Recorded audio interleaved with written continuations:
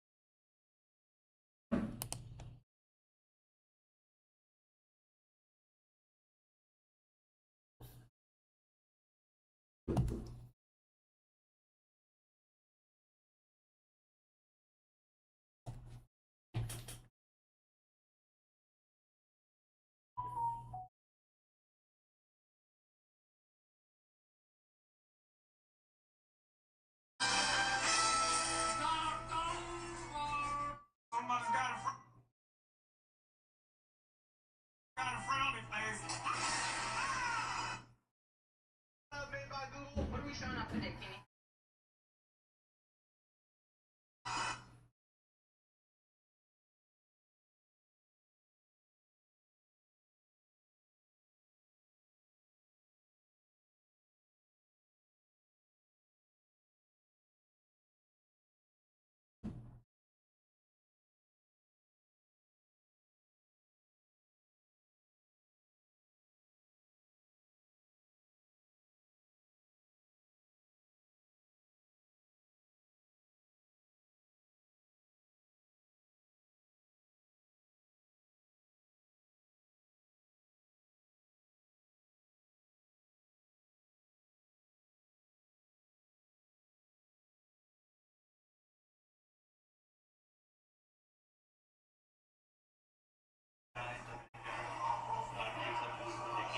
You know what's crazy? Some okay. Hey, front and Right now? he's walking away. Here, I'm gonna call the police. Sorry for calling again. I had called about 30 minutes ago. That's everything, but good. Claims conviction over in Parker County, and we go all over the U.S. We have the chat log and everything already, but it's you know, just boy, the super. Y'all can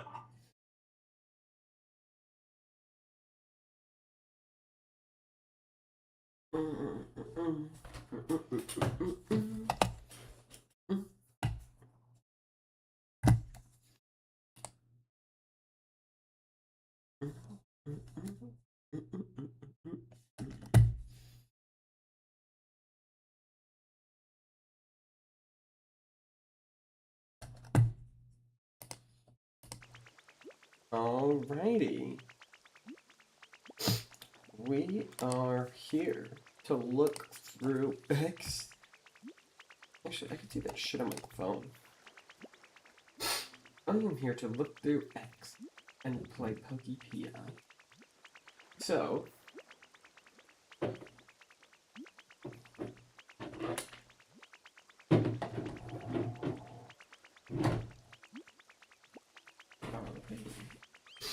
let's do this. What up, boy? Hey, Ditto, take this. It's to show how good friends we are. Thank you for always being so nice. Oh shit, I'm a Weasel about to meet another Weasel. Hey Ditto, oh my gosh, I'm thrilled to see you. Let's hang out. Okay, let's do some walking. You know, it kind of reminds me of Heart Gold and Soul Silver, the fact that you guys can walk with them. Oh yeah, the new update. Dude, I remember playing like some of this game and being so weirded out by the fact that it was hard. You got this week's stamp card. Slowpoke. Challenges. Daily challenges have been updated. Gather leaves. Gather honey. Take pictures. Place furniture and decorations. Alright, so some animal shit. What, you want to talk to me? Not many people want to talk to me. You must be a super nice Pokemon or something. It'd be real cool if we were friends or whatever. Damn, Feebas, you got personality. But you're not Weasel. I don't care. Yo, where'd my treasure go? What treasure? It's a collection of shiny rainbow scales. I may not be the prettiest Pokemon, but I sure love pretty things. Huh? I can tweet. I got you. Some coke. Oh. Alright, love you, babe. Bye-bye. Thanks. I don't know where my collection went. I really want to build it again, but I can't seem to find any scales around here. Prism scales, but some duck. If you like find any prism scales, you'd be super happy. Why is Feebas a fucking rapper? I'll definitely give you something in return too. Alright. Wow, streaming's the only thing I know how to do. Oh yeah. I can build whatever I want. But again, the land needs to be flat. What do you want? Let's go. Let's split up. Well, I had a good time. But what do you need? Okay. Alright. It's all about the build. The build, I say. Oh my god. I completely forgot where I was in this game. At least there's, like, not a bunch of weeds everywhere. Oh, yeah. Oh, Boona. Can I even pick anything up? What do I got? I got picture. I don't know why they have the camera feature. I feel like it's really pointless. Like, every game. Every single one of these games, it's pointless. Like, I want to ask the audience, have you guys ever used the camera feature in any game that, like, Animal Crossing or Pokopia, or... I feel like the only game where pictures are necessary are literally Pokemon Snap. And I feel like Pokemon Snap... Like, I don't know, I'm wondering if there's any other camera games. Maybe Spider-Man or something? I am not too sure about that. So we'll have to see. Shit. Yeah, I don't know if there's any games that really have the camera feature matter besides Pokemon Snap. I don't think the camera features really matter in Pokopia or Animal Crossing New Horizons. I mean, maybe. I'm not too sure.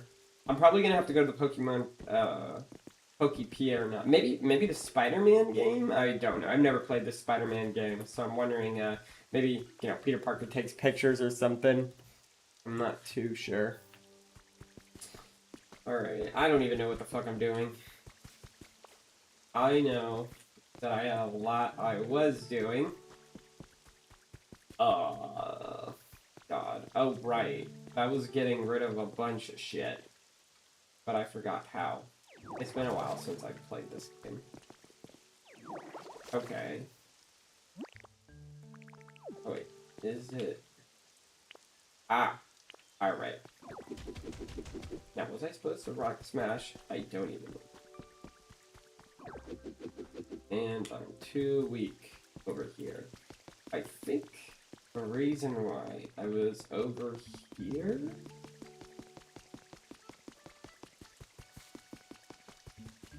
Was I putting things back over here? Oh yeah, here's the door. Oh! Where'd my door go? Yeah, put that back. We were doing stuff with that door. Oh! Okay, this was supposed to be a Pokemon store. And this was supposed to be a door too. Okay. Yeah, because we were making a Pokemon hotel. Okay, it's all starting to come back. It's all coming back, Millhouse. And then we'll get like new wallpaper later. This is just the build, the structure. Okay, so it's 1, 2, 3. What was it? 1? It was 1? Oh wait. It was 1. God damn it. My Pokemon hotel is not complete. 1, 2, 3. Okay. So now We're at 1, 2, 3. Here. Alright. With Animal Crossing, I feel like this is a little more work than Animal Crossing. Because with Animal Crossing, you don't have to fucking, like, hurt your life. The Underground Railroad for Pokemon. Pokopia fans rejoice. Now, you get a shower.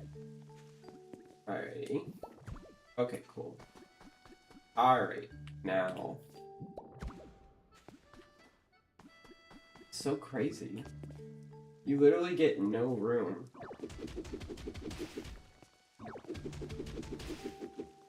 Okay. What? Okay. 1, 2, 3. Oh my god. Game has flaws. Flaws! Alright. My girlfriend convinced me not to fucking do any of my get rich quick schemes again.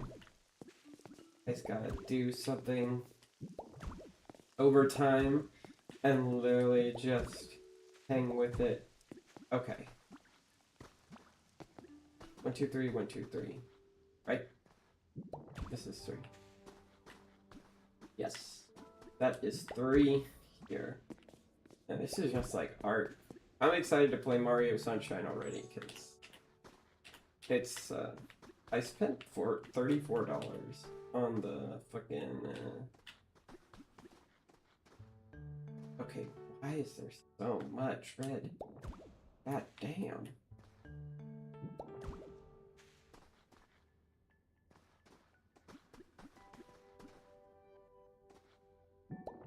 Okay, so it's 2, 3. Wait, that better be 3. Oh, that's 2. So it's 2.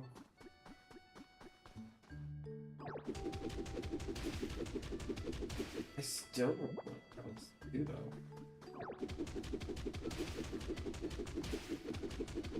Is there gonna be enough room for my Pokemon Hotel? I guess I'm gonna have to.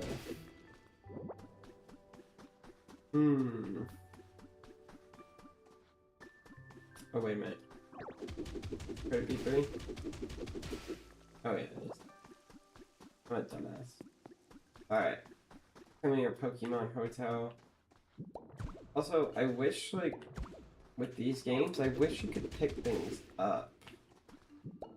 Alright, I forgot. This is by an hourly basis. We're gonna be here for like 6 hours. This is new to me. It's gonna be new to y'all. So there's the first half. Oh my god. Okay. Like, I don't mind Pokemon. I feel like you have a lot more freedom here, though. It feels more like Minecraft than Animal Crossing. It does feel like Minecraft and Animal Crossing. Not gonna lie, but I do gotta get rid of these, though. I don't know. Something I don't like is... Like, when I was in a hotel, did they have... I don't like that much. I want it to leave. Okay. Okay. I'm sorry. Oh, I didn't know you could do that. All 4?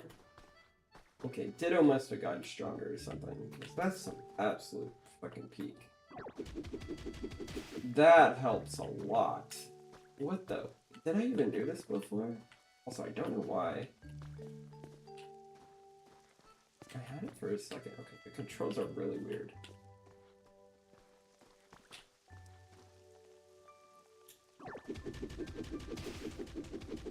Wow. You can do 3 kids, but you have to be facing the right way. God, the controls are really... Okay. Here we go. Boom. Okay, we need to get rid of more, basically. Oh yeah, right. Okay. How do you get 4?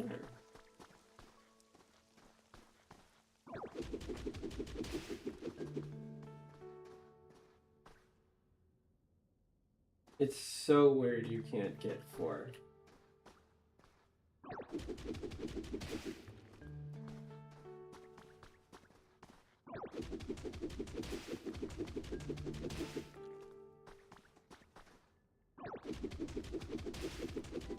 Oh shit, I almost fucked up.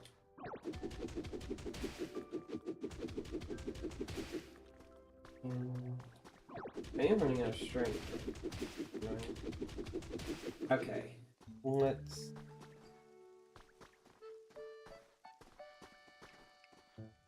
That's 3.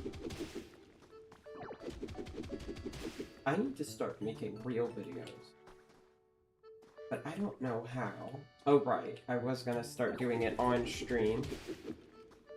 Yeah, so in hour 5, this is only the first hour of content. Because I can start drawing on my streams now, just to let you all know. Okay, I think that's good. Yeah. It's all over again. 1, 2, and 3. 1. I swear to God, if I cannot get up there. Okay. The room.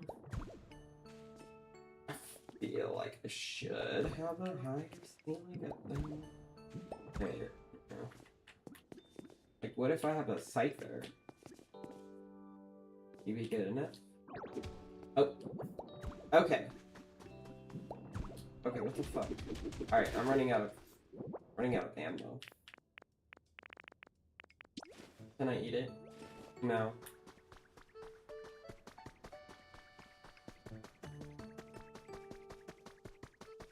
Alright, it's time to eat some real apples.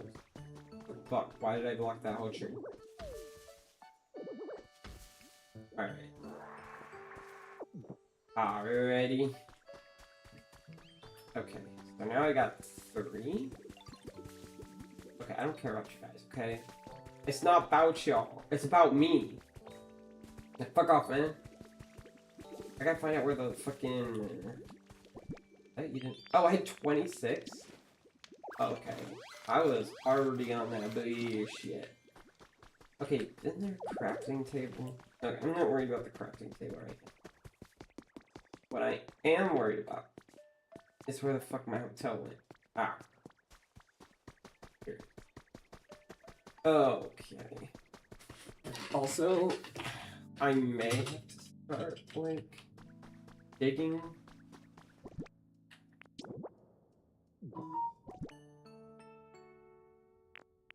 Oh yeah, tomorrow I'm supposed to stream for like 6 hours, and then I'm supposed to look for friends for another gajillion hours. God, looking for friends is so hard. I don't understand how anybody's able to look for any friends. Like, Discord's crazy. You get so many crazy fucking people. Like, I was finding this one server, and literally it was like all for autistic people like yours truly. And literally all they did is just hate on neurotypicals. Which honestly, I can fucking understand. I can understand their plight. Oh wait, 1, 2, 3, and this isn't even... Oh, okay, that's not even what I was looking for. Aaron, where's my cliff rocks? This is soil. Okay. Alright, so is that 1, 2, 3? Yeah, it is 1, 2. And then how big are my doors? Is it 1, 2, 3? My doors are 1, 2, so they're gonna get in with 1, 2. Right? Okay. 1 and 2. So we'll be here. What is this cliff doing? Here, give me more cliff rock. This Pokemon hotel is gonna go crazy. And nobody will care. Is there multiplayer on this game? I don't know. I feel like there should be.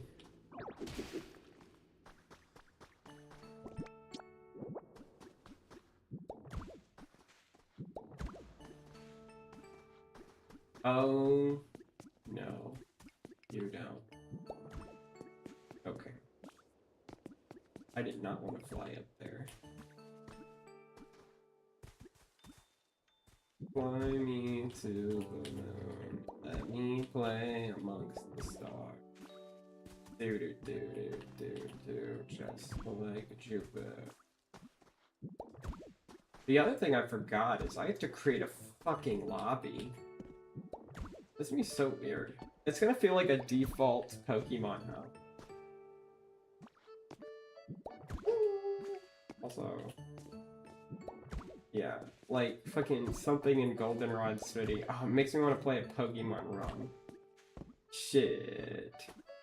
I've always wanted to try doing Nuzlocke challenges ever since they were like introduced, but Nuzlocke's... I don't like losing Pokemon, honestly. Don't. God. My girlfriend really did defend me today. I was really happy about that. Like, she literally said, stick to the streaming. Just do one thing all the time and get good at it. And that's the best advice I've ever gotten from her. Because I really needed that advice, so thank her for it. Right. 1, 2... 4... Don't tell me I need more shit on the top. You know how hard it is to get up there? Mucho hard. That's another thing I don't like about this. They want it to be too religiously Minecraft pilled. Let me see how tall my suit. Oh yeah, I was trying to get rid of how tall it was. But that might have... I don't think it should. But also, why isn't this shit blocked off?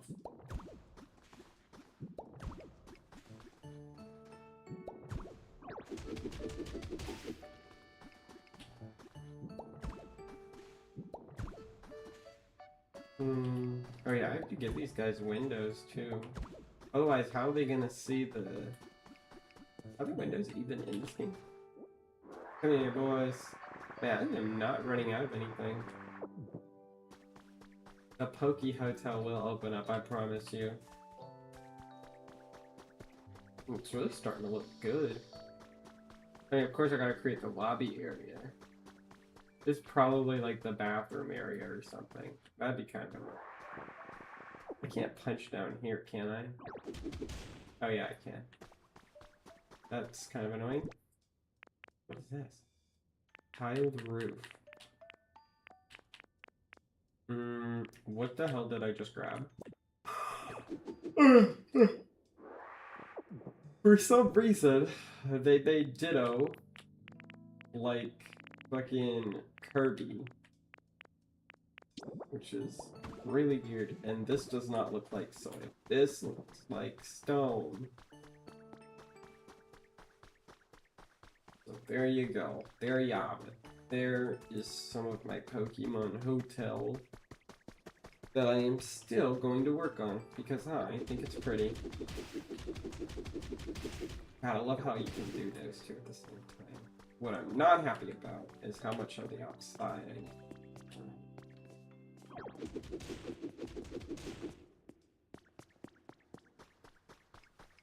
I feel like I need to start registering yes into the hub.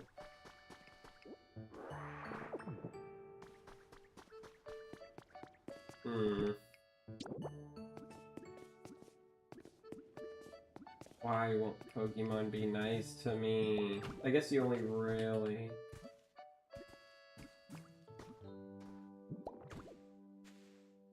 It's just... But... I feel like... Oh, this is all soil, isn't it?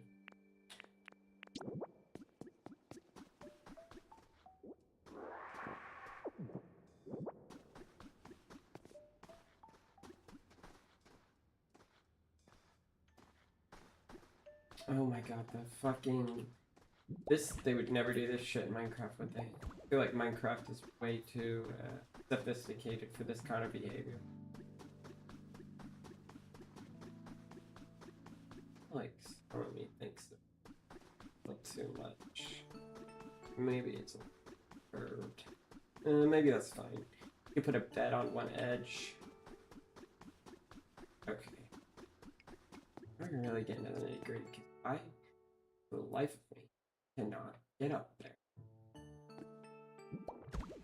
Wait, is this what Michelangelo had to do? Michelangelo had to fucking look for all this shit. Come on. I wish I could put multiple blocks in one. I guess that's just not the Pokemon way. Okay, I was able to do that with them. I'm not really worried about that. Okay, so I'm starting to see some mess ups here. I do not like how this...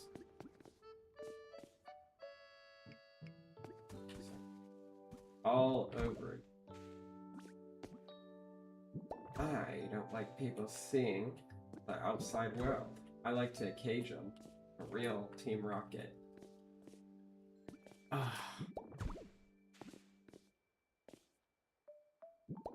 Game is driving my patience.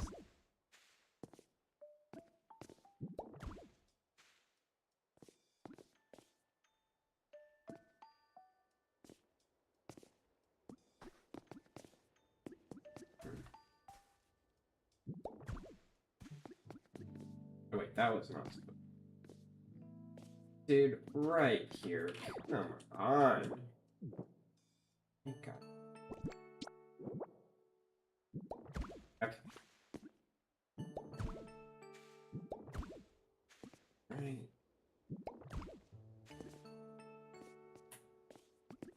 Oh god, I tried to install my girlfriend into doing another project.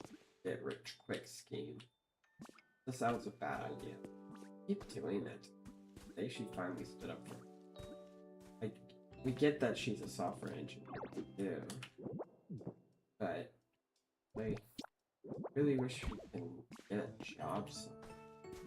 It's getting ridiculous how bad the software engineering market. Good god, the fact that she has a job is great, but always about fucking connection to... If you're born in the right place, you get a job. If you don't, you don't.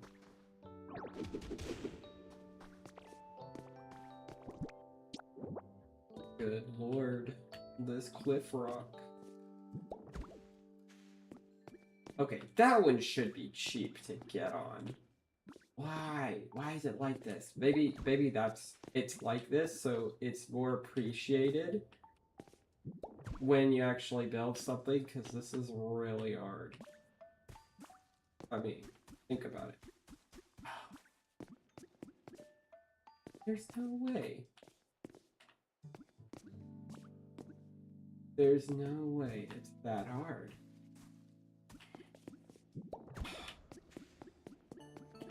God. Okay, what the fuck is wrong with you?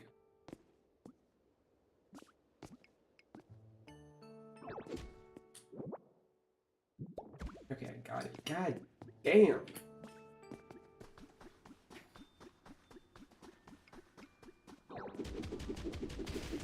Really needed all that. I closed everything. Why would there be a grab button if you can just suck it out? That's a weird thing to say. Maybe this is like...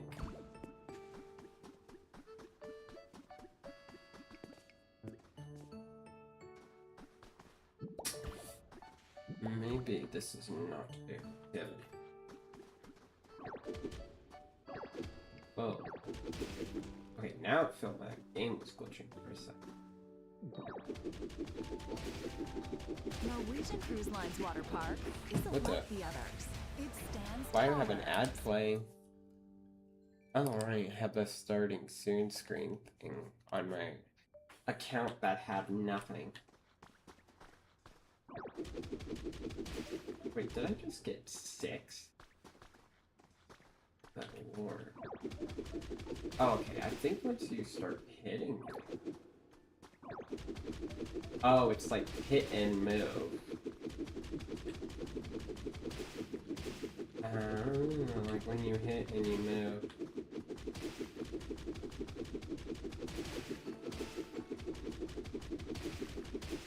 You gotta... It's like a slow process. Oh my god. How do people even construct things? I don't get it. And I'm so excited. How long has it been? Oh wow, I've been doing this for an hour. Literally brain rot game. I'm excited to play Mario Sunshine, like, for real. I've never played it. I've always wanted to play it. I'll review it. I only have an hour with it. So, I'll have to see. Oh my god.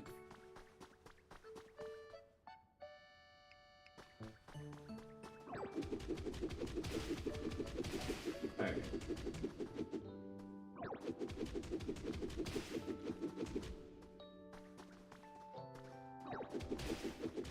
Walk with me, walk with me. Walk with me. Come on. Oh, what?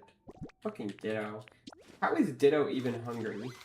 Like, that makes no sense to me. Like, Ditto shouldn't be so hungry.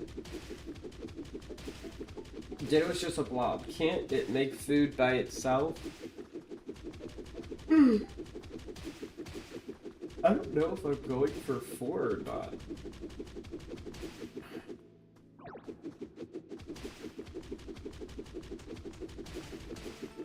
Oh, weird. Okay, I'm starting to get it now. Once I... Oh, okay, there's a line. There's a line. And while I'm hitting it, I just need to click the middle. God, what a weird game.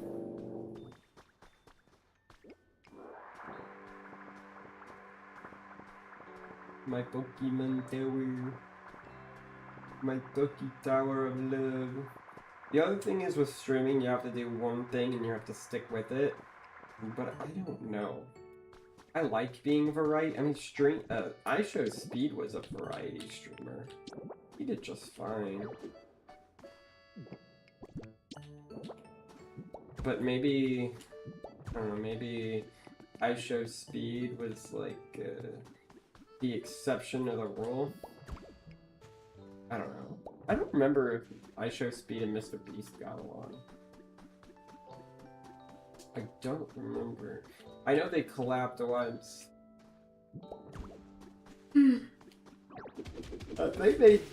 They made iShowSpeed do some weird ass shit. Oh, you know what I could do? I could do that. Okay. Okay. Oh, that doesn't work. Yeah, I thought that was good.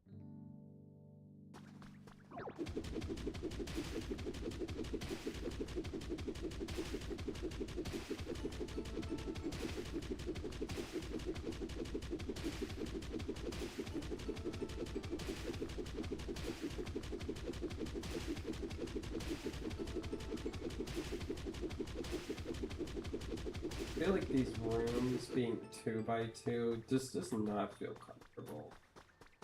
I feel like they need to be 3x2. Like, look at how little space they get. And that's sad. Oh, I took the door. Great.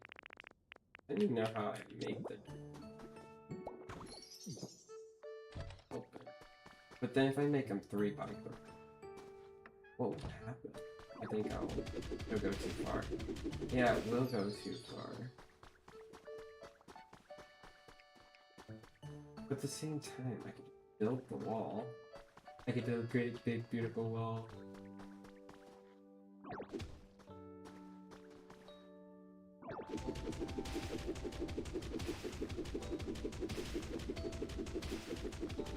so much work for a game.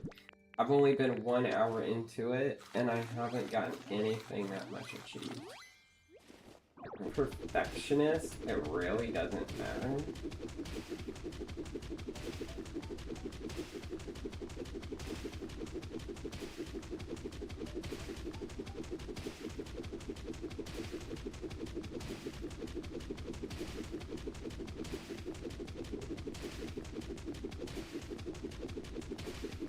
And I just remembered, like, I gotta design all these.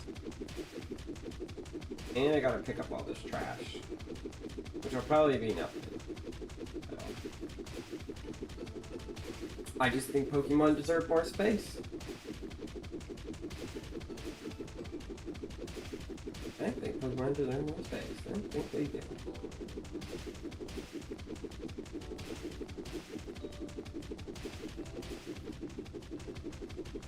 Oh, yeah.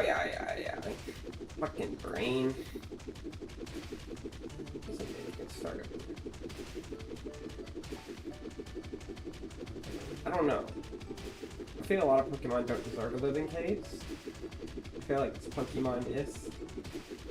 But at the same time, it's like, I don't want them outside.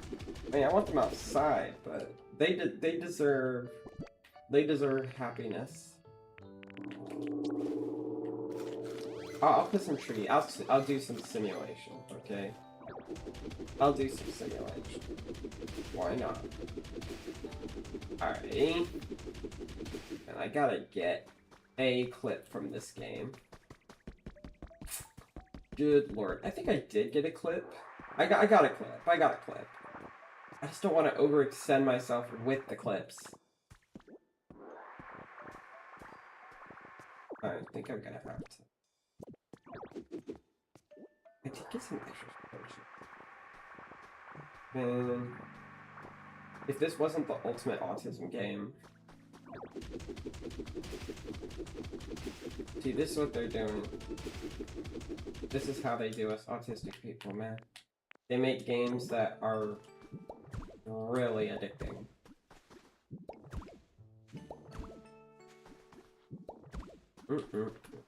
They definitely do. They deserve more space. They deserve more space. God, I wish I could do some stuff with Drillbur. That's a real shame. Like, you can't work together with these guys. They have to work together by building the houses, but they don't work together with you on projects like this. But I don't even know how Nintendo would do it. The AI would have to, you would literally have to... Yeah, that's another thing. It's like gaming AI is so weird. You know? Like ChatGPT, you know how it could speak to you and it does things? I mean, I'm surprised gaming AI hasn't gotten there yet.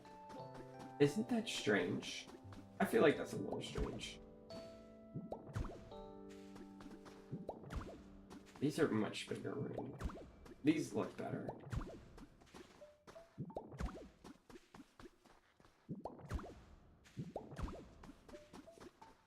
Yeah, I'll probably stream Pokopia tomorrow as well. As well as Mario Sunshine. Let me make sure I can hear my stream.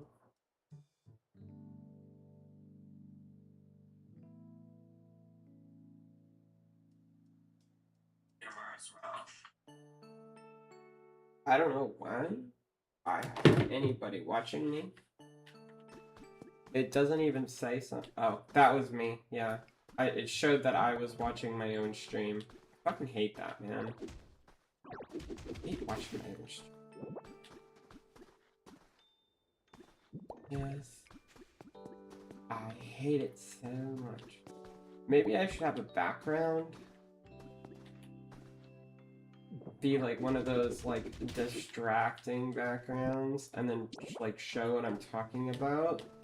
But then it'll just look so cheesy. I guess maybe not having a background is like a late game like perk or something. I feel like it's a late game perk. Has to be. I'm probably going, but the thing is, I also have clips as well, and if I change it, then I'm gonna have to change the integrity of my clips, which would be really annoying in somehow, some way. Damn. If I didn't advertise Mario Sunshine, which I heard wasn't that good of a game, like... You know, it's funny, I've never played Galaxy either. I missed out a lot of Mario games. I played Odyssey. But, I never played any of the original 3. I haven't beaten 64. Which is something I probably should do. Maybe I should go through all the 3D Mario games. I did beat the DS one.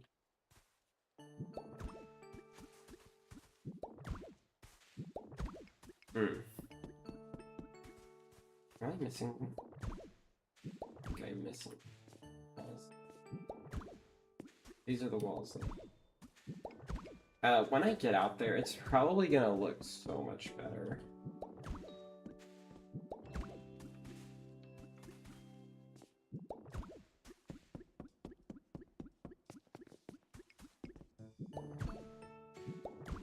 Yeah. And the worst thing is now I have to put more rooms. Ogre here. I don't know, this looks like a fucking concentration camp.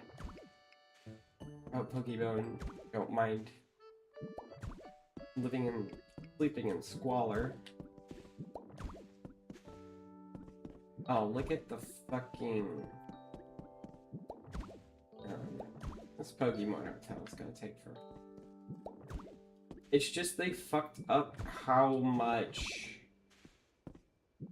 it's such a tedious thing, but it's the cycle of gameplay that's so good. I'm also glad that it doesn't... I don't know, what have I... Did I fuck it up again? Oh, hell no, wait. 1, 2...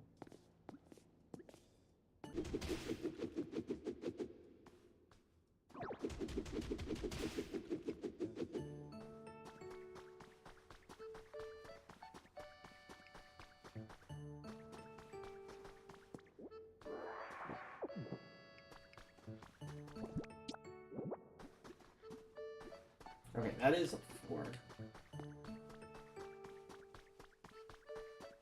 So I feel like I should start signing some Pokemon in here. I mean...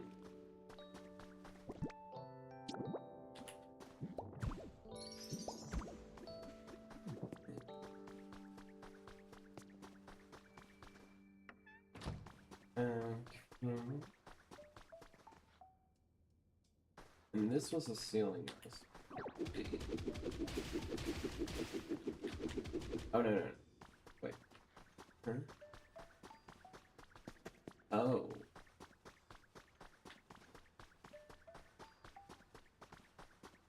Okay. Oh, I see.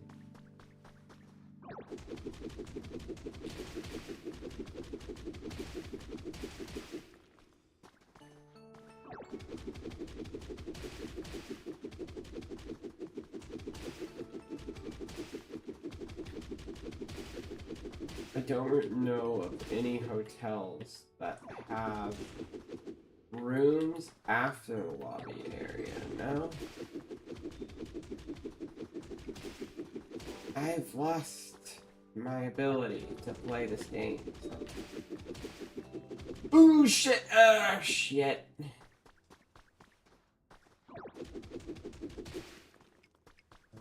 Oh my god.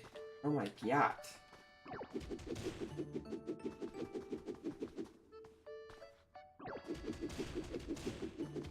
Oh my god. Oh, got it. Alright, let's... Looking pretty good over. Man, Ditto is just crazy.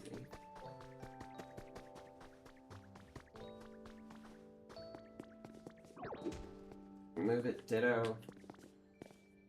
Ditto did it. Ditto did it? I don't know.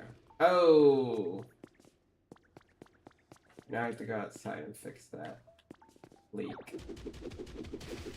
Owie, owie. That's a leak right there. I don't like that leak.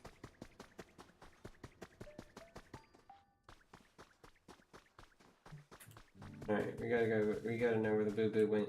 What the fuck is over here? Now, I don't remember any of this being here. I don't remember those street lamps. Is that one rusty? Wait, is that a ladder? What the hell is going on over here?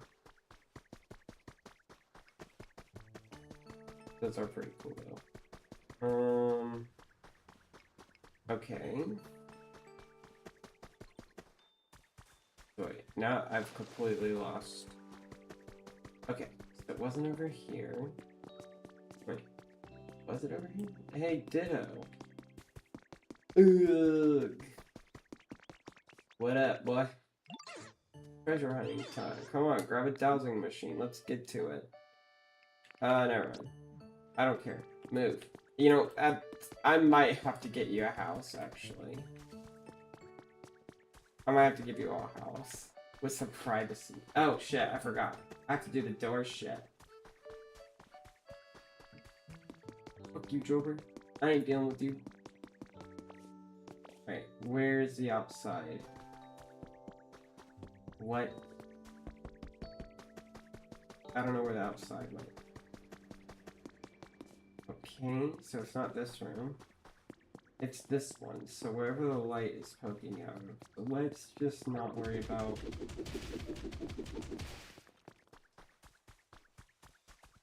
Oh...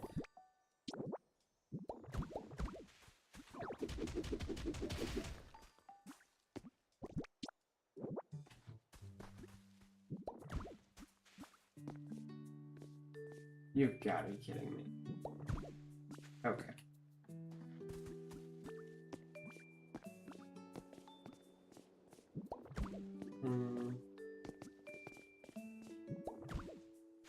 Man, 43 minutes of it.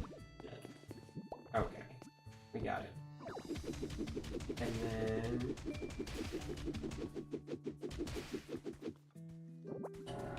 I failed to see the game, other than this. I want to do more of the game, but Jesus. It's very, very time consuming. Oh. How many rooms do I got now?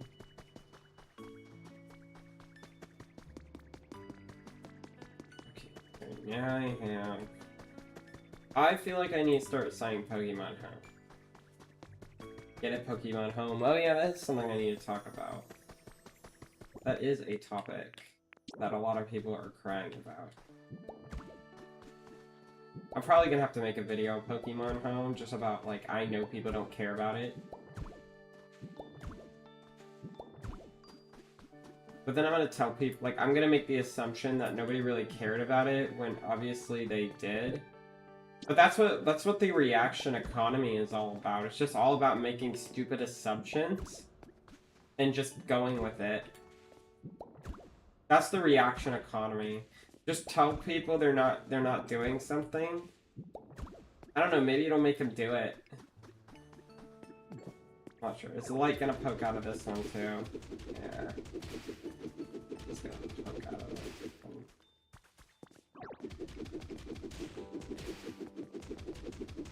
You know, these things remind me of Yoshi's Cookie. Like the graphics here. Or the colors. The colors remind me of Yoshi's Cookie.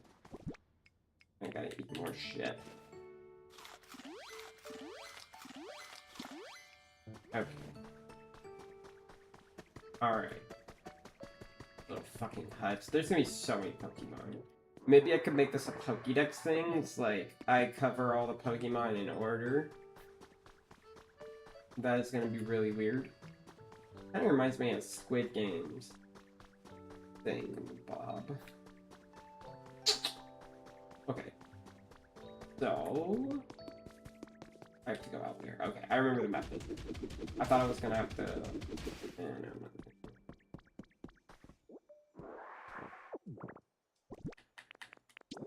I'll do sandstone because it's easier. Why would I do that? Or it's easier to break apart than a cliff rock.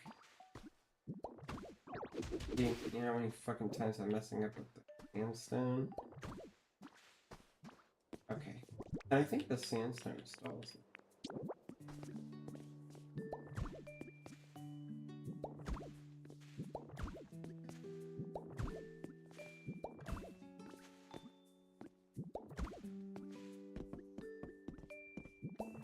Oh.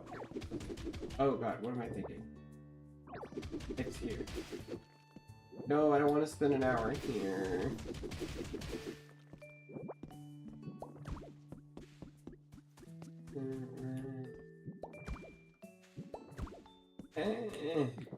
Okay, well, we got another room out of a gajillion rooms I'm supposed to do.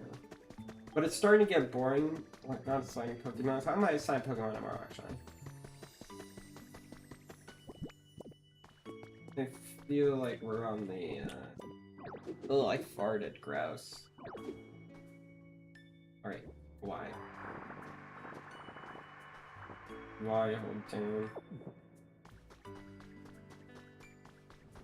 The fuck is that? Oh god, did I fuck it up here, Mr. Squidward? Oh, I think I did. Did I fuck it up here? No, I didn't. Okay, I thought I fucked it up for a second. I would have been really mad. Pokemon deserve more room. Pokemon lives matter. Okay, Pokemon lives matter. Also, at the same time...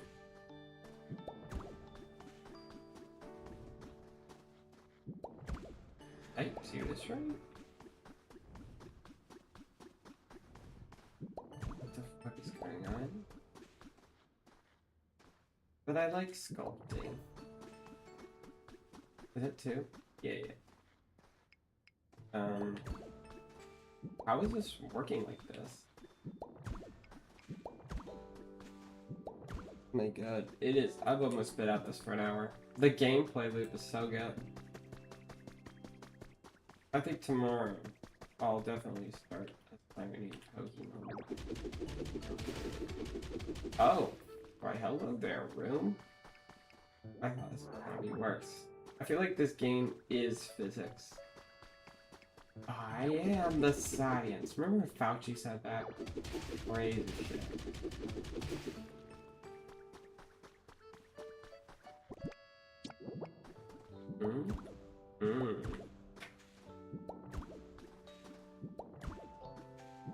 Yeah, my girlfriend got me a Coke. I'm gonna have some. I'm gonna be all caffed up. Ow.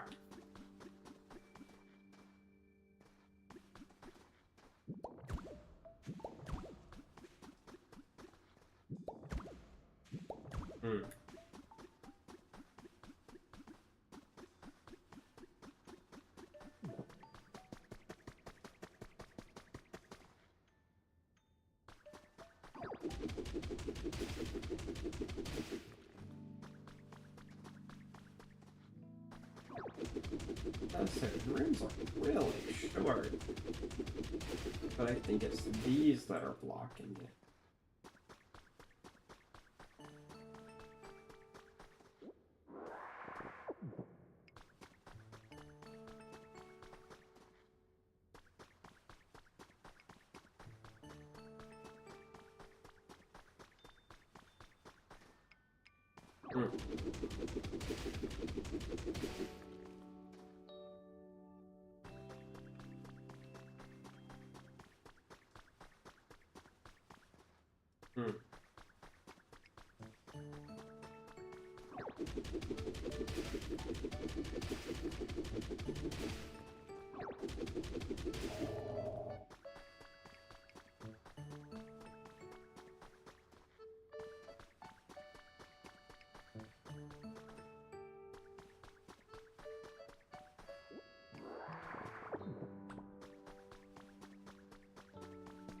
Wow.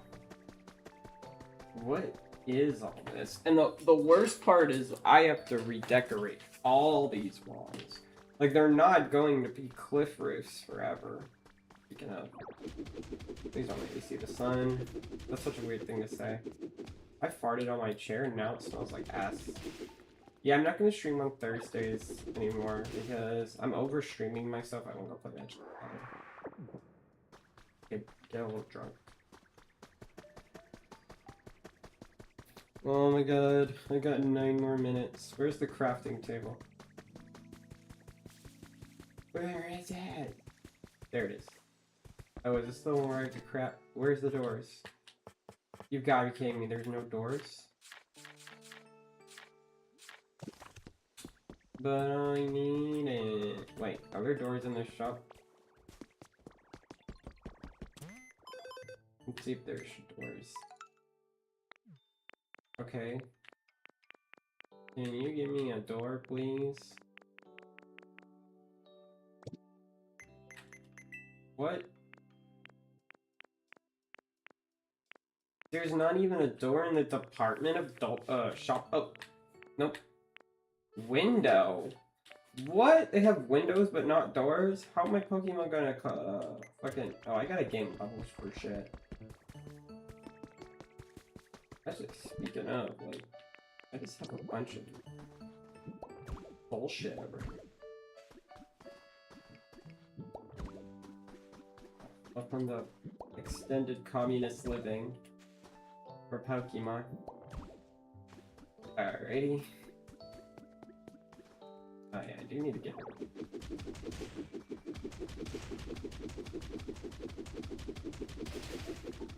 Not leaving the first island is so weird, but I do want my Pokemon to be happy.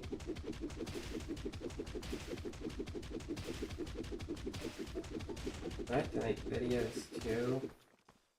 I like what that Yu-Gi-Oh guy does. He makes videos while he's shaving. I don't know if he does that anymore. I don't. Alright. Oh, man. No, I don't. Because if I do this forever, I'm gonna get bored.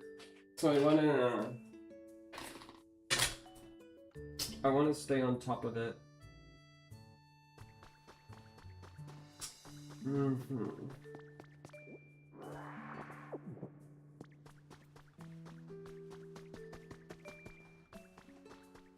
Wait, why is that one not working? Oh no, did I fuck this up? Okay. Let me mark that I fucked this one up first. I like the door. It kind of reminds me of the Marriott when I worked there.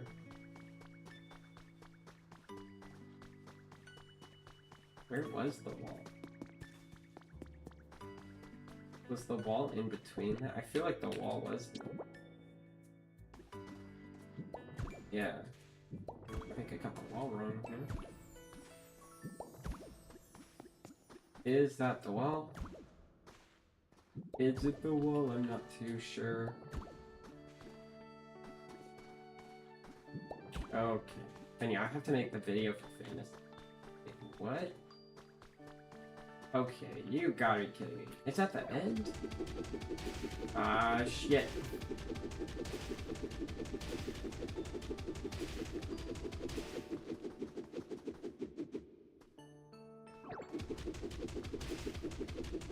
Okay, the wall's at the edge here.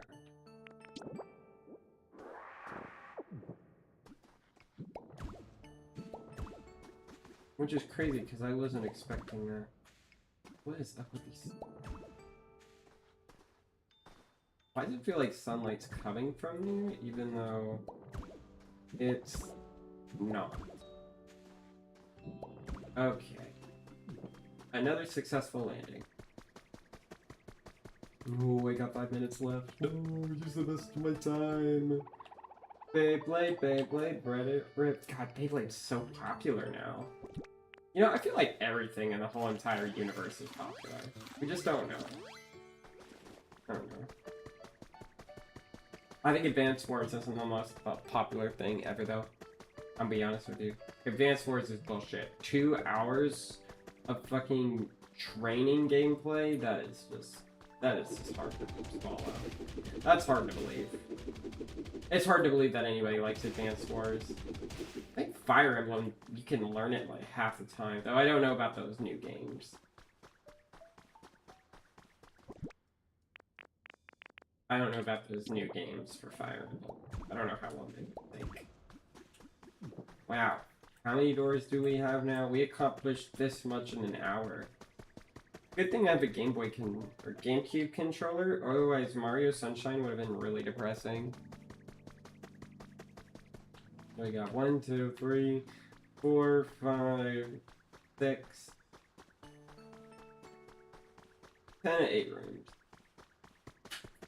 And how many Pokemon do I have? Like a gajillion of them? Let me check how many Pokemon I have. Maybe I've done how? I didn't know there was a map.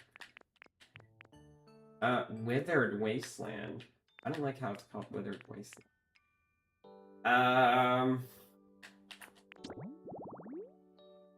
No, that's the habitat. Pokédex. 27. That's 8 out of 27. So I still got like, what, 19 more rooms to make? And then more, once I get more Pokemon. But it's gonna work out. It's going to work out. It's just gonna be like 1 hour at a time every stream day. It'll look really good. Maybe I'll enter a competition. The Pokopia equivocation maybe get some recognition.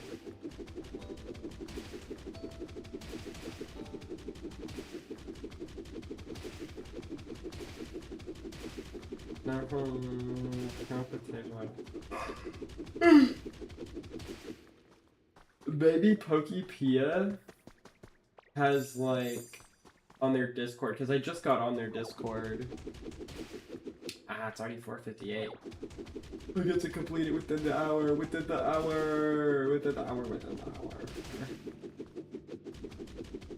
Yeah, I just remember the GameCube area from Mario. I've always wanted to play Sunshine. They said we got like Incredibles or something.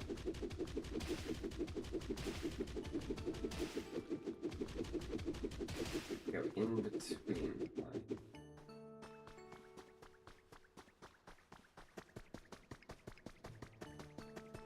Oh, yeah. Do we want to get rid of that ceiling too? I don't know.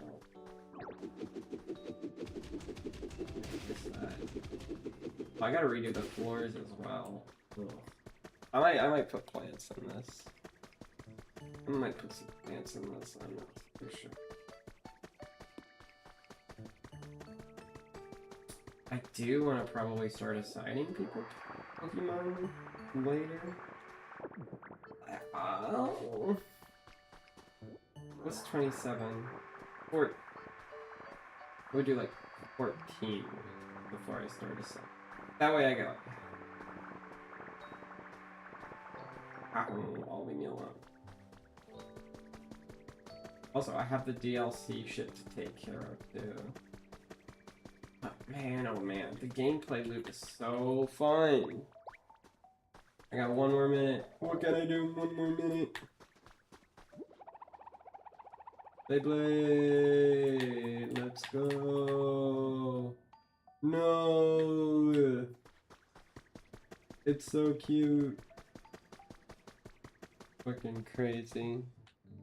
Let's punch a couple more walls. We can punch more walls, right guys? Right? It won't matter. No consequences. No walls, no consequences. Let's fucking go.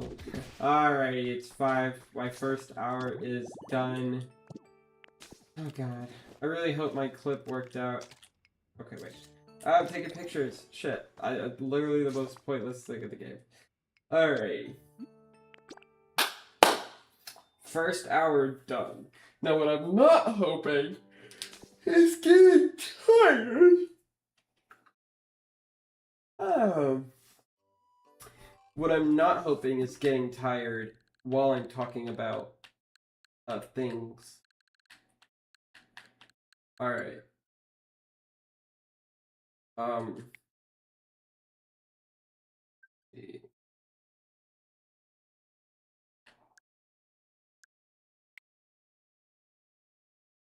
Okay. GameCube's about to get. I should have done that a little while ago. What's on Twitter right now? Twitter.com.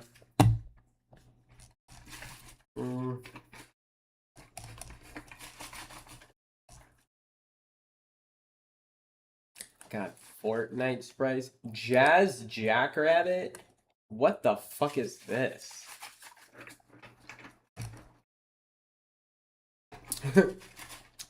I guess Jackrabbit. I wish I could show you on screen, but I'm on the fucking Switch right now. Jesus, is Mario Sunshine like that big of a game? Can I start the software? Oh yeah.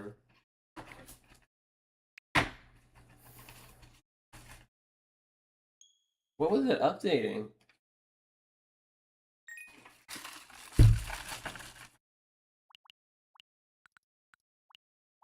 Oh. Never played Wario World. Okay, I get it. We'll go faster if I don't put the program on. Download options? Do I have the option for it to go faster? Oh, fuck. God.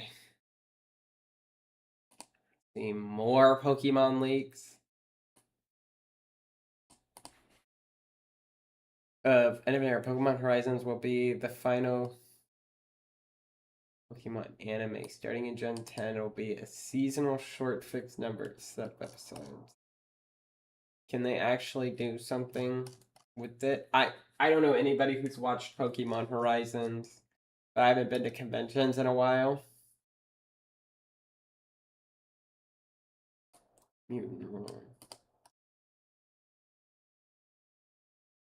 Oh my god. Why does everybody care about Sneeko?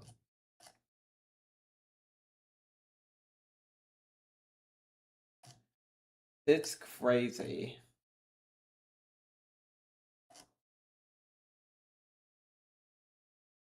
Who said? Yo. 22-year-olds. God. Wait, Sharon? It's taking forever to download. When you have no one watching you, but you pretend like you have 50 people watching you. Yeah, that's true. Boy, Dr. Doom is so powerful, the trailer seems to portray him more powerful than the OG Avengers combined. He's probably... Daddy Van Doom. Survived brain surgery. Yes, Daddy. Like, seriously, he's that powerful. Stop Stormbreaker on 2 fingers, so and yeah, ask him.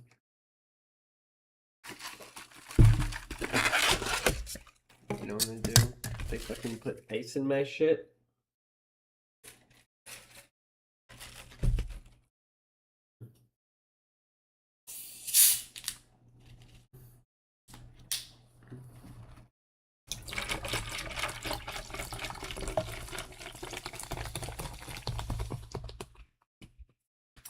Oh my god. A Route 44 Coke is literally not a Route 44. What the fuck? That shit was all bubbles and shit. Cherry lime fucking Coke, dude.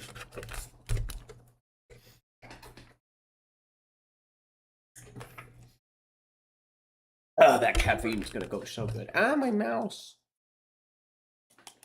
3 more minutes, the longest 3 minutes ever. Without nerfs. Reed's intellect, Stark's tech, strange magic, Zemo's planning. Black Panther's level nations. And add Batman's prep time. Jesus. Do you have the Infinity Gauntlet now? I do not. Yet I remain Thanos, the great tyrant, and for you that will be enough. Bruh. Thanos got his booty cheeks clapped. Yo, that is cool as fuck. Dude, I want that for a card sleeve. Yo. Doom. Oh, shit. I wish I could show you guys, but... Oh, it's already been 6 minutes. Let's go to all bid avoided. It's already been 6 minutes. I didn't know that it would take this long.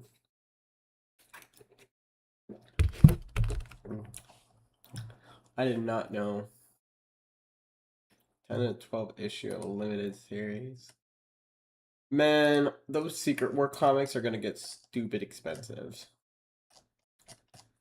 Or Doomsday comics. Whoa. Man. I thought Luigi got sentenced.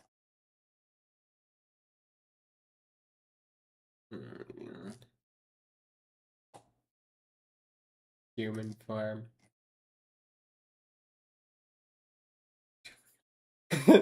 Joe Rogan on every conspiracy. Joe Rogan on Trump corruption. That's actually kind of funny. Oh my god. It's taking so long to download that my Switch is starting to give up. Gameplay, grr. Graphics, grr. Story, bleh. Let's see, Fallout 4. Actually, I don't think Fallout 4.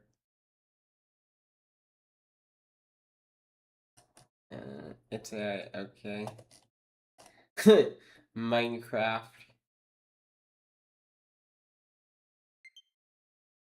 House. Again? Damn, Mario Sunshine must be the greatest game of all time if it's taken this long.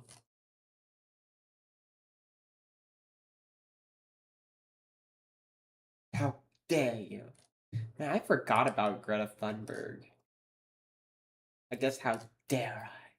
Didn't you get Times Person of the Year or something? It's crazy, I think. Put away, yes. Well, Mr. Funny Man, is this how you get your sick kicks? What? It's just an ordinary Krabby. Oh my goodness! Squidward! You think? Okay, what the fuck? They brought up Tails, so I thought the worst. And then it was just fucking Fortnite. Squidward! Gentleman's Barbershop? Oh yeah! Oh my god, finally. With the game stick. Great, I lost like 10 minutes.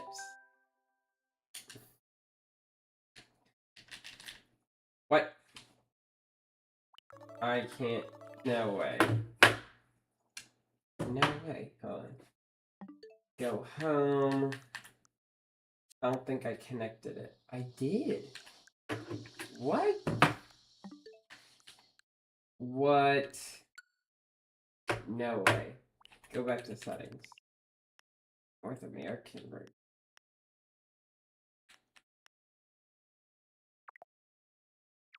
Wait. That's crazy. Can I use GameCube control? Oh wait, hold on. I have an idea. This may get stupid weird though. Maybe it's because it's the player one controller. Well, I doubt it.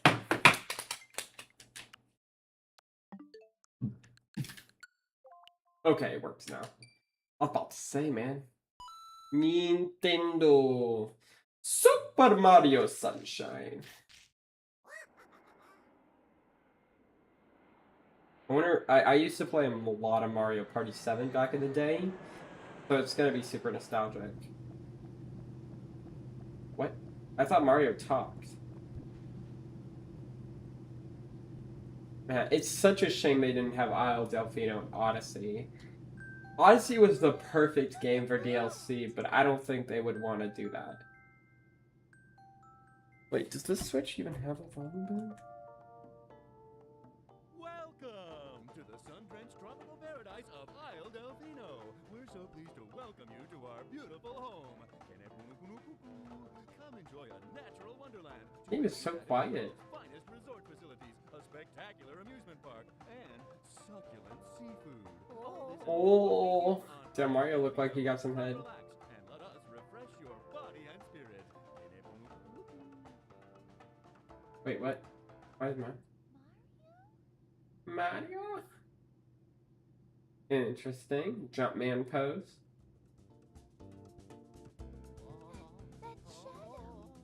Why does this game feel more serious than any other game? God, Toadworth is so cool. I'm surprised they haven't introduced Toadworth. Not even in the Mario movies? I don't think Toadworth was Mario. If I recall. Super Mario Land. Super Mario Sunshine. Man, the aesthetics are so different. How do you jump? No, wait. Why would it go to B? Alright. Yeah.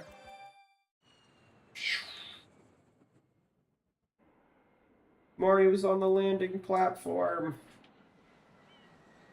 Skeet, skeet, skeet, skeet, skeet. Damn, Mario. Whoa. Aw, oh, man. Bowser Jr. already on that shit.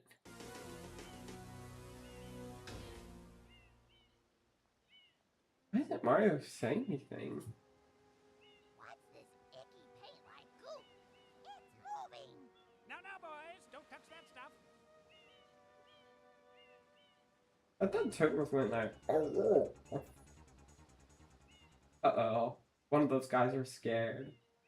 What? Damn, Peach is looking crazy. What is that model? I am most concerned with the well-being of the princess in this dreadful heat. Master Mario, if you would, cross over to that shore and find some assistance. Wow! I have a bad feeling about this. Me too. Oh wait, hold on. What's Toad gotta say? Meow! It's all goopy. But yeah, this game is definitely for kids. Let me talk to Red Code. We come all this way and now everything's spoiled. Oh, this is the worst. Mario, please get some help. Mario needs some help. Don't worry, Mario. We'll watch over the princess. Please go and help. Master Mario, remember the A button is key. Use it to show me those famous jumps.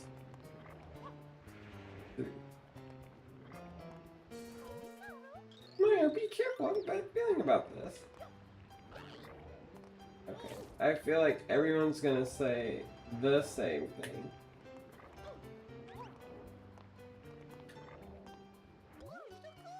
What are you waiting? This gooey paint of yours looks completely covered, my friend. Oh look, I think that's the cop. Help, Wedgie, we're crazy, the one needs help. Take this water pump and an air drip. Interesting. Hello. Power up complete. Thank you for purchasing this item from That looks fun. I wish that was in real life. Do you know how fun beach trips would be? Also, that's the blowjob 5000. You know how Mario was all like hearts in there?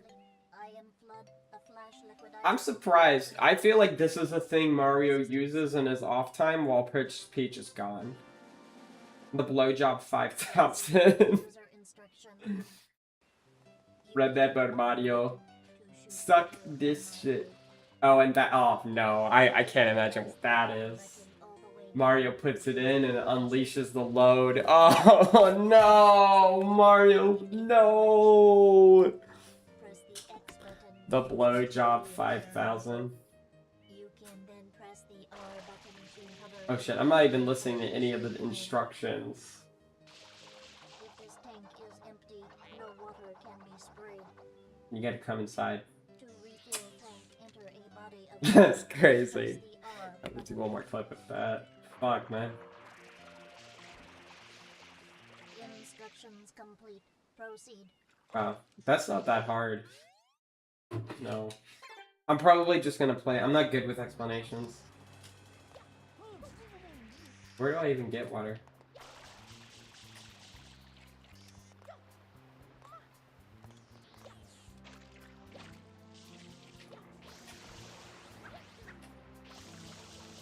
Okay. Wee. Fine. Can I? Ooh, you can double jump.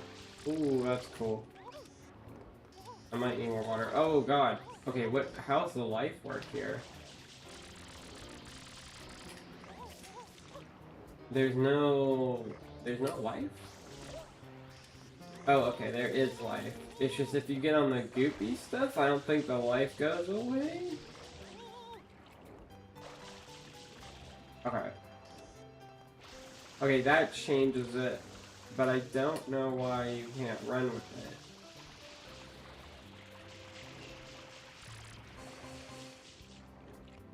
What are these controls? Oh, okay, you can turn around and use it. Man, I don't know what they were thinking when they made this. Man, how much water? Oh, I cleaned him up. Man, this thing is not going away. Oh no, they put Star Fox controls into this shit. Okay, I can see why people don't like it. Because down is up, and up is down. Why would they do that? What is this thing? And I'm not able to get rid of it? Is this thing causing more trouble?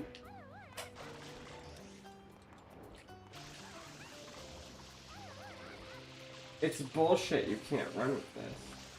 Alright, now you get more water. I'm just gonna spray everything at it. Okay, there is a close-up button.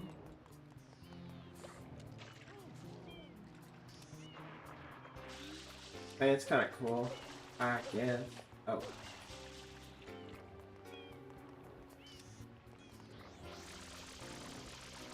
Alright, let's see. Alright. Oh boy. A creature.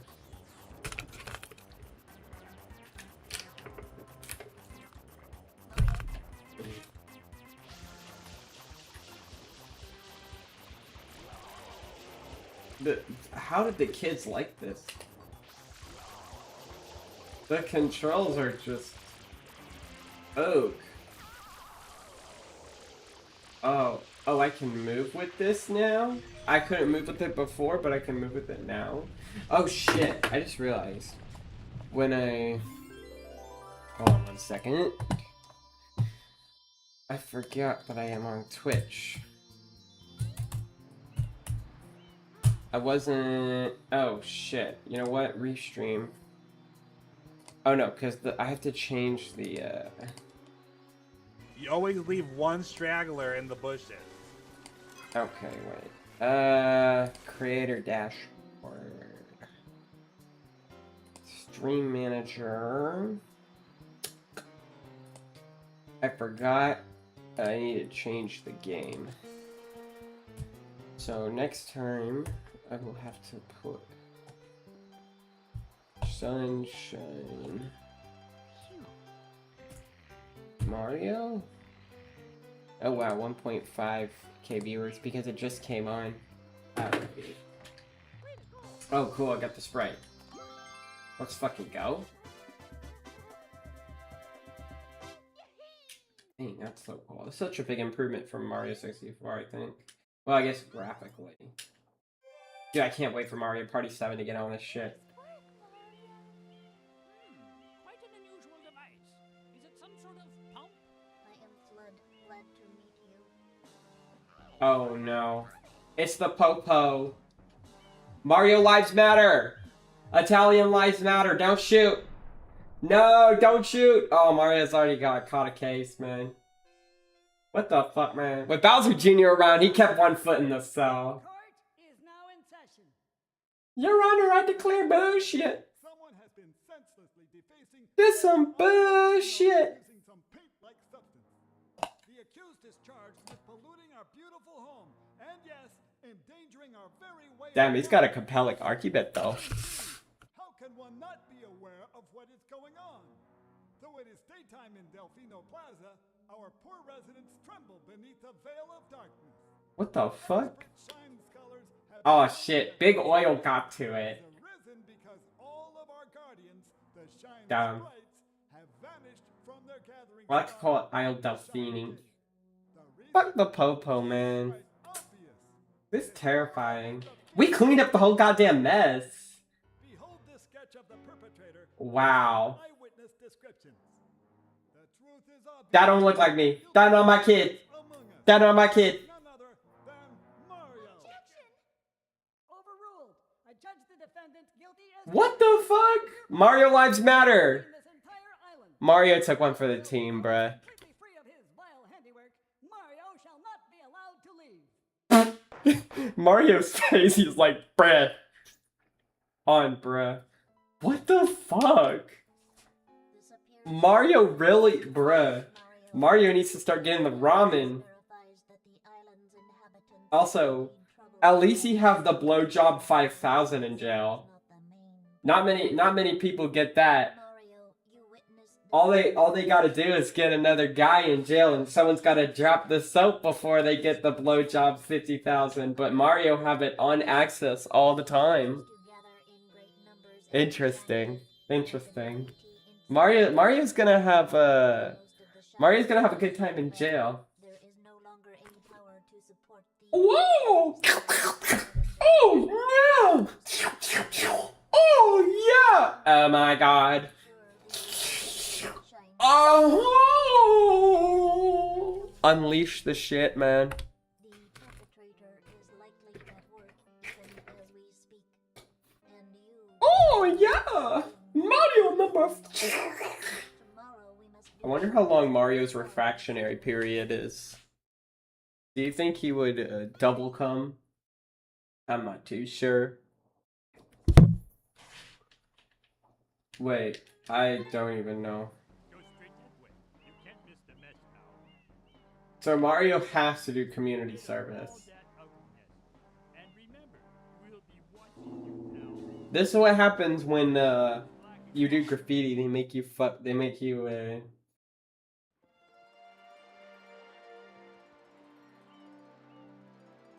Look, it's a gigantic shit. Dun, dun, dun, dun, dun. It's the iconic theme. Oh, there you are. You couldn't fucking bail me out, man? You couldn't bail me out? Fuck this shit, man. Well, I'm pleased to see you safe. I must tell you, we were walking around the town earlier, and it seems that the area near the Shrine Gate is all quite bright. Perhaps you should check it out online. Oh, Mario, you're okay after all. I just knew it would be.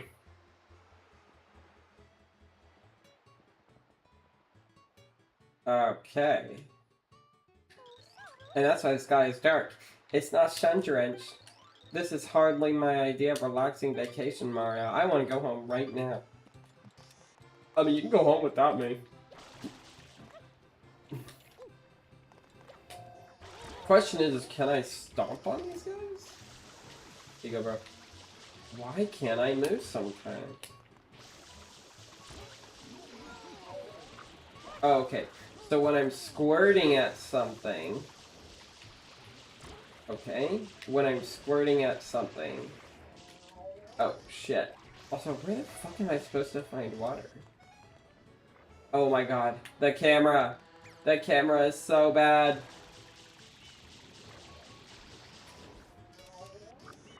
Oh my god. Oh my god. I don't think you can step on these people. When you're on the beach with Toadsworth and Mama Peach. Okay, maybe they shouldn't have put this game on the goddamn GameCube. So far. Man. I'm wondering if back then I mean, the gameplay loop is fine. What is this? Such an unnatural Mario game. I mean, I like to discover Nintendo's roots, you know? I've never finished the original Mario Brothers. I feel like I should have. I feel like that's important. Or Mario 64. I've only played Odyssey like the rest of everybody else. I'm just so surprised Nintendo hasn't made. Maybe they're trying to avoid a new Sunshine, man. This, what the fuck are these controls? Okay, I'm out of water. What is this alert? I need water, bro. I only got Coke on me. Can I go into the ocean and gain water? Yeah, the ultimate suck 9000 added again. Mama Peach with Toadsworth and Mama Peach. They couldn't have given me better controls though. Dude, this does make me want to go swimming. If you played this in the winter, I'd feel so bad for you.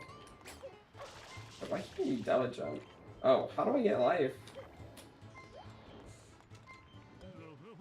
This is not a place, alright. It's Bianco Square. The guidebook says that there's a statue of the Great Pinata. So where did it go? Oh my god. The camera is causing me to lose life. Oh, what happened to you?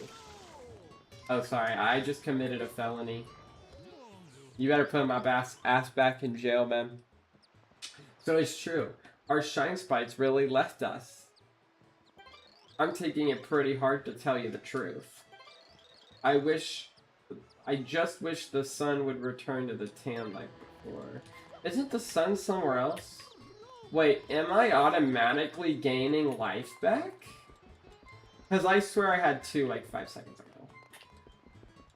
Oh my god. What are these controls?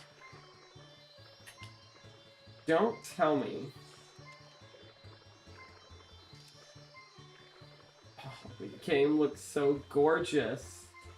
Like, look at the water, man.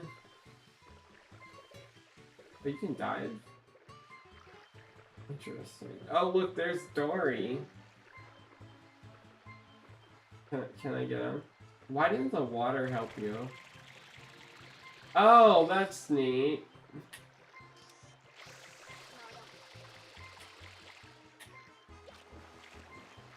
Oh.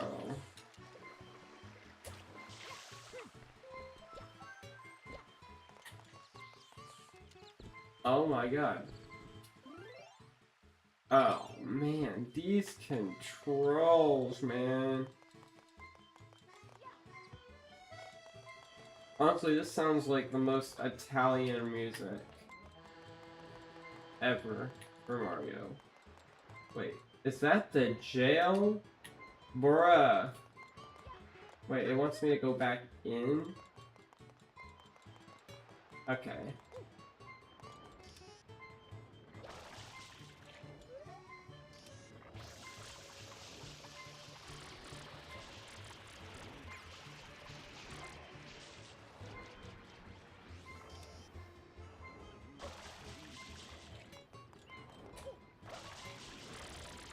God, these take forever. Like, what kind of enemies are these?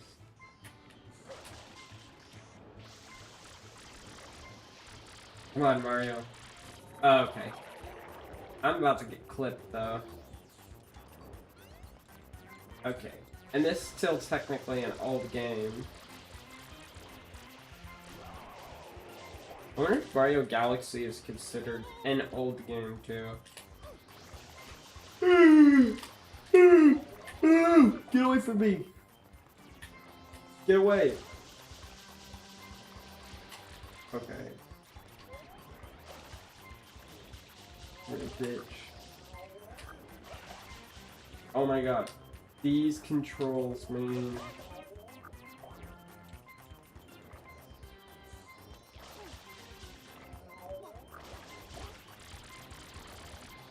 Okay.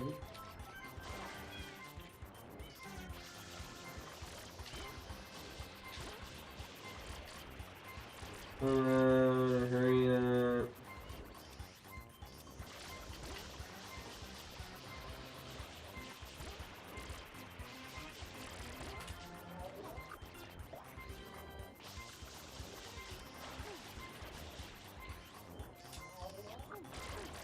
Yeah, that'll keep it down. What is happening?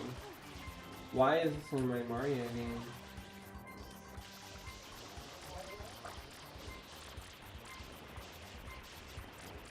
It's weird. I want to know what fucking Miyamoto was thinking, man.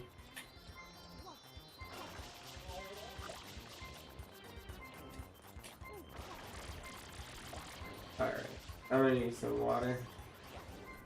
Oh, cool. God, it does remind me of the beach. It makes me want to go to a beach. But I can't because I'm broke.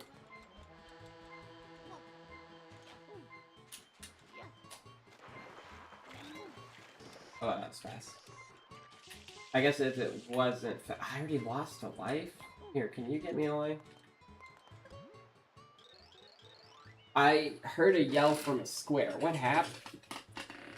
Okay, what is going on with the life system?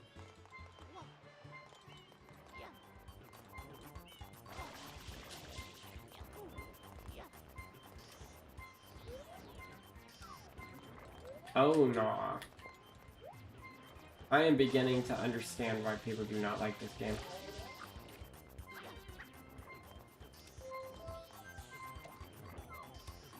Okay. Come on, Mario. I think the only reason why a bunch of people are...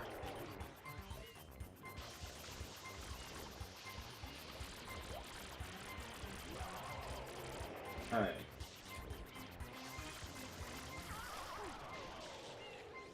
Oh, he died? Jesus. That's all it took? Alright, can I get a health now? Wait, what? What's happening now? On the statue's head. Mario? Oh, what was that? That was a fucking cool guitar riff. Oh, we gotta catch this motherfucker.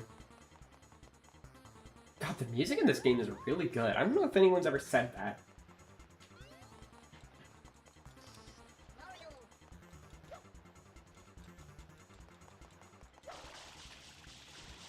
Fucking Bowser Jr. really making a mess. Like, goddamn. Like, he really be polluting shit. Also, did I get it all? Alright. At least there's no, like, timer. Okay, cool. He's right there. Yo! Quit leaving these messes, man. I gotta clean this shit up. Did he burn her bananas? Oh. Okay, okay, I'm watching you, man. I'm watching you. Take this good, glorious-ass king shower. We was king! Okay. Yeah, I'm glad there's no time limit. That would have been really annoying. Bruh, you're not a rapper, bruh. You don't need to put your mark everywhere. Aw, shit. This looks like me. Can I spin? Shut the fuck up, Peach, okay? I'm admiring myself. Look at me. Who looks better, me or this picture? Obviously me. Oh! Oh, Mario, why are you pumping? Why are you pumping yourself? Oh, God. Mario, what are you doing? No, I thought the Super Sucker was supposed to get you. Oh, the kids game. Oh my God, Mario, quit humping the wall. Quit humping the wall. Damn, Mario's fucking horny. Oh my God. All right, Mario, you got enough?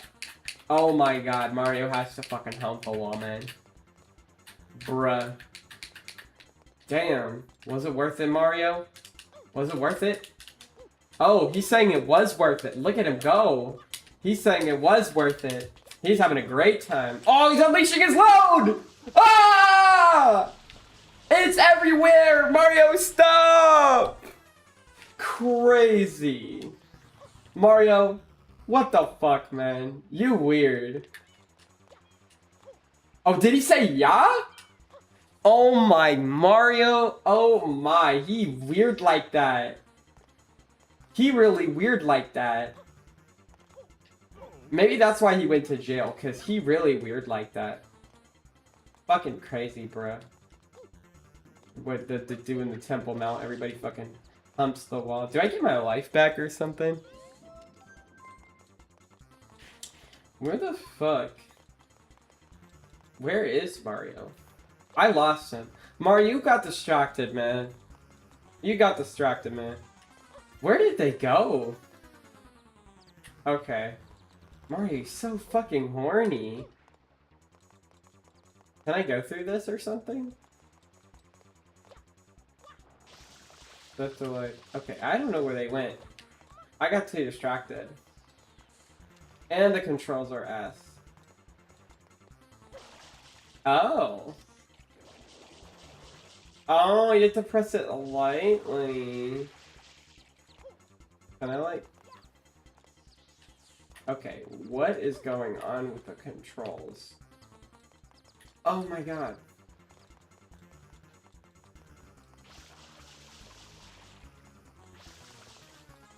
I am lost. Okay. Okay, they have a... Oh! What if I press... Oh, that's cool. Damn. I'm 26 and this is deep. Oh, what's happening here? Hey. Can you not get rid of that? Okay. Wait, what? Oh, I got a coin. But where is the coin? That's the question. Why? Oh, why? Well, there are pineapples here. Oh my god. Is that the cop? Oh no, it's not. Fuck you guys. Honestly, I don't know why I'd be working for you guys. I can just go back to the Mushroom Kingdom. Wait, is that a Sprite? Why do I hear Sprite? Oh, I see it, but I don't know if that's the Sprite I'm hearing. Whoa! Is that the Sprite, or... I really need to find that fucking coin, man. Is it over here? I can hear the Sprite! God damn! Like, goddamn, Mario, what the fuck? I can hear the Sprite.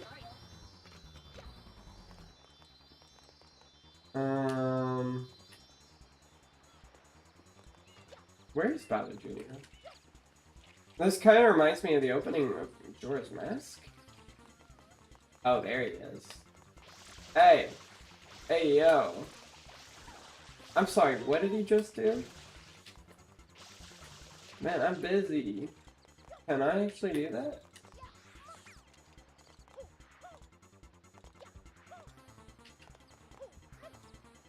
Oh, I can't. They just tricked me. Oh, do I need to, like, hit Bowser Jr.? I have a feeling I do need to hit him. But come here, guys.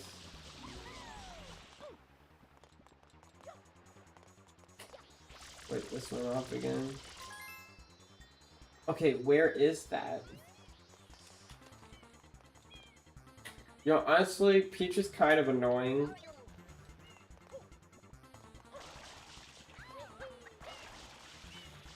Look, man, I still gotta clean up this whole mess. You can call me the janitor. But I also need some water. I might need some food for real.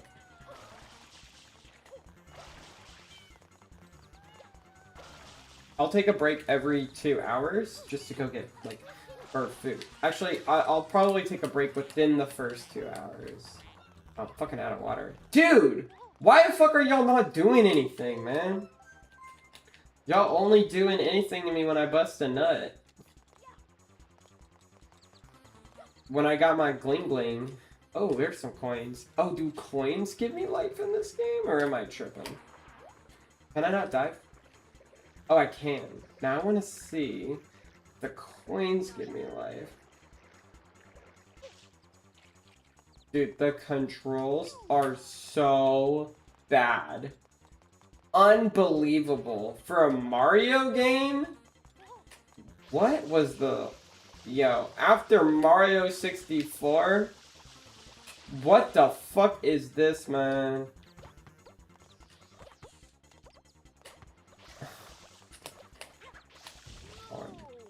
I'm sorry, it's not my fault. The controls are just really bad, man.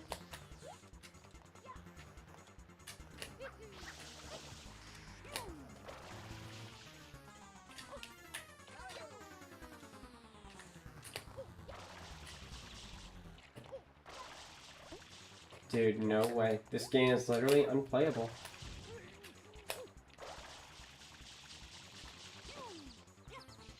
Oh, I got up there. Okay, where is this guy? I don't even see him anywhere. Maybe, going... Oh, maybe that's my blue coin. And I'm out. What the fuck? Did Miyamoto know about this? Did Miyamoto playtest this? Because this does not feel Miyamoto approved. Honestly, just like how this game says, it does feel like Mario did take a vacation. From good gameplay! Like, what the fuck? I'm sorry, I can't find these people. If only... Oh, hey. You came to defend me? I'm almost out of water, man.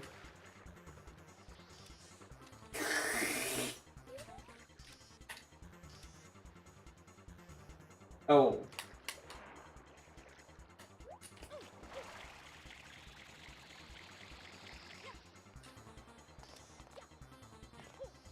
And you can't even do triple jump too.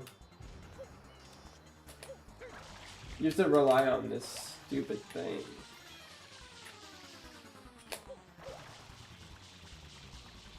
I thought Mario was for kids. No wonder the game reviewers do not like this.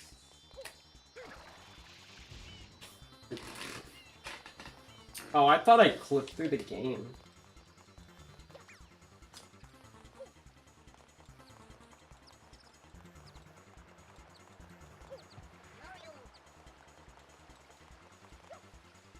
I cannot find this bitch anywhere.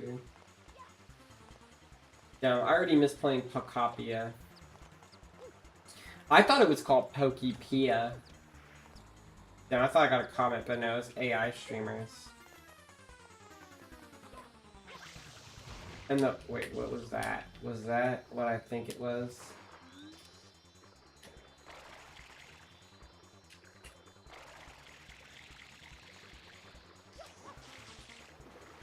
Dude, Mario, please get up. Oh my god. I couldn't imagine doing this for a whole game. But this is what people got in 2013. Imagine getting this game.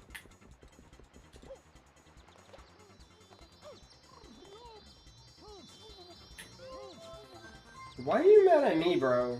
Oh, is that a shine sprite? Can I even get in there?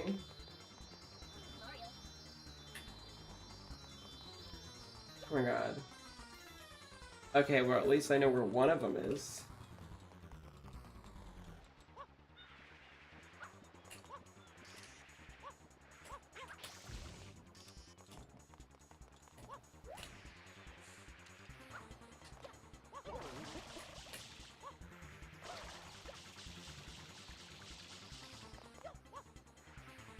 Wait, and I don't even remember that move.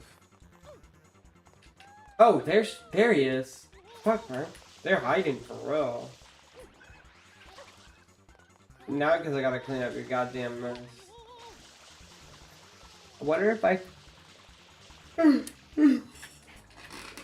If I don't clean it, would someone else clean it? Or do I need to, like, clean up all the mud from the island? Oh, wait a minute.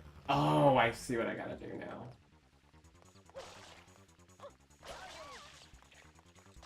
Okay, okay. I get it now.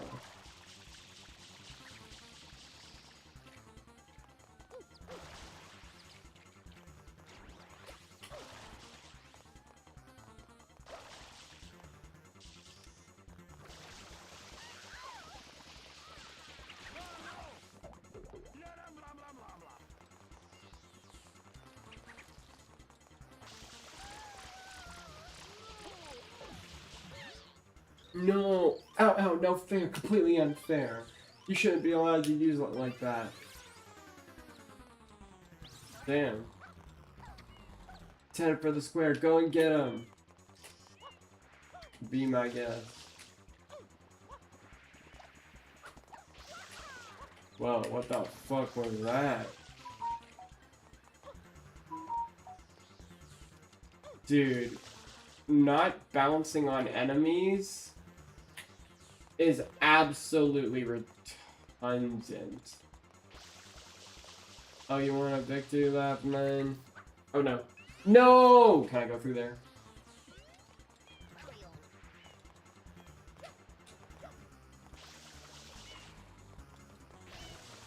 Oh. Huh. Okay. So I gotta spray it first, then go through it. Ugh. Bionico Hills. Wait, that's not the one I was at. Hold on, let me take my shirt off real quick. No, I'm only taking my second shirt off, not my first shirt off. Jesus, this game, bruh. What the actual fuck? The controls are awful. Awful. One of the worst GameCube games for controls ever.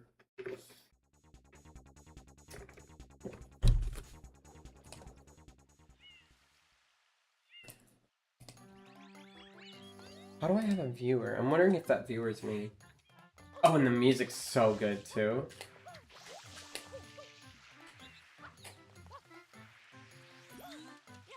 What is happening? Do I need the jetpack?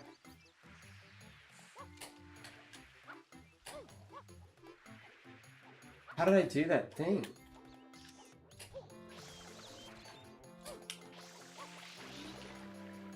I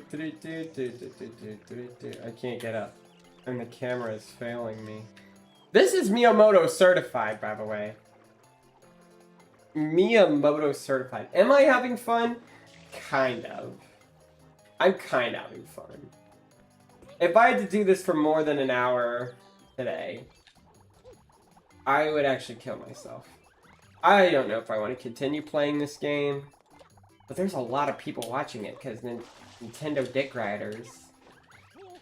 Man, if this is what I had to experience, man, back in 2003, I just go back to fucking Melee.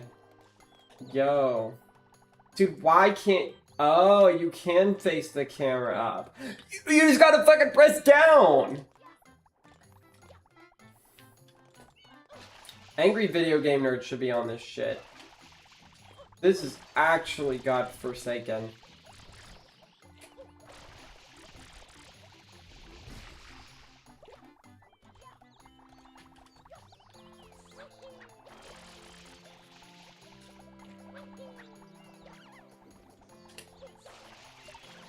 Those look like chestnuts.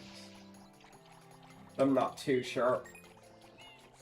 I mean, it does kind of feel like a inferior kind of sandbox. Like, I'm gonna wonder what's the point of fighting these guys? Is there gonna be a point? Is there gonna be something I need?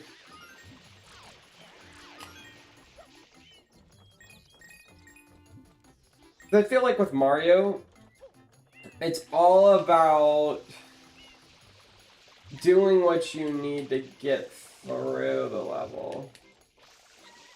I'm really hoping this is some kind of collectathon, maybe? Because I know you gotta collect the... Oh.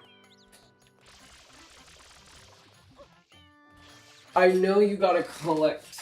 Oh, now it's too cold. What the fuck? My body sucks. I think it's too hot because the sunlight's on me. But it's too cold because of the air conditioning. Another tulip. God, something makes me wanna... Oh, coin. That doesn't really do much.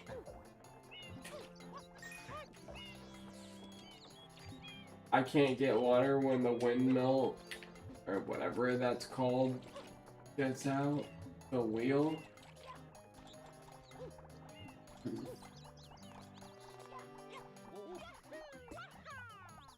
And they took all of Charles Martinet. Oh, wow. What?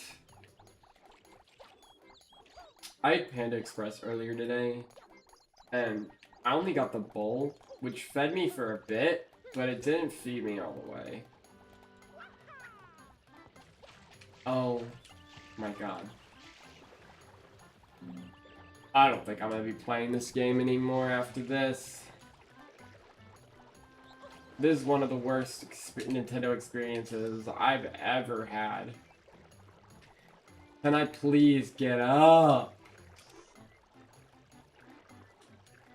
Who made this?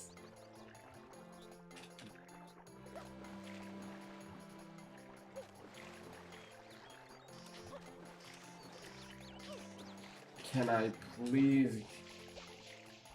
Oh no, you want to try climbing on the ropes? It's easy. Never fear. Just get up there and bounce around. You'll be fine. This one with water? Oh no. How can you not collect water? Is that Bob Ross? Oh. Hey, I think you're in need of a pair of my special sunshades. Well, then again, maybe you're not ready. You need to spend a bit more time here on Alo Delfina. I thought it was Delfino. Or maybe I read that wrong. Can you please help me? Can you fix the controls? Can you please help me fix the controls? Huh? You're back again? Are you? It seemed like you were in such a hurry last time I saw you. Yeah, I'm in a hurry to figure out why the controls suck! I don't remember Mario Odyssey being this bad with the controls. Okay, I wonder if I fucked that up, or if I'm stupid. Or both.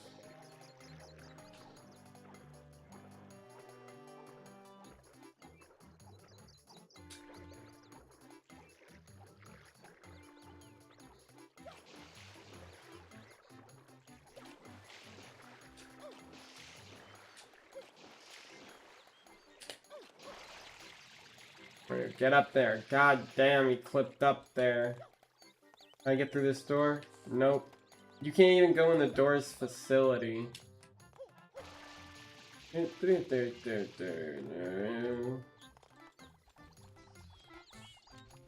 have 3D? I don't think we have 3D Mario. In the Wii's entire lifespan. Oh, we did. Galaxy. What am I talking about? What are we fucking talking about? Whoa.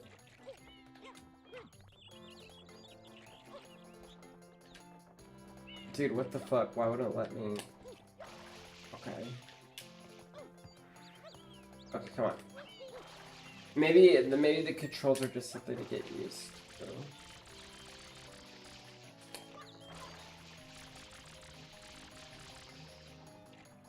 Okay, unstoppable graffiti.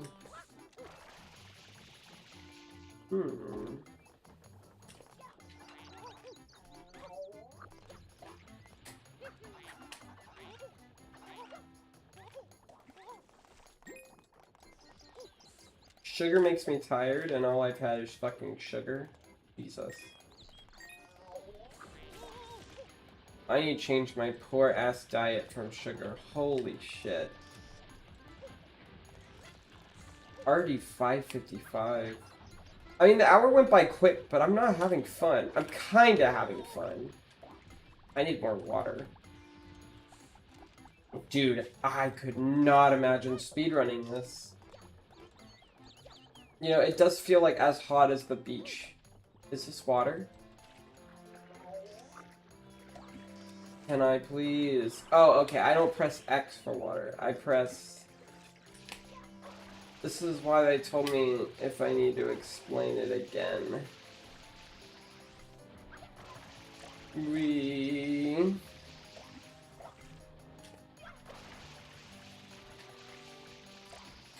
Why doesn't it look like my water is legit walking?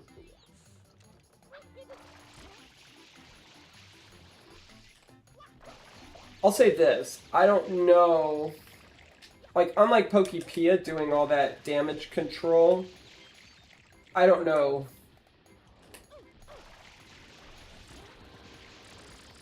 Like, I could play Cult of the Lamb. I'd rather play Cult of the Lamb than this, because at least the controls for Cult of the Lamb is good. And I don't know about changing the controls on this. I guess there's just a big learning curve. I wonder what happens when you get all of the island messed down.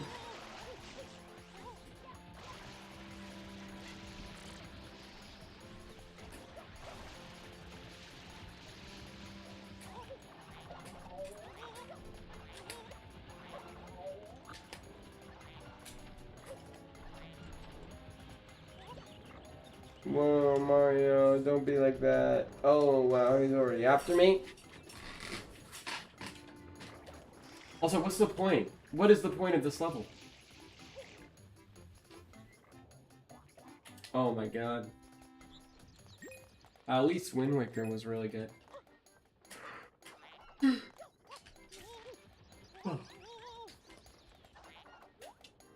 Dude, running out of water is insane. It does remind me of Pokopia, because once you run out of resources, you know you need to go and grab more.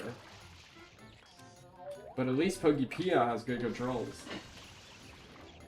Oh yeah, run in water, run in water, run in water, run in water. Because if I don't clean up all this, I feel like I'm gonna miss. I've never played this game.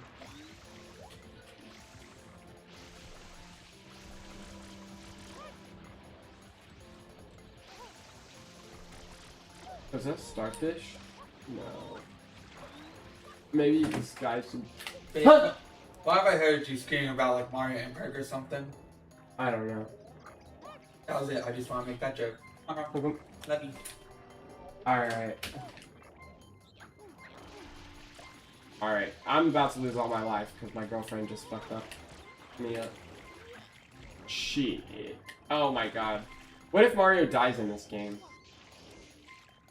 Alrighty.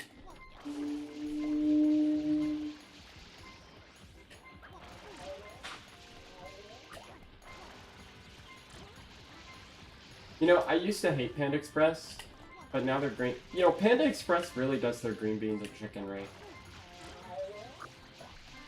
Cleaning up the mess. Alright. It's already 5:59. And then, yeah. I'll definitely keep playing Pokopia, but Mario Sunshine, I'm not too. I mean, I guess I'll give it a go. I mean, it's on the game. I guess people are watching this. I am having a little more fun. A tiny bit more fun, now that I'm starting to get the controls. But I know that there have been other YouTubers that have been saying that there's frustrating shit. I guess the gameplay curve is like a little bit to get into, but unfortunately, I died. Alright, oh wow, that did remind me. Oh, I'm out? Alright. Alright, I will be right back. I am going to get some food. No. Alright.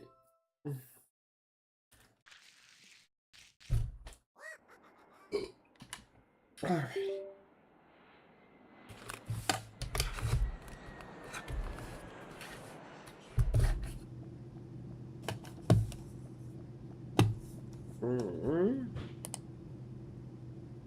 Let's go to be right back. Alrighty.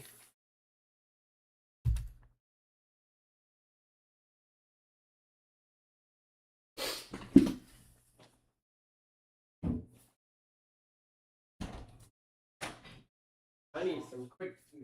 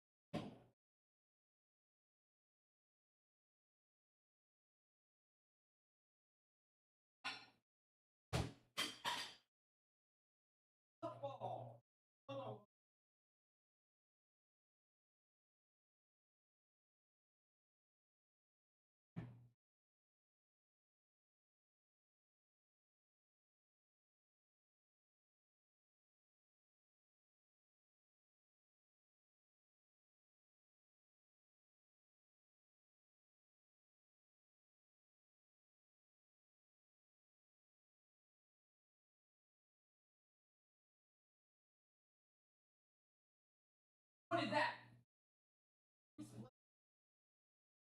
What do you mean you like your stuff? Bathroom is worth $1,000.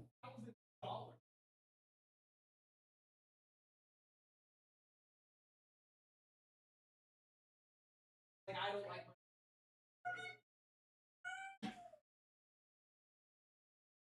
my stuff.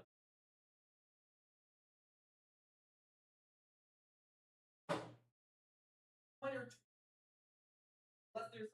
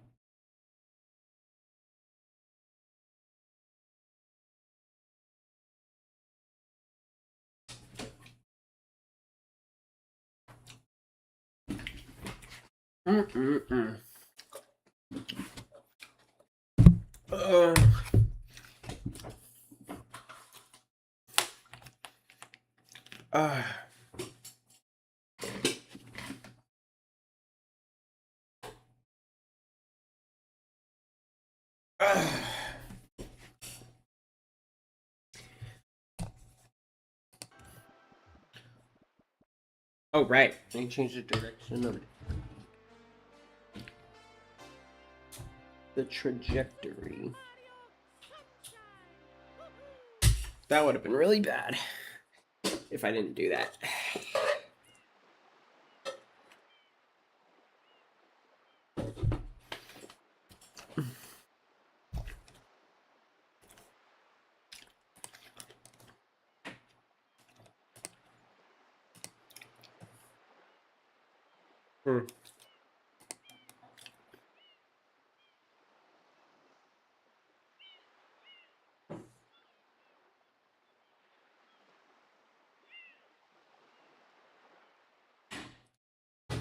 Okay, I need to turn it off.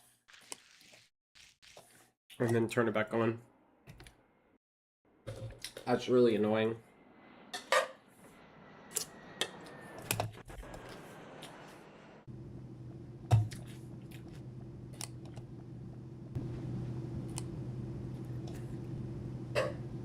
Right.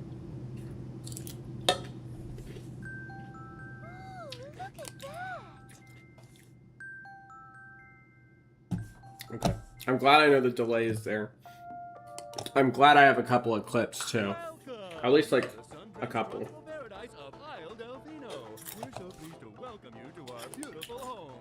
Alright.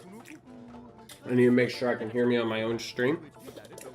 Alright, we'll get started with the Tim Pool stuff. Alright.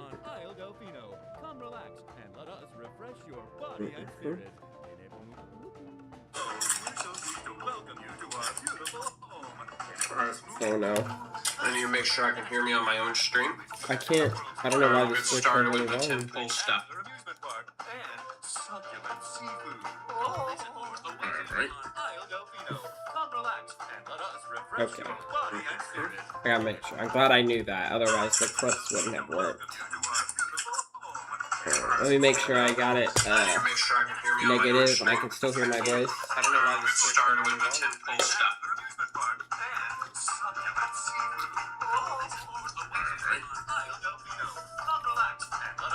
Okay. I'm glad I knew that, otherwise the clips wouldn't have worked. Let me make sure I got it negative and I can still hear my voice. I don't know why this started with the Tim Pool stuff.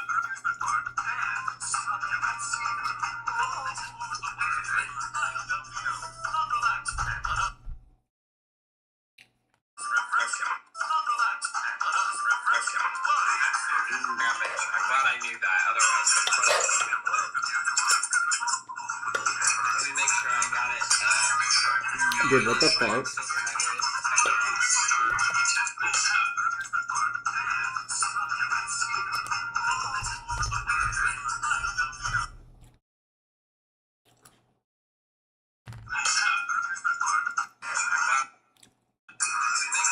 Why can I hear it still? Dude, what the fuck?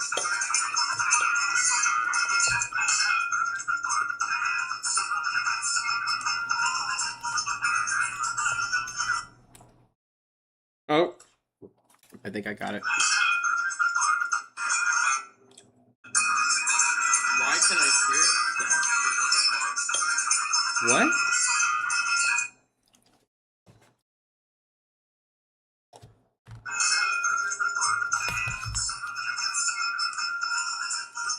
Wait a minute. Oh, I think I got it. What is happening? What?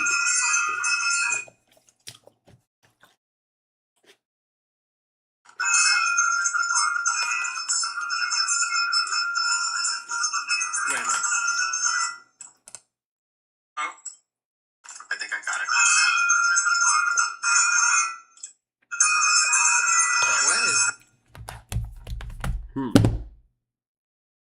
What is happening?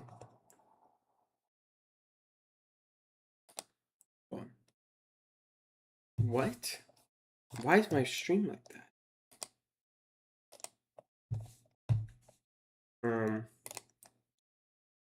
Okay.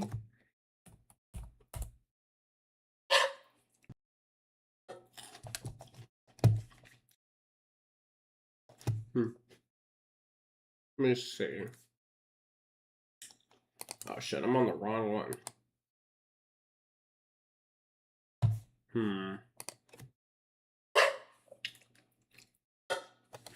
Wow.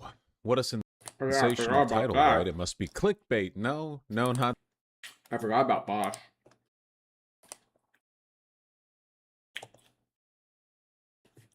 Oh. Here's my stream.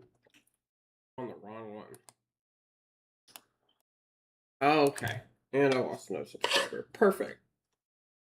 Only for clips. Only for clips. Only for clips.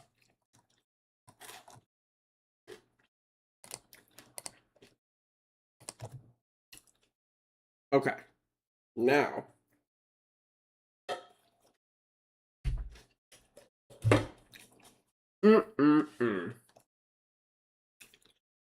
It's time for the Tim Pool.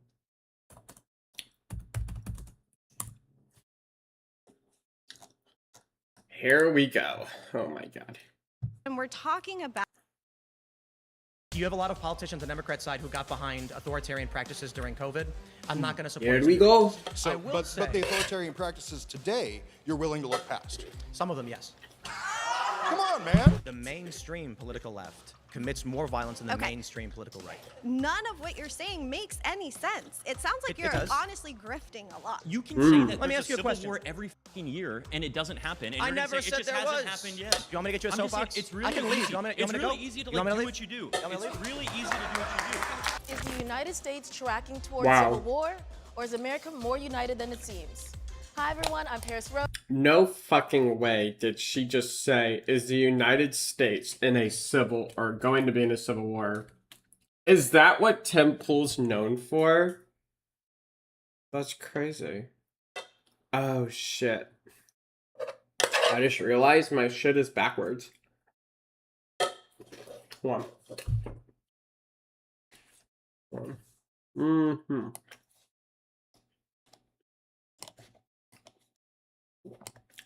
I think I might be streaming from the wrong. Then my eyes will be down here, right? Rose, and I'll be filling in for John today. From Jubilee Media. Okay. What if this was up here? That's the question. Oh, because whenever I look here, my eyes are down, or whenever I look here. No, because I need to... Ooh.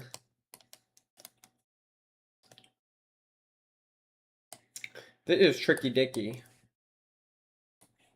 But I see my face down here. But I don't like that. So I'm gonna have to look for another desktop display. Which one is it displaying? I need this one? No, that's the wrong one. Oh. That one? Oh no, that's not good.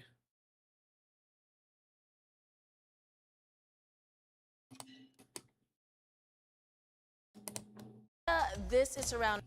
Oh no. I've met my first adversary. I didn't think this would happen.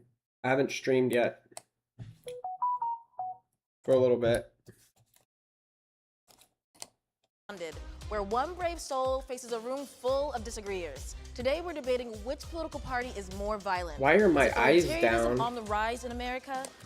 Oh, do I need to do this then? Because my eyes are looking down. No, my eyes are looking more down. What am I streaming? What does it say I'm streaming? Need to do this then? Because my eyes are looking down. I don't know why my eyes are looking down. No, my eyes are looking more down. I don't know what the fuck is happening. What am I streaming? Or do I need this to What go does it up? say I'm streaming?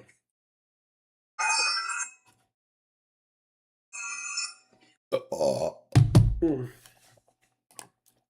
have both parties abandon their This? Do this? Because my eyes are looking down. I don't know why my eyes. No, my eyes are doing this. What does it say I'm streaming?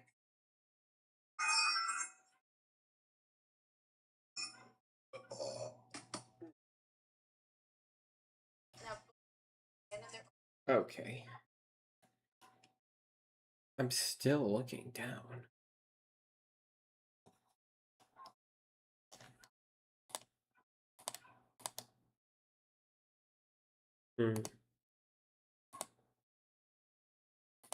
Oh, here we go. Okay. So I need this one to be down here. I need this one to be up here, I think. Yeah. Okay. See, that one needs to be down here. What? Where'd my other... Okay. Wait. What web camera am I using? Okay. Alright. Okay. I don't know why that's there. But I need my OBS. Okay. Let's do this. But I don't understand why the camera's like that. You have a lot of politicians on the Democrat side who got behind authoritarian practices during COVID. I'm not going to support those individuals. So, I will but say, the authoritarian practices today, you're willing to look past. some of them, yes.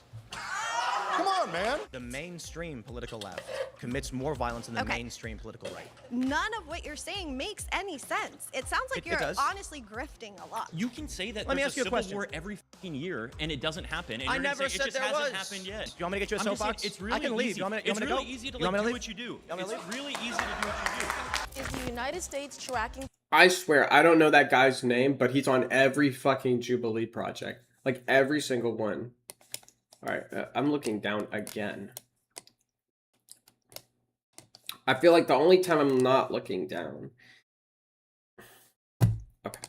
Towards civil war, or is America more united than it seems? Hi everyone, I'm Paris Rose, and I'll be filling in for John today. From Jubilee Media, this is Surrounded, where one brave soul faces a room full of disagreeers. Today we're debating which political party is Alright. more violent. Is authoritarianism on... I forgot.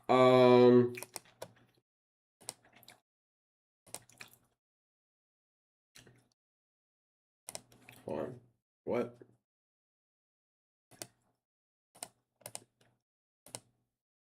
Okay. Alright. Let's get this over with. Okay. on the rise in America, and have both parties abandon their oath to the Constitution. I'm here with our featured guest, moderate political commentator, Tim Pool. Hi, I'm Tim Pool. I'm the host of Timcast IRL, and today I'm surrounded by progressives. Oh my god. Progressives? Oh no. My first surrounded claim is that the mainstream left commits more violence than the mainstream right.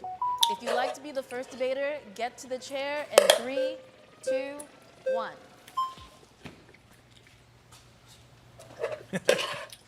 Timmy, how's it going? Hey. Great to meet you, buddy. How you doing? Likewise. Pretty good, pretty good. There seems to be like a broader implication with your prompt that there's this domestic threat from mainstream left politicians. Like, do you really think Hillary Clinton's like leading the Vanguard Revolution Party? Like, No. What is your take?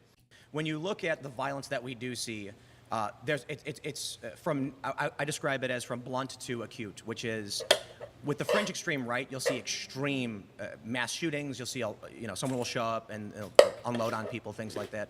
On the left, though, you'll see riots, vandalism that you don't see from the right. But the point I'm making is that when you break down the ideology that motivates individuals that commit political violence, there is more often an overlap between what the Democratic Party espouses ideologically and what we see in street-level violence, as well as maybe assassinations, what the Republicans would espouse. I mean, I couldn't disagree more. What ideologies that the Democratic Party is promoting that leads to these types of violence? Anytime you see an act of violence that's typically attributed to the left, it is immediately condemned by every Democrat politician.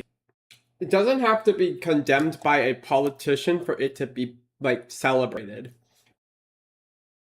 But at the same time, it's like, if your politician condemns something, I guess that would mean that, like, the people that voted for that also condemns that too.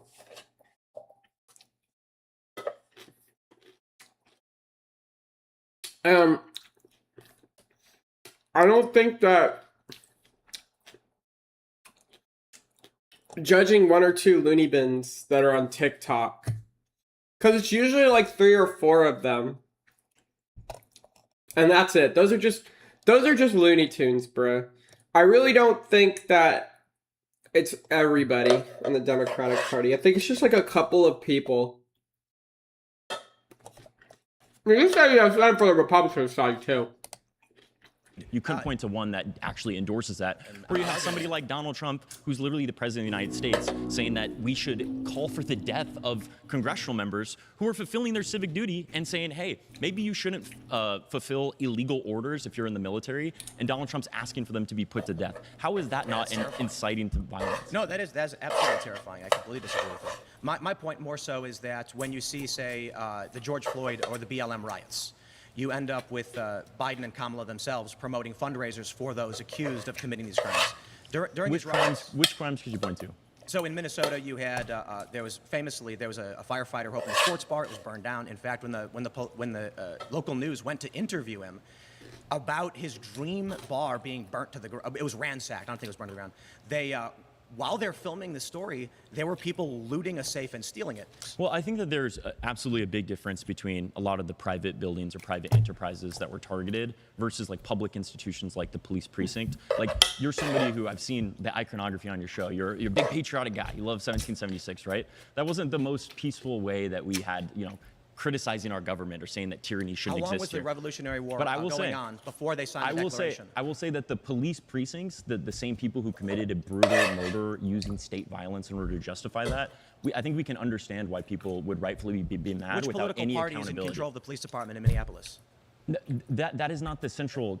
First of all, we're talking about the mainstream political left. Which politicians are endorsing that type of behavior? Never said politicians were endorsing it. Then what's the mainstream left?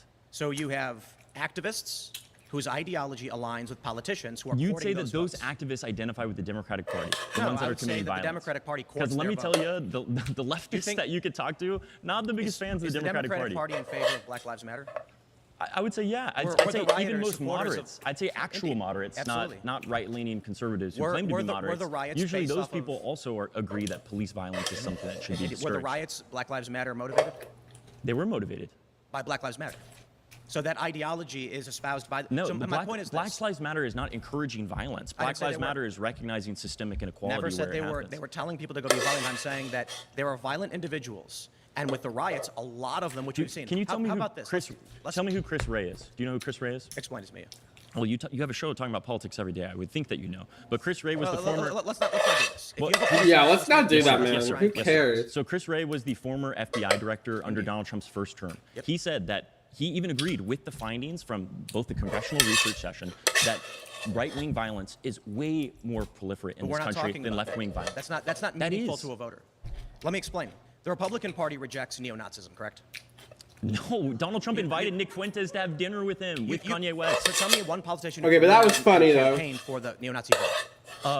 I'm blanking on his name, but Gozar in Is that a Arizona. view in this country? Well, we could talk about Gozar. We could talk about Matt Gaetz. We could talk about. Matt Gaetz is not endorsing neo-Nazism, and Donald Trump. Are you kidding me? Nazis should be condemned entirely. No, he is literally partnering with the America First movement. He was America chosen. First and neo-Nazism are totally different. Bro, so you don't think do you think Nick Fuentes is a neo-Nazi? I forgot you've had him on your show. Oh my God, I literally forget. I wouldn't describe Nick Fuentes as a neo-Nazi.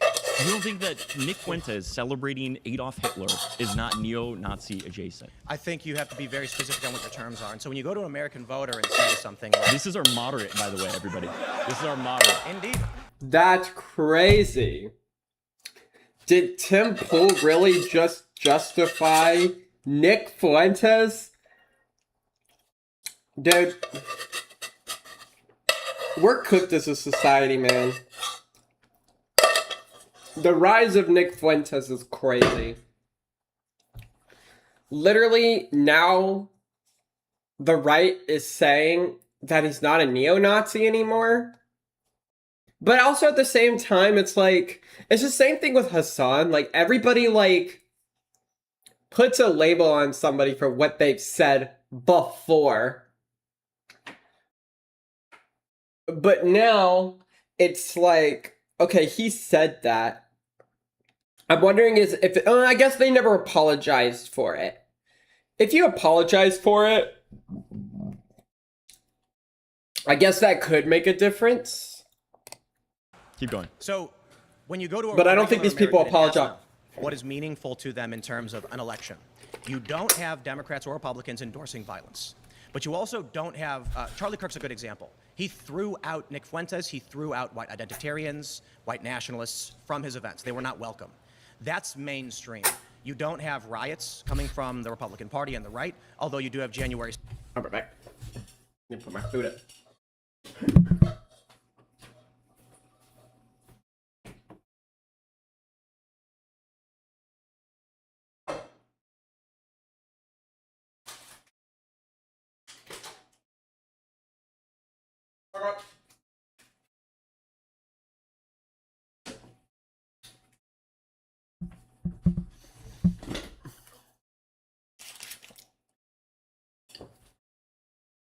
And things like that.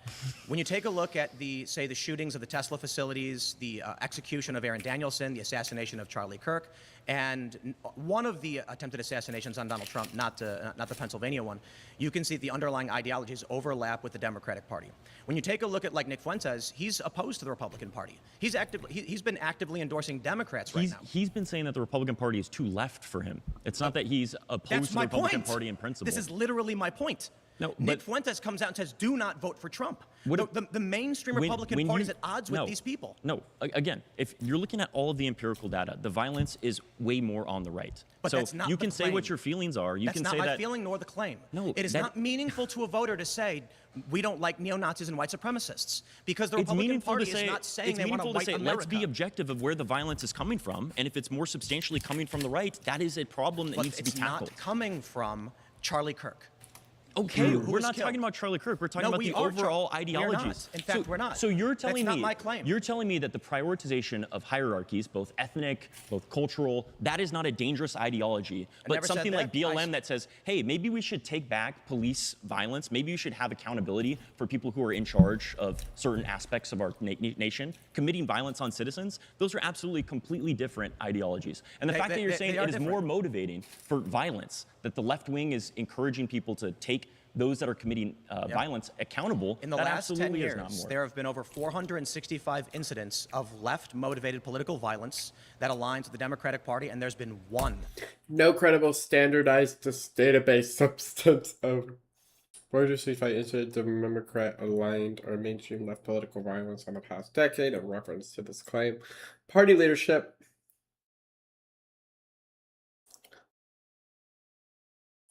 Okay.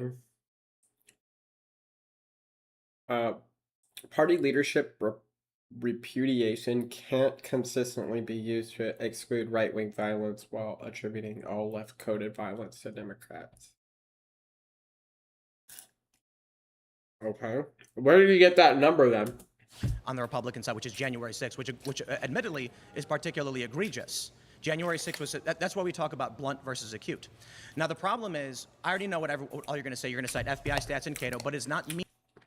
CSIS explicitly words that it categorizes do not correspond to Democrat or Republican parties or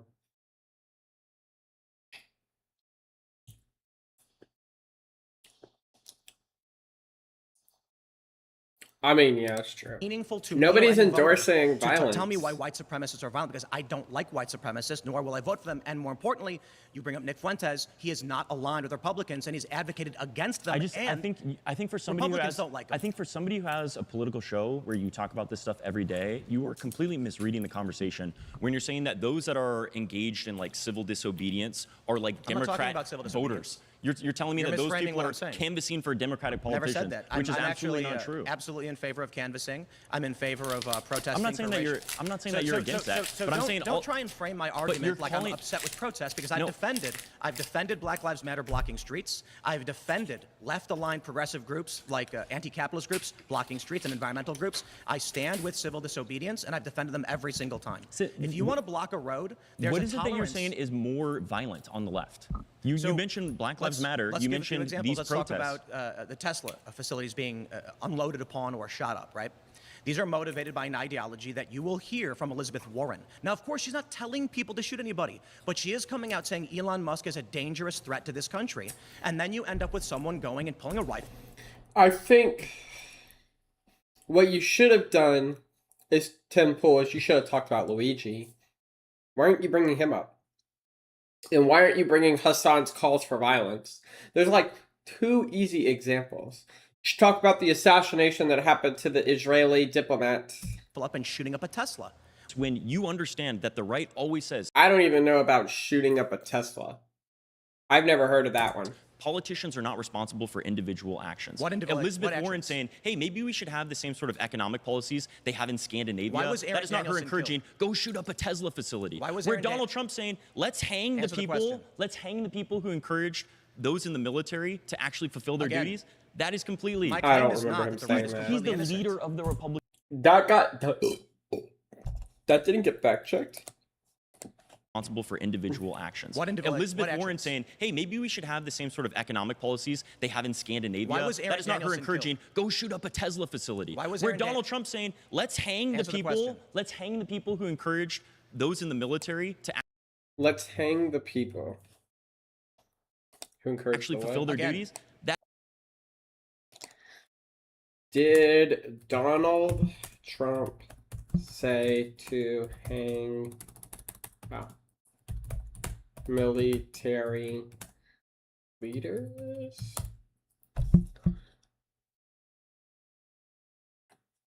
No, Donald Trump did not say hang military leaders. He called for the execution of 6 What? The execution of 6 Democratic lawmakers who urged seditious behavior punishable by death and reposted a year.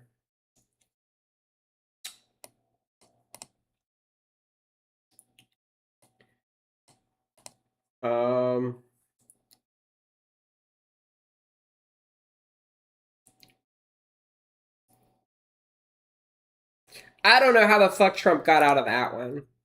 What the fuck? When was this? What the fuck? U.S. President Donald Trump sought to clarify that he was not threatening death.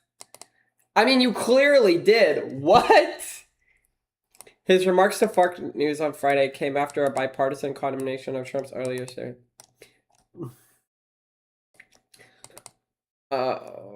Trump's remark dangerous, and they said they amounted to threats. The row comes amid heightened concern about politically motivated attacks in America following the rise of incidents. It's going to lock them up, he asked. On one post on social media platform, and then George Michael too. What? That's crazy. Following his social media post, Trump told his wife, "I'm not threatening death, but I think they're in serious trouble." Bro, what?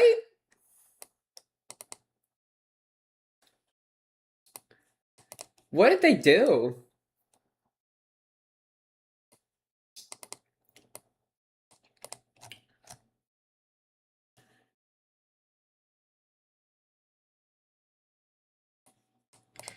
What did these soldiers do?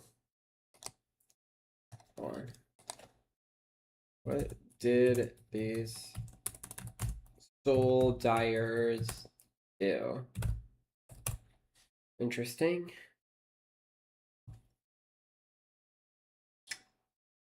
Six Democratic lawmakers, Senator Mark Kelly, released a 90-second video in November urging U.S. service members and intelligence to refuse illegal orders.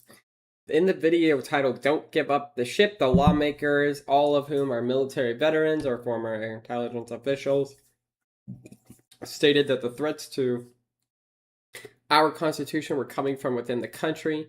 They emphasized that under the Uniform Code of Military Justice, service members have the legal duty to disobey an unlawful commands. You can refuse illegal orders. You must refuse illegal orders. The video did not cite... What is going on? Congressman Chris Deluzio joined 5 other Democratic lawmakers, all of them military or intelligence community veterans, to urge current officials to disobey illegal orders. Michigan Senator Alyssa Slotkin, a former CIA analyst, posted the video. The lawmakers say threats to the Constitution aren't just coming from abroad. No one has to carry out orders that violate the law or our Constitution. We know this is hard and that it's a difficult time to be a public servant. But whether you're serving in... Okay. The context is crazy. I could see...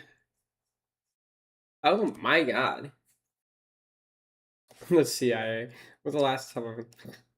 They're right. They were established duty to disobey on the orders. How do we know? What were these illegal orders?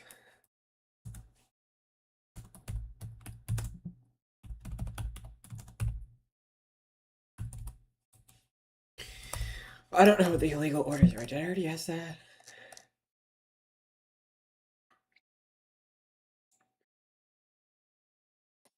What?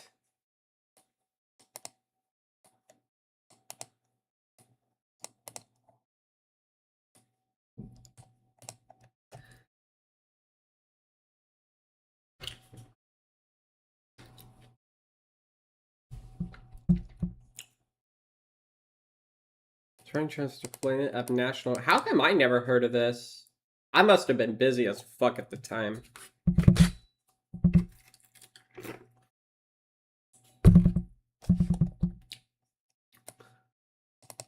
Which generally prohibits the use of federal military for domestic law enforcement. The lawmakers feared... Oh my god, it's already 6:39. Well, I said I would do my... the CIA, the Army, or Navy, the Air Force. Your vigilance is critical. And know that we have your back. Because now, more than ever, the American people need you. We need you to stand up for our laws, our Constitution, and who we are as Americans. Don't give up. Slotkin told the New York Times that she's heard from active duty troops who are concerned about the legality of strikes on people the Trump administration says are drug traffickers. The administration called the video an attempt to encourage the military to rebel against Trump. So you have Democratic lawmakers. Okay.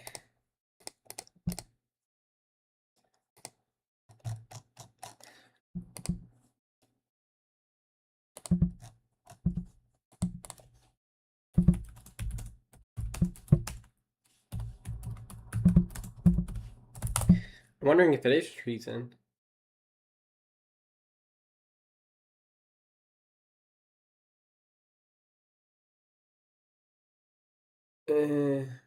No, I meant the lawmakers. No, are the lawmakers committing? That's really weird.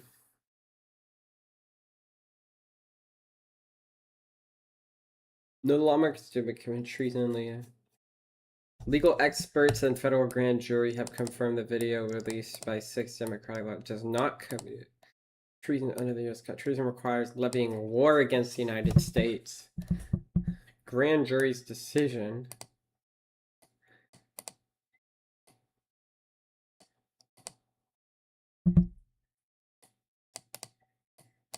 What? I guess, yeah. While Trump's administration labeled as seditious behavior punishable by death. Okay, yeah, that's pretty bad.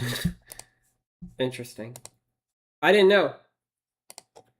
That is completely. My claim is not that the right is completely innocent. He's the innocent. leader of the Republican Party, my dude. And I to say that these are equivocal at all is completely condemn false. 100% what Donald Trump said, calling for the death of those politicians. We have to move on. Okay, here's what I think, though. And this will be my clip.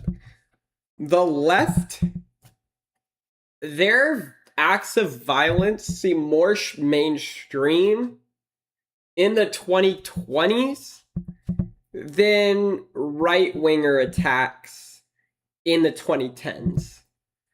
I just feel like there has been more focus on what the left is doing. And they're doing pretty bad things. The Luigi, the Tesla,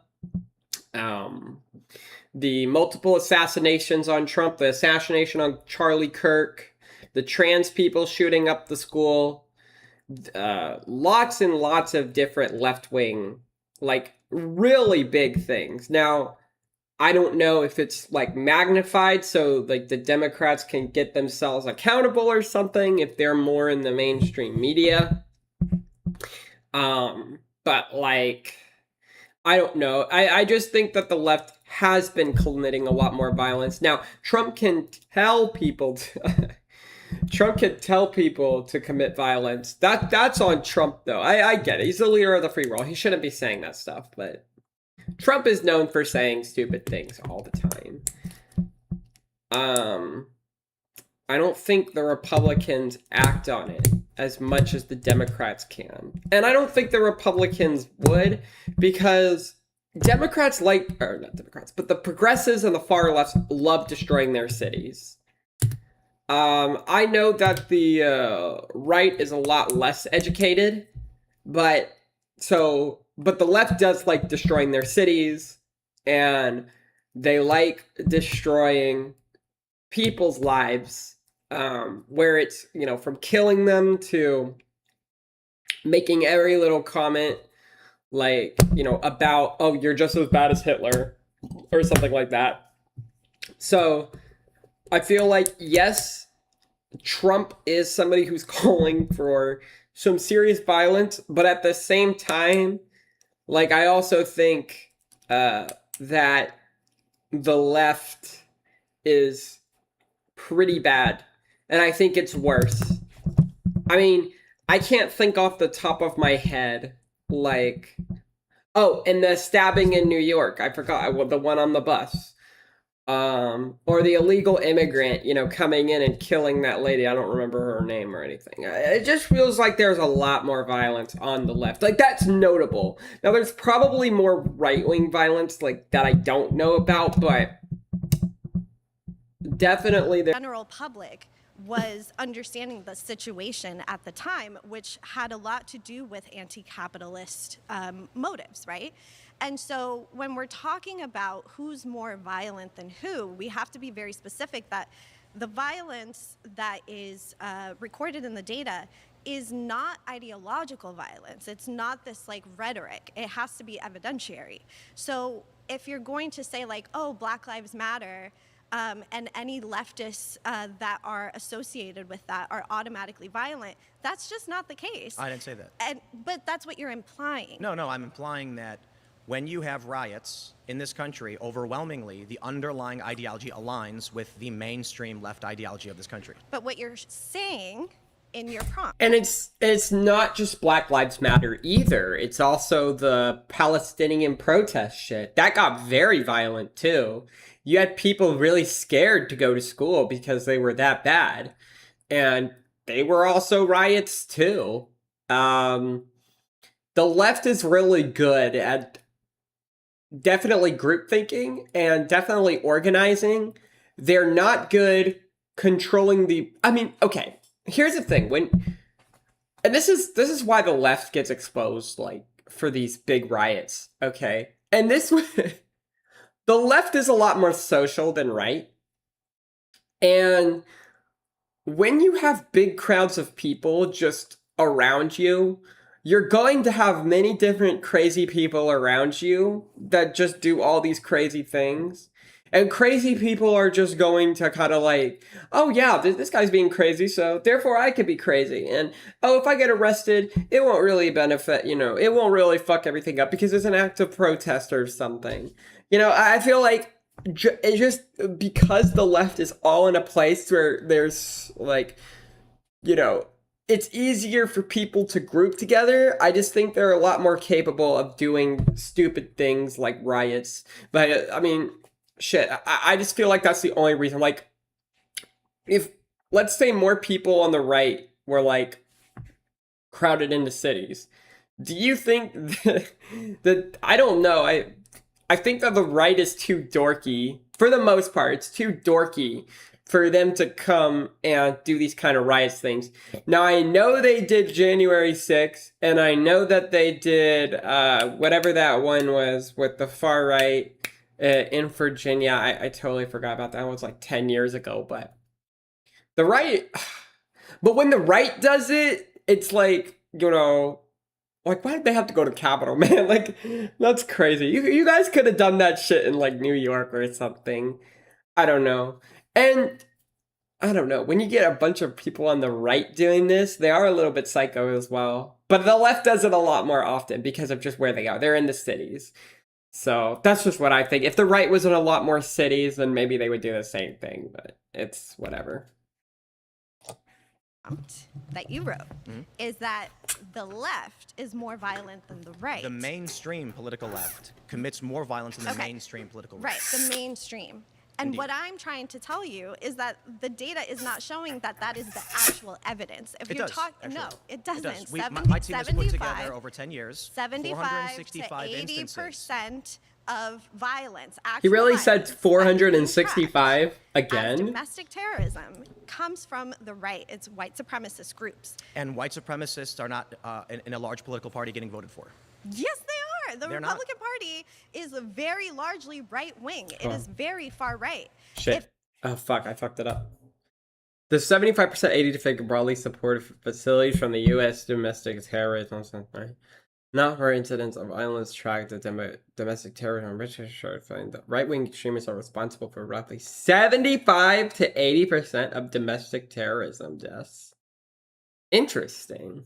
That's crazy.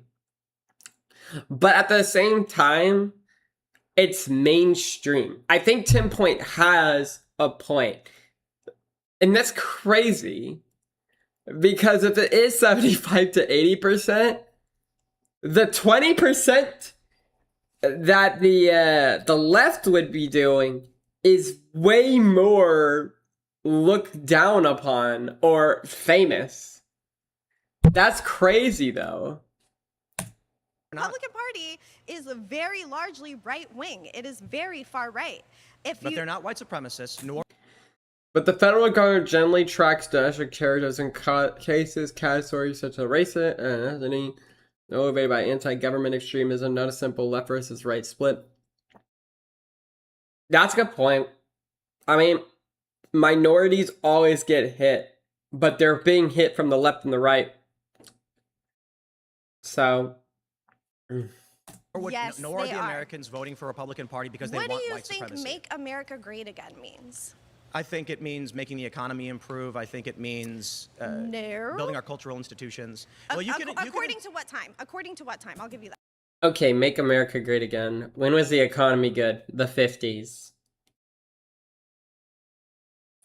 I don't even think America got better. Everything's still expensive. Probably the 80s. And those tariffs didn't help. Because Trump's an old man. I would say the 90s. Seriously doubt he 90s meant were the great. 80s. He's much older than the 80s. Well, your interpretation of Donald Trump's opinions is separate from when we see a riot, what is motivating the riot? When we His see opinions an lead his assassination. policies, don't they? Indeed, and I think the riots are like, okay, Donald Trump wants to make America great again. What if the riots were kind of a way, the left saying, oh, let's antagonize the movement. Let's make America shit so that Trump can't, like Trump can be president. And then he's saying, well, oh, America's great. But then you have these rioters.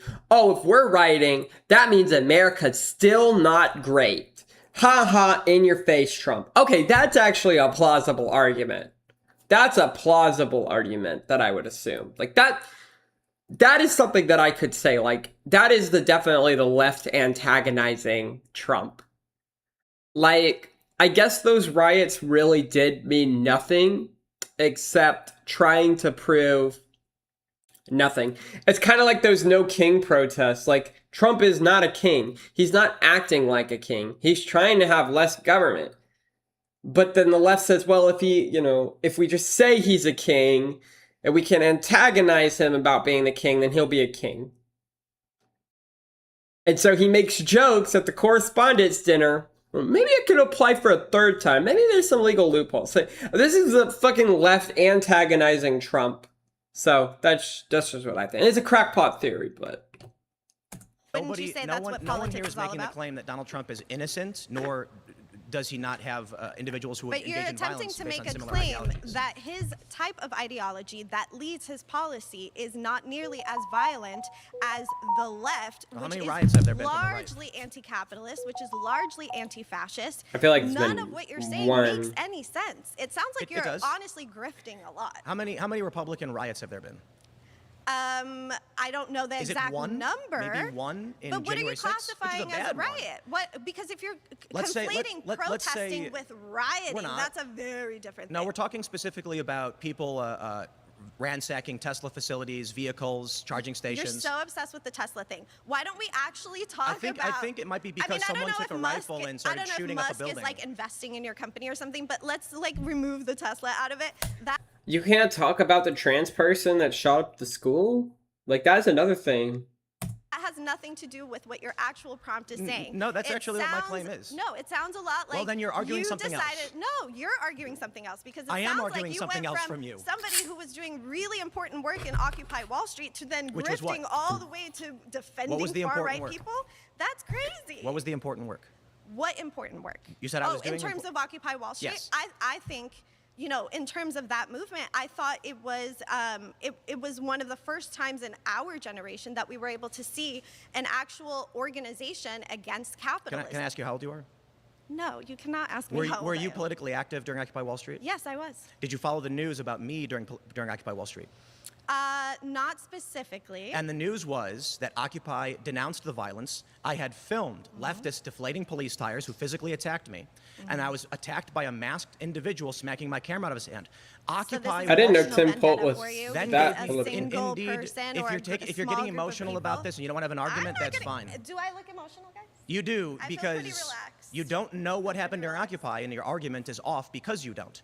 This honestly sounds like you Okay, have pause, a personal vendetta pause. from your Not an history argument. that has Here. absolutely nothing with what your Not an actual argument. prompt You have to is, which pause is it here. Not an around argument. far-right You people have to being pause. much more violent than the argument. left. We have to pause. We gotta get out of Love the here. passion, but pause. All right. If you'd like to be the next debater, please. Don't get emotional. Don't get emotional. Please don't get emotional. Are you emotional? Are you emotional? No, I'm not emotional. Well, fuck you, fucking bitch! Damn! I'm not emotional. Uh-oh. No, fuck you, bitch! Damn! please get to the chair. Crazy. In 3, 2, 1. Got it. Nice to meet you. How's it going? Good. All right, let's do this. I think we should just get to the heart of it. Donald Trump is a fascist. He has Nazis in his administration. His entire messaging was resonating with Nazis from the very beginning. Donald Trump, when rallying for 2020. Hold on one second. I don't know. Something I don't know right now. Hold on.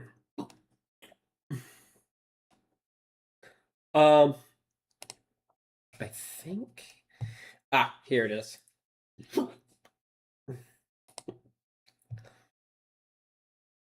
I don't know if anyone's following me. Oh, motherfucker. You know what I realized? I need to edit my stream info because I'm not playing Sunshine anymore. Just chatting. Okay, my bad. I forgot about that. Okay. 24 had a massive rally in Madison Square Garden. What was the significance of that rally? You tell me? Yeah, it's the same place, same date as the Nazis in the 1940s. Literally. Donald Trump said. Sorry, I didn't hear. I didn't hear a single. Sorry, I got distracted.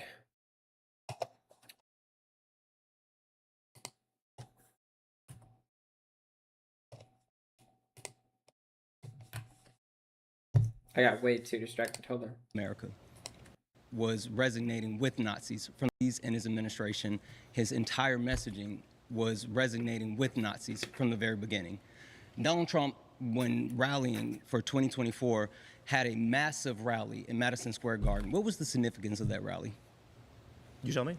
Yeah, it's the same place, same date as the Nazis in the 1940s. Literally. Donald Trump said that immigrants are poisoning the blood of America and their environment. Who also said that? You tell me. Hitler. Literally. Donald Trump has openly said things as dog whistles. So you may say that it's not mainstream, but the entire ideology of the right speaks to those people. Let me ask you, what do you mean by fascist? Far-right, authoritarian, ultra-nationalistic, 14 tenets of fascism, all that. But there's a specific definition of fascist. Do you just mean that he's an authoritarian? No, I mean that he meets all 14 tenets of fascism. Which is what? You want to go through all 14 points? I don't. I'm trying to understand your argument. But so my point largely is we see people say Trump is a fascist, but there's, you know, if you go to an academic and you look at fascism, say Italy, there's a common argument that you have the merger of corporation and state as the defining element of what fascism is.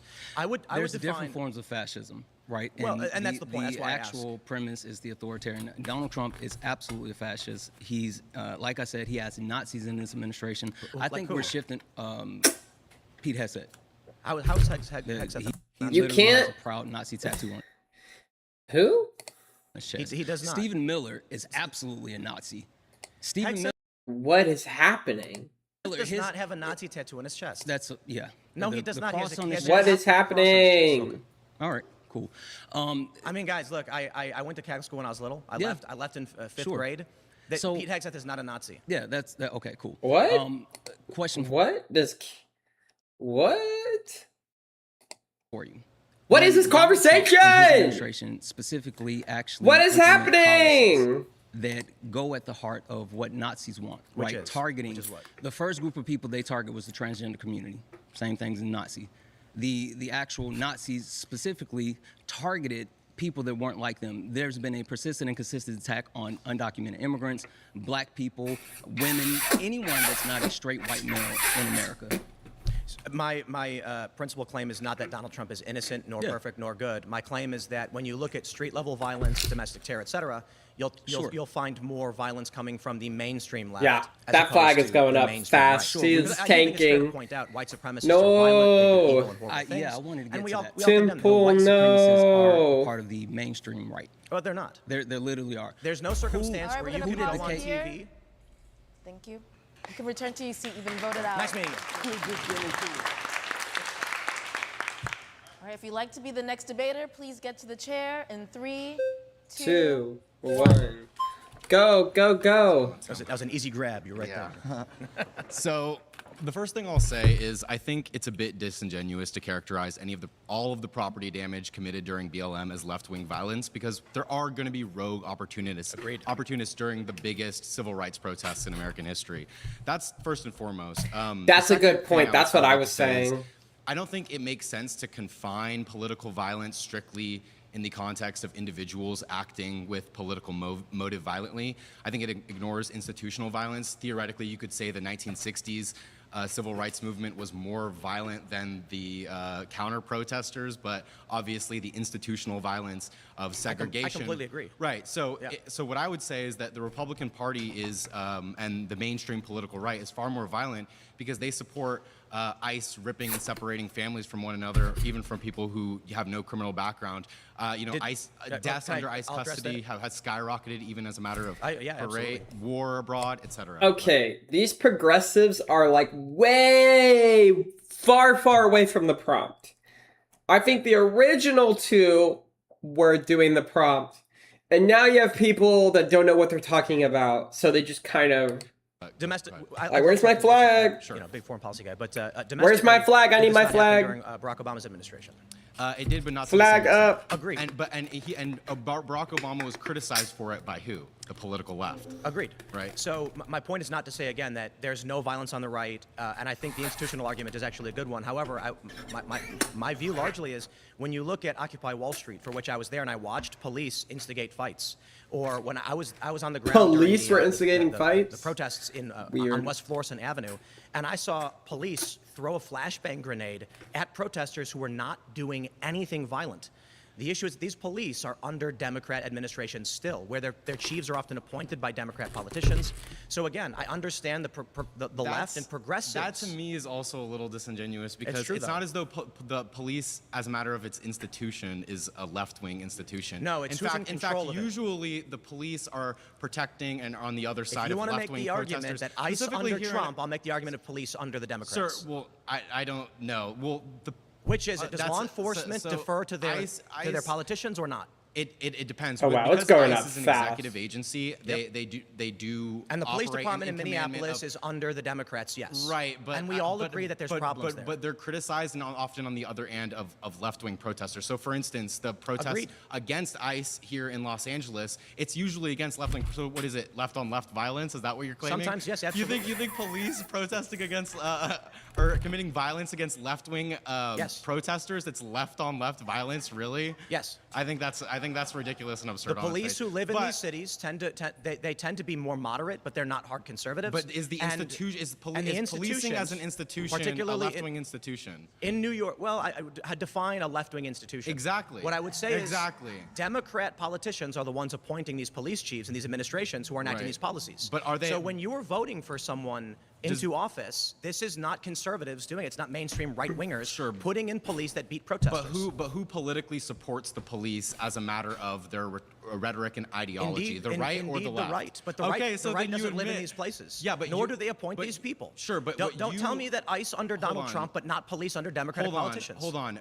The left doesn't appoint protesters who commit random acts of violence against property. That's not my argument. I know, but earlier you were making the case that it's the ideology that motivates what these rioters are doing, and that's the reason why the left is ultimately responsible. What I would say is the underlying ideology is overlapping with the Democratic Party. Sure, and so what I'm saying is that if you want to be consistent, the underlying ideology that supports the police and as a matter of institution, and when the police are cracking down on left-wing protesters, that's overwhelmingly on the side of conservatives. Except they're not in power in these places, and you're applying a locality to the nation, which doesn't make sense. They may not be like technically the police are not motivated by the Republican Party to go out under a Democratic mayor to arrest protesters. The problem is that the police is still, as a matter of institution, is more of a right-wing institution than a left-wing. Certainly, even in Democratic on the other side of. But the point is, a police officer who goes out in New York and arrests a protester does so at the behest of a Democratic politician.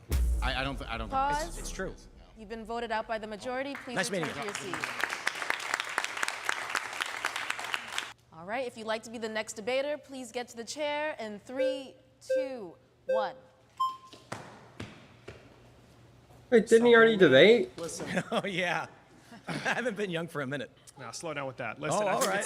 It's really quick. The I condemn is a really cheap cop-out. That's not going to work. It's not an argument. Because the people around us are not low IQ, like your average viewer. It's important to recognize. Make an argument. So I'm about to. You don't have one? Is that it? If you want to be insults, we can go for insults. And I'm about to. We can rap. I'm about to. You want to rap? Stop delaying my time. So it's important to recognize that simply I condemn is not sufficient when the Republican Party has created a permission structure for individuals to go out and do violence against, I'm about to tell you, with impunity. Immigration and Customs Enforcement is a good example. Law enforcement. The Trump administration, they Through an violated, electoral process. you know they lost in the courts 10,000 times, right? That's not true. It is true. 10,000 times. Yeah, they lost 10,000 I'm times. sure it would be like 10. The most current published count, at least.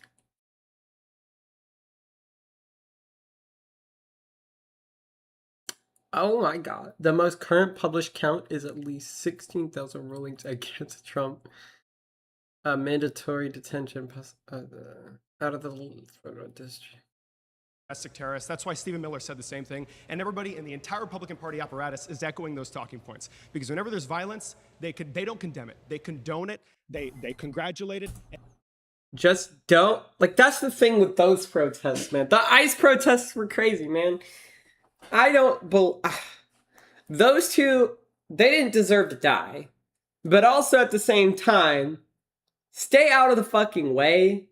Because you have to assume that all these ICE agents are fucking stupid. I don't know. You're don't mess with stupid people with a gun, okay? Otherwise, you're stupid too. That's what I'm gonna say. They didn't deserve to die.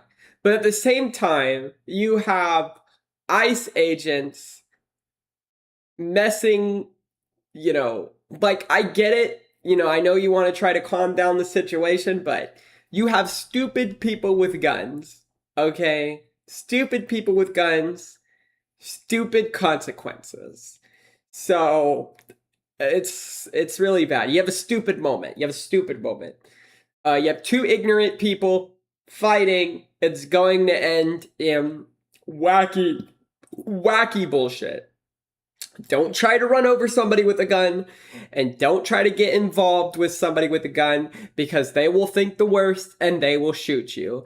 It's like going up to a cop and, pulling your fist out. I mean, honestly, like, what do you get? An ICE agent is just a cop. It's another cop. So don't interfere with what a cop is doing, period. That is literally a death sentence right there. And they pardon it. Law enforcement, duly elected by a population that voted in plurality for ICE to go out and engage in these Kill American behaviors, citizens? which sometimes, yes, absolutely. And they voted for ICE to kill American citizens, really? Yes. Do you? The average Republican, I don't think they're that crazy. Who said the average Republican would vote? But do you not believe that there are people in this country that would vote for ICE to harm people? Is this your argument? Do you believe? This is terrible, Tim.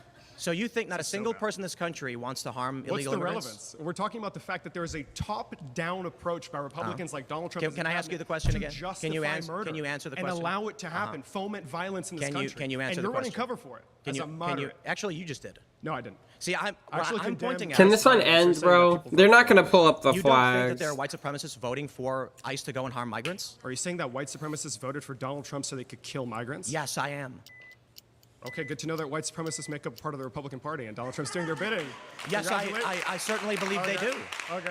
The initial claim that I'm making is that there is absolutely violence on the right. I already agree with one of the previous debaters that there's institutional violence from the right as well. The best argument against my claim actually is that the right, when they get levers of power, will use law enforcement as their vehicle for the violence that they want to engage in. Those things are all fair. My point is that we are not That's seeing... a nice, long, drawn-out concession. Thank you for... But it's not a concession because maybe we agree. Oh, okay. See, I think... Well, didn't you say the modern political left commits more violence than modern political right? So now you're saying just you agree with because there are riots coming from the left does not mean they're morally right or wrong, or does not mean the right is better or worse. This is a statement about volume of violence that we see and a meaningful issue to a voter as to what is the underlying motivation that we see pushing violence in this country. So when you have ICE going out and engaging in these actions... This is like a Clarence Thomas level of interpretation with that prompt. That is not what I don't know why you're trying so hard to disagree when we actually have common ground. Pause, we are out of time. Thank you.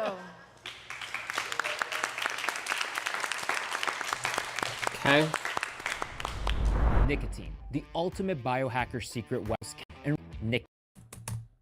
Go to knickknack.com/surrounded and use code surrounded for. Surrounded claim is that the Democratic Party has embraced authoritarianism. If you'd like to be the first debater, please get to the chair in 3. Okay.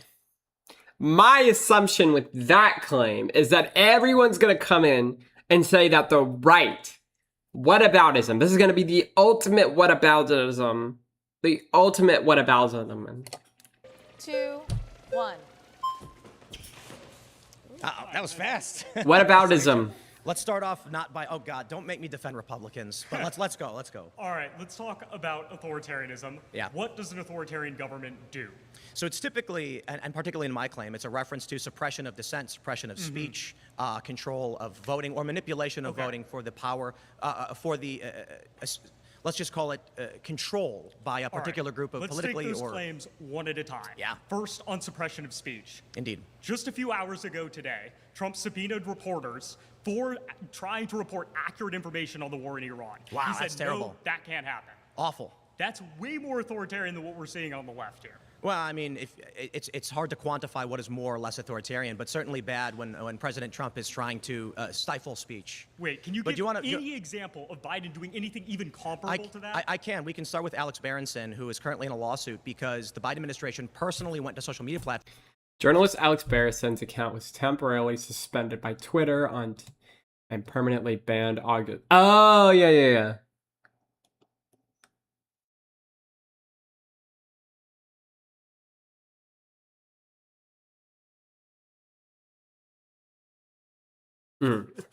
I forgot. Give me a sec, because I have something to say about that shit. Using his name to be suspended for his reporting on COVID vaccination and mandates. Okay.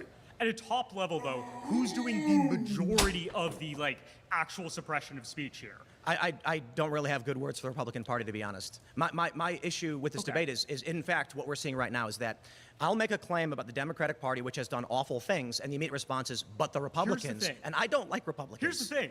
We live in a two-party system. Correct. Right? We can have this great grift of oh, well, the Democrats are bad, but and the Republicans, they might be worse, but the Democrats are still bad.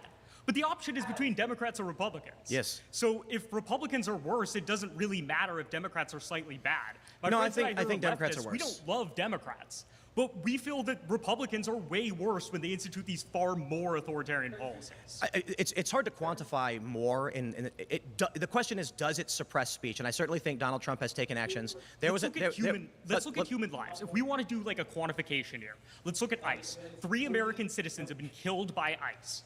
That's way more than the number of American citizens killed by immigration enforcement under, say, Obama. But it's way less than the amount of American citizens killed by Barack Obama. No, it is. Yes, it is. Okay. Look. I don't want to be disrespectful, but one of the biggest issues to me is the extrajudicial assassination of Abdulrahman al-Awlaki by the Obama administration. And this is what, early on in my life, when I was very anti-war, very lefty, still anti-war, and voted for Barack Obama, and then he murdered Are you in favor of the war in Iran? Absolutely not. And Barack Obama killed a 16-year-old American citizen who was at a civilian restaurant in Yemen. We can play These are this all game. bad we can things. be oh, well, both parties are pretty bad. But we have to, when they go to the ballot office, when I go to the ballot office as a voter, I have to actually put in a vote. I have to decide Democrat or Republican or throw my vote away and vote for some third party. He's a libertarian. If I'm picking between those, and there's one candidate who just brought us into a war in Iran, is Hassan, causing this massive conflict, tons of human suffering, that's foreign. That's foreign policy. Fuck. Okay, at least. Personally went to social media platforms using his name to be suspended for his reporting on COVID vaccination and mandates. Okay. Oh yeah, I forgot about that. So for the longest time, when Twitch was owned by the left, there was a big suppression on the right. I do remember that clearly. And when Elon Musk took over, the right was able to actually get their views, actually being able to say what they need to. So yeah, that was a very authoritarian thing from the left. Top level though, who's doing the majority of the actual suppression of speech here? I don't really have good words for the Republican Party, to be honest. My issue with this debate is in fact what we're seeing right now is that yeah, we're not talking about the Republican Party either. We're talking about the Democratic Party. This is going to be a win for Tim Pool no matter what, because all these progressives are going to do is just do a whataboutism. Make a claim about the Democratic Party, which has done awful things, and the immediate response is, but the Republicans. And I don't like. There you go. Here's the thing. We live in a two-party system. Correct. Right? We can have this great grift of like, oh, well, the Democrats are bad, but we can, and the Republicans, they might be worse, but the Democrats are still bad. But the option is between Democrats or Republicans. Yes. So if Literally falling for everything. Tim Pool set a great trap. I will not lie. That is actually a great trap. These motherfuckers, this is like 0 divided by 0. It's like they're gonna get errored. Everything they say for this next segment is gonna be whatever. Republicans are worse, it doesn't really matter if Democrats are slightly bad. No, I think Democrats are worse. We don't love Democrats, but we feel that Republicans are way worse when they institute these far more authoritarian policies. It's also, this isn't about worse or better. It's a yes or no question. It's hard to quantify more. The question is, does it suppress speech? And I certainly think Donald Trump has taken actions. Let's look at human lives. If we want to do like a quantification here, let's look at ICE. 3 American citizens have been killed by ICE. That's way more than the number of American citizens killed by immigration enforcement under, say, Obama. But it's way less than the amount of American citizens killed by Barack Obama. No, it is. Yes, it is. Okay. Look. I don't want to be disrespectful, but one of the biggest issues to me is the extrajudicial assassination of Abdulrahman al-Awlaki by the Obama administration. And this is what, early on in my life, when I was very anti-war, very lefty, still anti-war. Why are you talking about the left before? Why are you talking about Obama? This is about now. If the Democrats embraced authoritarianism, that didn't happen with fucking Obama, dog. Voted for Barack Obama, and then he murdered. Are you in favor of the war in Iran? Absolutely not. And Barack Obama killed a 16-year-old American citizen who was at a civilian restaurant in Yemen. We can play These are this all game. bad we can things. be like, oh, well, both parties are pretty bad. But, like, we have to, when they go to the ballot office, when I go to the ballot office as a voter, tell me a reason why Democrat or Republican, the left has embraced authoritarianism now. If I'm picking between those, and there's one candidate who just brought us into a war in Iran, is causing this massive conflict, tons of human suffering, that's foreign. That's foreign policy. Domestically, we see ICE attacks on American citizens. We see 56 people dying in ICE detention camps in just a singular year. You compare that to under Obama, the deporter-in-chief. Across 8 years, 52 people died. Way, way, way fewer. What we're seeing is dangerous conditions domestically. Way more people are dying. Right, we have a lot of this like. It's not about Republicans. You bring up a lot of. It's not about Republicans. It's about Democrats. Quantify the number of deaths that are. He's already lost. Like Tim Pool definitely set up a huge trap for everybody. No one debating Tim Pool on this topic is going to win, because they're just going to talk about Republicans. I mean, it's an easy victory. Not gonna lie, but man, it's kind of boring. Through these authoritarian mechanisms, it's very, very clear that when I vote, I'm choosing the lesser of two evils and voting Democrat. Let's talk about a few structures of authoritarianism. We'll go with 2016. And you brought up Donald Trump subpoenaing these journalists, so we'll get broad on this one. In 2016, Gizmodo published an article that Facebook had been suppressing news and information from conservative outlets. This is Gizmodo. They're a progressive outlet. In fact, I worked for the company that owned them, and I was a Bernie supporter in 2016. And so agreeing with this reporting and knowing the reporters behind it, I reported this. NBC News, all of these major institutions then claimed I was a right-wing conspiracy theorist. Here's the thing. Let me finish. For claiming that these things were happening that they reported on. Then what we learned is that under Obama, under Obama and under Biden, and don't get me wrong, this was under Trump as well, there was an active effort from the FBI. They were given a backdoor access to Twitter and Facebook to remove content that they thought objectionable to the government, and it was not done at the behest of Trump or for his benefit, but to the benefit of those who had been defending him in the press. So notably myself, who was calling out these censorship practices, I was falsely slandered and maligned by the media over this. Thank you, yes. These are institutions. Now, when you say that Donald Trump is mad at them, I agree, subpoenaing being journalists, depending on the issue, can be bad. But to see that from Obama through Trump and into Biden, they were actively given access. This is a violation of the Fourth Amendment. Tim, it's there's a an issue violation of here. the First Amendment. We're missing something really important. We're lumping together all of these different types of sort of suppression of speech, but there's a fundamental difference. When we see like left-leaning suppression of speech, often that happens from like a bottom up, where you see some company taking an action. No, I gave you a specific example of the Biden administration going to a major big tech company, giving them specific instructions to remove people who are saying naughty words. We saw that in the context of COVID, where vaccination was really, really important. In fact, That's 800,000 authoritarianism. lives were saved by vaccines. We have a really strong. You can give me every No matter what these people say, Tim Pool has already won. And saving lives is always one of them. There's a fundamental difference between suppressing free speech on, say, the war in Iran, where there's really bad stuff going on and we need to talk about it, and, say, spreading vaccine misinformation. In the U.S., we've had... Oh, God, this hurts. This hurts so much. Really long You have a precedent. moral Look at opinion Schneck versus on the United differences of... States. You need to talk about how the Democratic Party hasn't embraced authoritarianism, not what Republicans are doing. Because Republicans are already authoritarian, but the Democrats just got to it. The thing is all Tim Pool needs to bring up is Hassan, but he's literally bringing, like, Tim Pool is actually retarded. He is actually retarded, too. I know he's winning this debate, but all you need to do to prove that the Democratic Party has embraced authoritarianism is just bring up Hassan and talk about how, what was his name? Mike something. I forgot his name.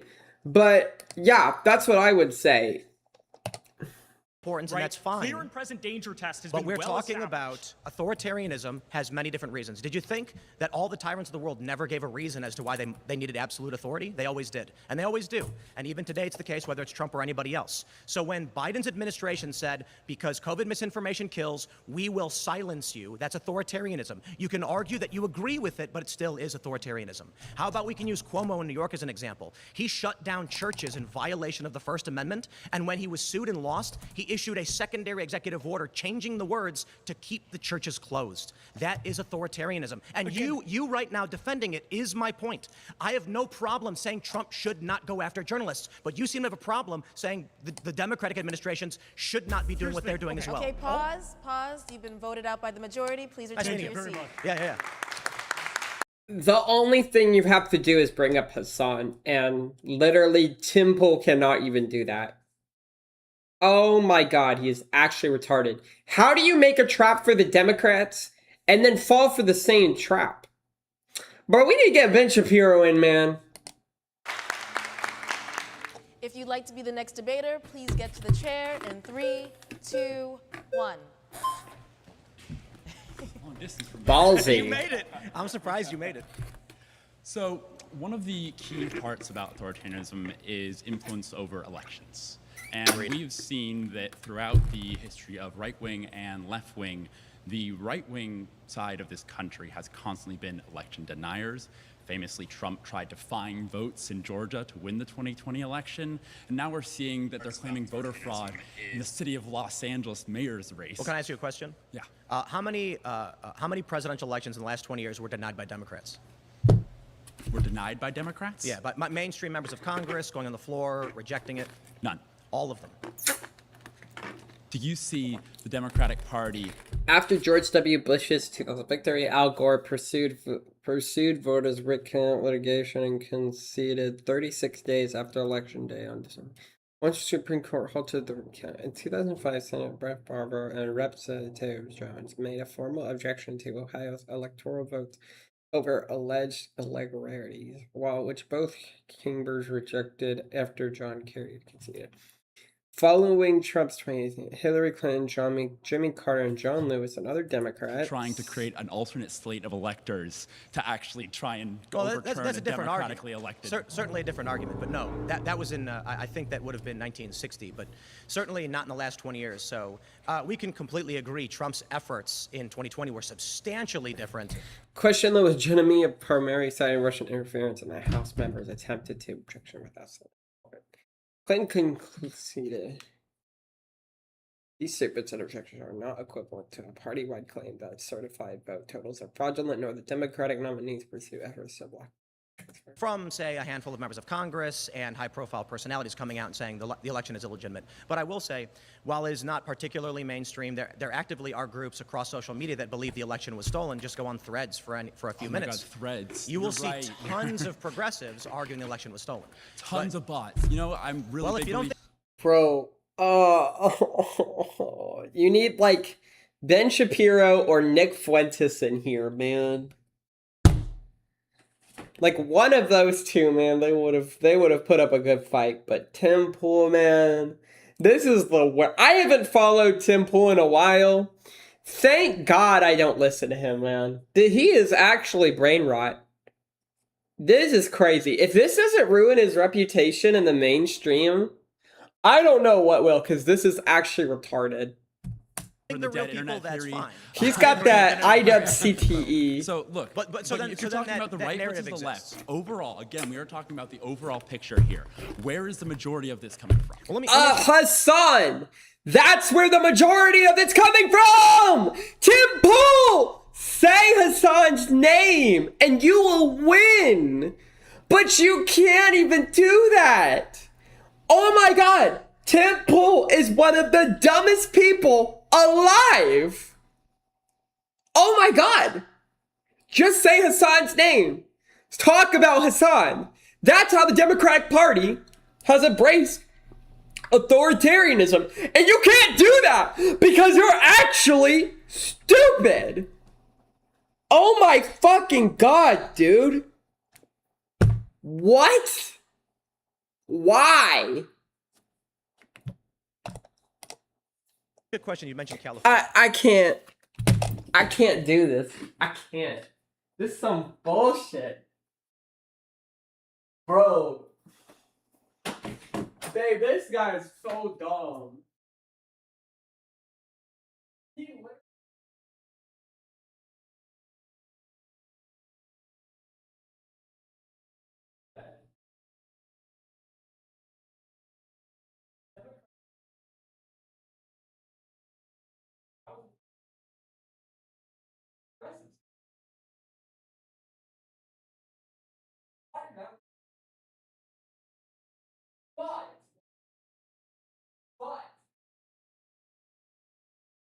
Right. He just said Hassan's name.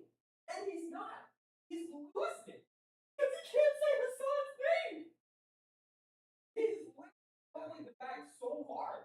I've never seen it. That's the one. You can't.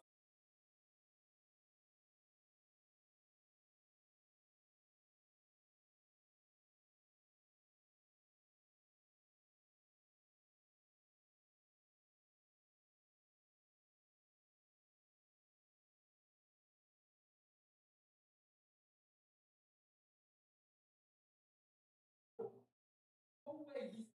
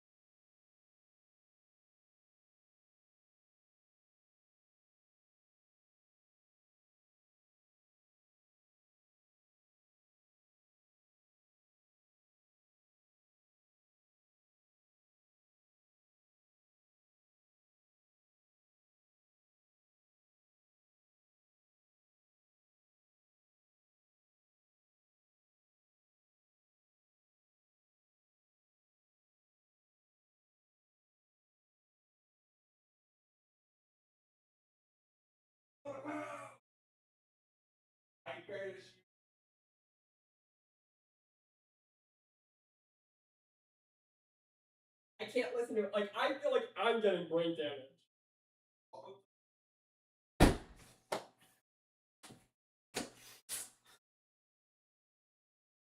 Bro, I'm actually getting brain damage from listening to this guy. My girlfriend said I had Hassan derangement syndrome. And a ballot Crazy. comes in 3 Crazy days work. after that election. It's signed with a picture of Mickey Mouse, and it's hand dated. Do you think that is a real vote?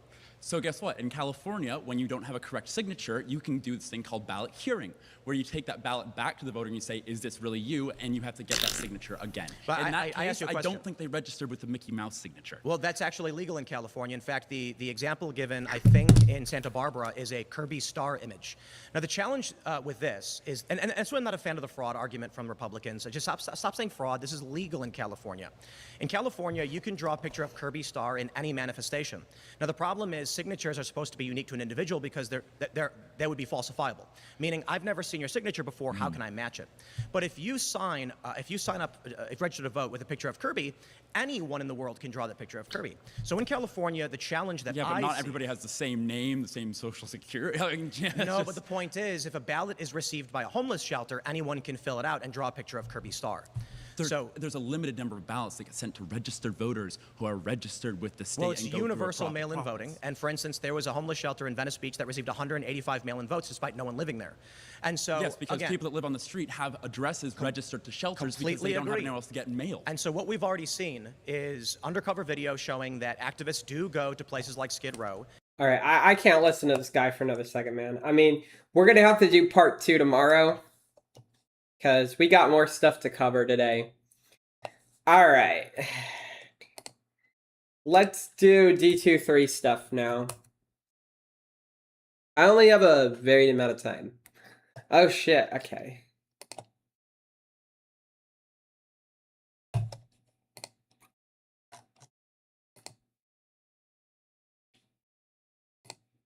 Oh, there was a fan exhibit?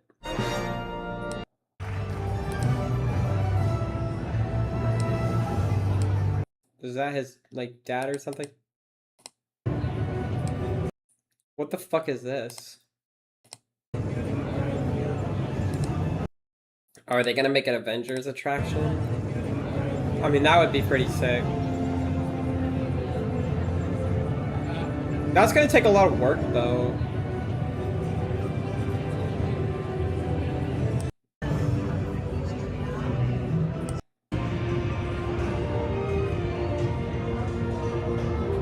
Oh yeah, they're doing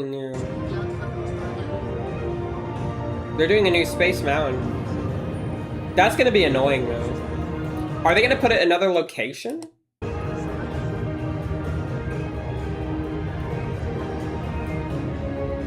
It looks the same as the last Space Mountain though.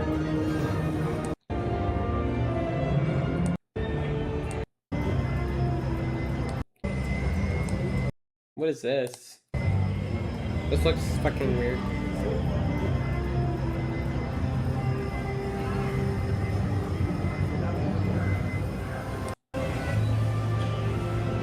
What the fuck is that?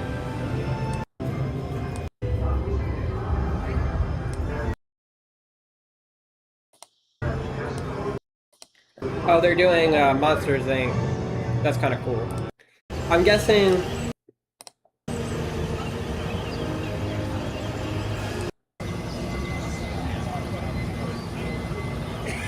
That's what leads me to believe. Look at this.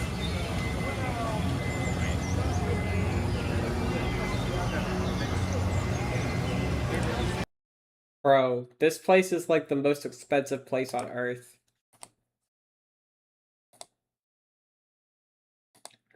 Why is Hong Kong getting the... Okay, well, that's irrelevant shit.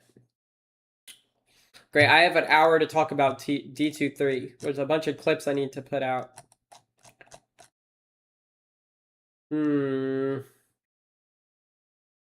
I want to watch a lot of it, but... One attraction, but this attraction Perth, and they were going to be... I don't want to watch somebody... I want to watch the presentation. That's all I want to watch. I don't want to watch people talk about it. Like, I want to watch. Tron is coming back, man. That fucking.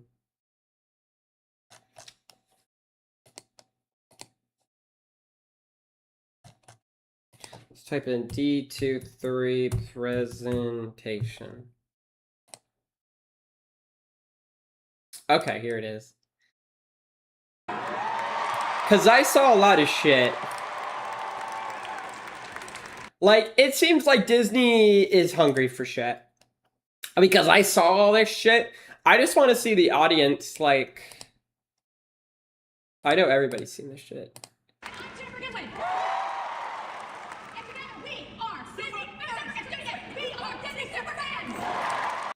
That is... Oh, why? What the fuck? No, I don't think you want to be a Disney superfan in 2026. This is what you get, bruh. Soy Jack and Protester. Crazy. And she probably crazy, too. She probably one of them crazy bitches, man. Oh, hell no. Disney superfans? That's what you're gonna... Dude, in the first 20 seconds, I'm already cringing. Like, what the actual fuck, man? I don't even know, man. I guess to be on the stage, you have to be a Disney super fan, but that's fucking crazy. If we were not up here, we would definitely be out there with you. We're our people. We can't believe we're here with you. Here, you're excited. I'm really excited. Oh, you're so excited. Oh, you're excited. We think we have an incredible show for you tonight. We can't wait to share this with you and to kick off the magic. Please welcome CEO of the Walt Disney Company. Is the CEO the ultimate...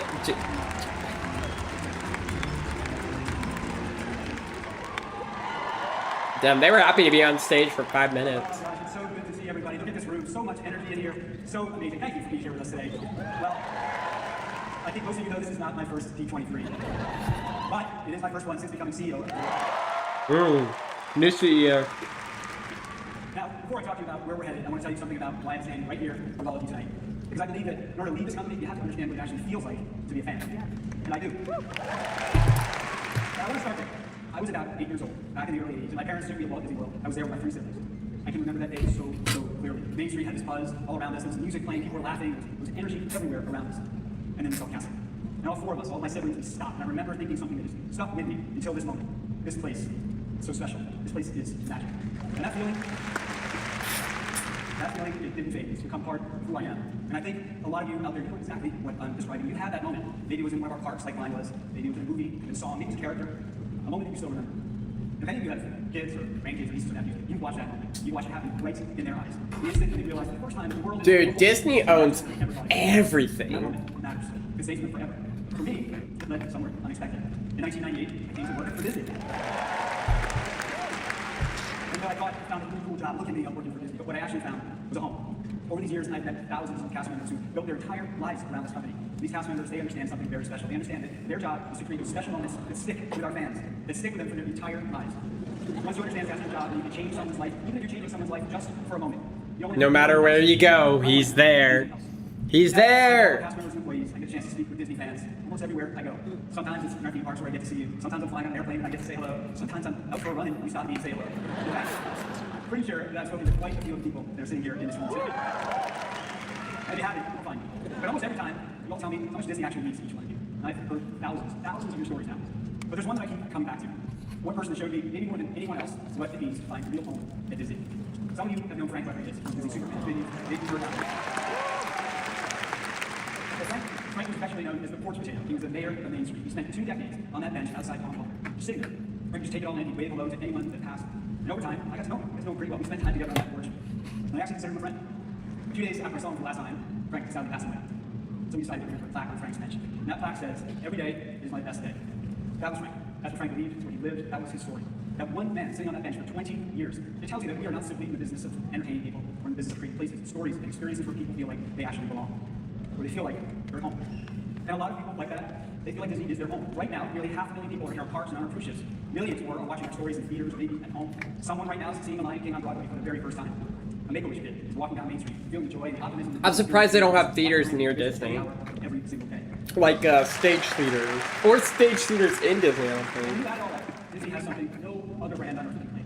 Not just a customer base, not just an audience, but an actual connection. A connection that reaches every single corner of the globe. A connection that spans every age, every background. A connection that becomes part of people's lives, the memories they carry with them. A connection with more than 4 billion fans. That's half the world's population. Who don't just look at us for entertainment, they actually look at us. I think everybody's a fan of Disney. 7 billion fans. That is something very special. It's an opportunity to be part of something bigger than yourself. So look around this arena tonight. Can you not think of one person that's a fan of Disney? 12,000 you chose to be here. Okay, the fact that you decided to celebrate this together with each other around something that matters to you, that's what we're really talking about. That's what belonging looks like. And that's why this moment matters so much to me. Because the opportunity in front of us is to create more of those memories, to strengthen the connection that already exists, and to create new ones that people will carry on forever. We're not here waiting for the future. We're building it. We're actually building it right now. We have new stories for incoming, experiences. Good lord, they look like the ultimate monopoly. As that person is sitting next to you, did you hear that? And you believe they're going to do that. And this weekend, you all have a front row seat to all of this and more. Now, that 8-year-old kid from Massachusetts couldn't have imagined standing here tonight. He couldn't have imagined the responsibility, the honor, the excitement of being with you on this journey. So as we get started tonight, I just want to say thank you. Thank you for leading us. Thank you for carrying your stories forward. Thank you for your passion. Thank you for your fandom. Thank you for making Disney such an important part of your lives. And speaking of people who have made Disney part of their lives, we thought we'd bring one of them out here right now. Now, she's brought some of the most unforgettable characters in our stories to life, and tonight she just wanted to be here with all of you. Please welcome Disney legend and Who? I didn't hear. I don't even know who that is.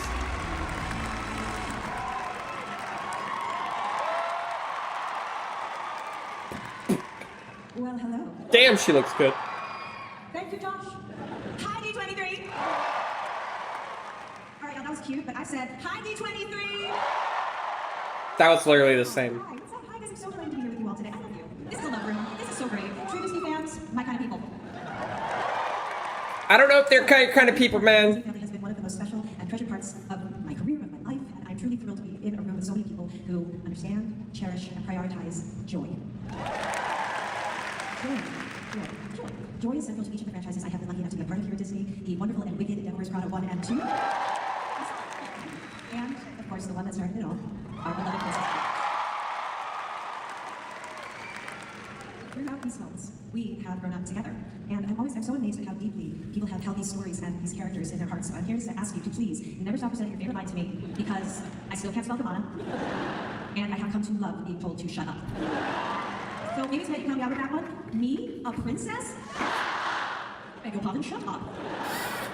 Being a part of the Disney family also means being a part of a legacy studio that deeply values the family audiences it creates for. It's why being here today means so much. It's why we are working so hard at Princess Diaries 3 right. Dude, this is better than a fucking summer game fest or anything E3 has put out. It's my pleasure to now introduce an incredibly important person in the Disney family, President and Chief Creative Officer of the Walt Disney Company, Dana Walden. Why can't E3 come back?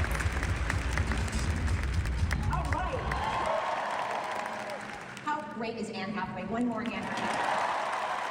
Oh, Anne Hathaway. The year she's had from The Devil Wears Prada 2 to The Odyssey, and we cannot wait to see her become a Disney legend right here on this stage. Wait, The Odyssey was Disney? Disney are so lucky because we get to work with incredible creative partners just like Anne, and tonight I have the I haven't seen Toy Story 5 yet. Oh, that's Elementary. Elementary. Thanks, Disney Nerds. It's great to be here. It's great to be anywhere away from home. You know, Dan, we have a lot in common. We're both funny, we don't take guff from anyone, and neither of us has staged the last 40 years. So I have to ask, who runs it? Thanks a lot, Bart. I do keep telling them, though, I'm real. Now, D23 fans, Bart's here tonight because he has something very special to show you. He and his family have been part. What happened to The Simpsons? I heard it got better. But I don't know. Every time I watch a Simpsons episode, I want to go, ugh. At work on our Simpsons movie, and he wanted to give you a sneak peek. Bart wanted to This give one him a doesn't sneak come out peek. until next September, so what you're going to see is very rough. We normally wouldn't show you something this early, but Bart insisted, and when we saw this footage, we agreed. You're the perfect audience to see it first. Enjoy. A true champion of the filmmakers, visionaries, and voices behind some of Disney's most memorable stories. I love this man so much. Poor So happy to Fuentes. introduce the chairman of Disney Studios, my dear friend, Alan Budley. Thank you so much. Thank you. I'm sorry, I gotta do this. We're not supposed to. Anyway, well, I also love that Simpsons, but I just can't wait for the new film. Now here's a little known fact. In the early days of the show, there was a young animator, fresh out of school, who almost took a job there. But he decided to join a little known startup, and boy are we lucky. That startup was Pixar. And of course, I'm talking about Pete Docter. Now Pete was just the 10th employee and has since won more Academy Awards for Best Animated Feature than anyone else. And I've had the pleasure of working with Pete for more than 20 years. He's a great friend, and we're so proud to have him as Pixar's Chief Creative Officer.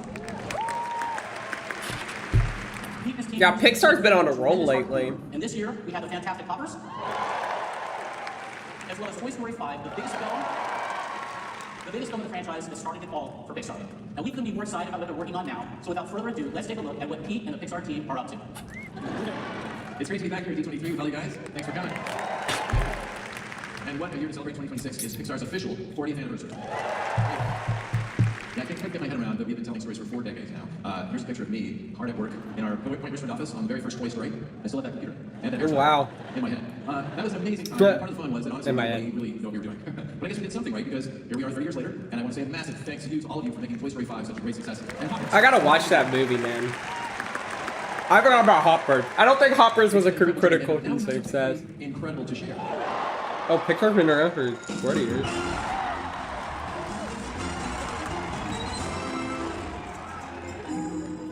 That's right, take out your tapes, In order to make a... 2028 in summer rounding. Okay, here's how you make Incredibles good, okay? Make it feel like it was the 50s. Have a good fucking villain. And, what else? Good villain. Make it feel like it's in the 50s. Have a compelling story.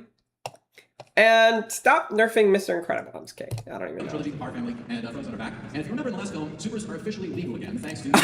I have a theory that Frozone and Mr. Incredible, they got something going on, man. Why are they next to each other? Wouldn't it be... I don't know, man. Mr. Frozone could probably, you know, make some of that, you know, coochie go off, you know. I don't know. Frozone being there, I feel like Frozone's part of the family, man. In some way that Mr. Incredible just does not know.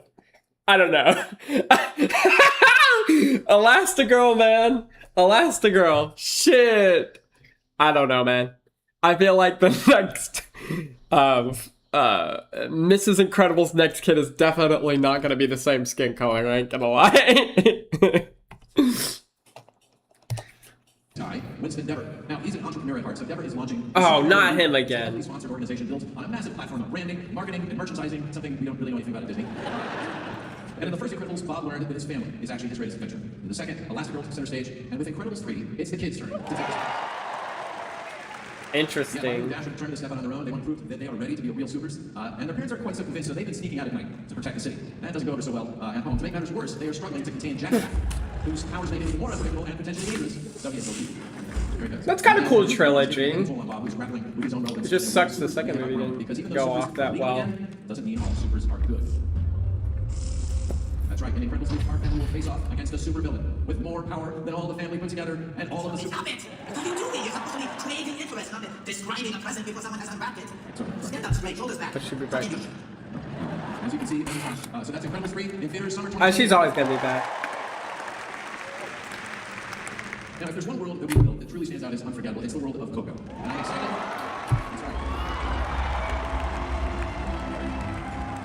Damn, that looks good. Coco knows how to fucking... God, Coco made me cry. When they pitched this story, I knew this was a story that really needed to be told. And to give you a quick sneak peek, please help me welcome someone who might sound just a little familiar. Coco made me fucking cry. The amazing Benjamin Bratt. De la Cruz. You remember me?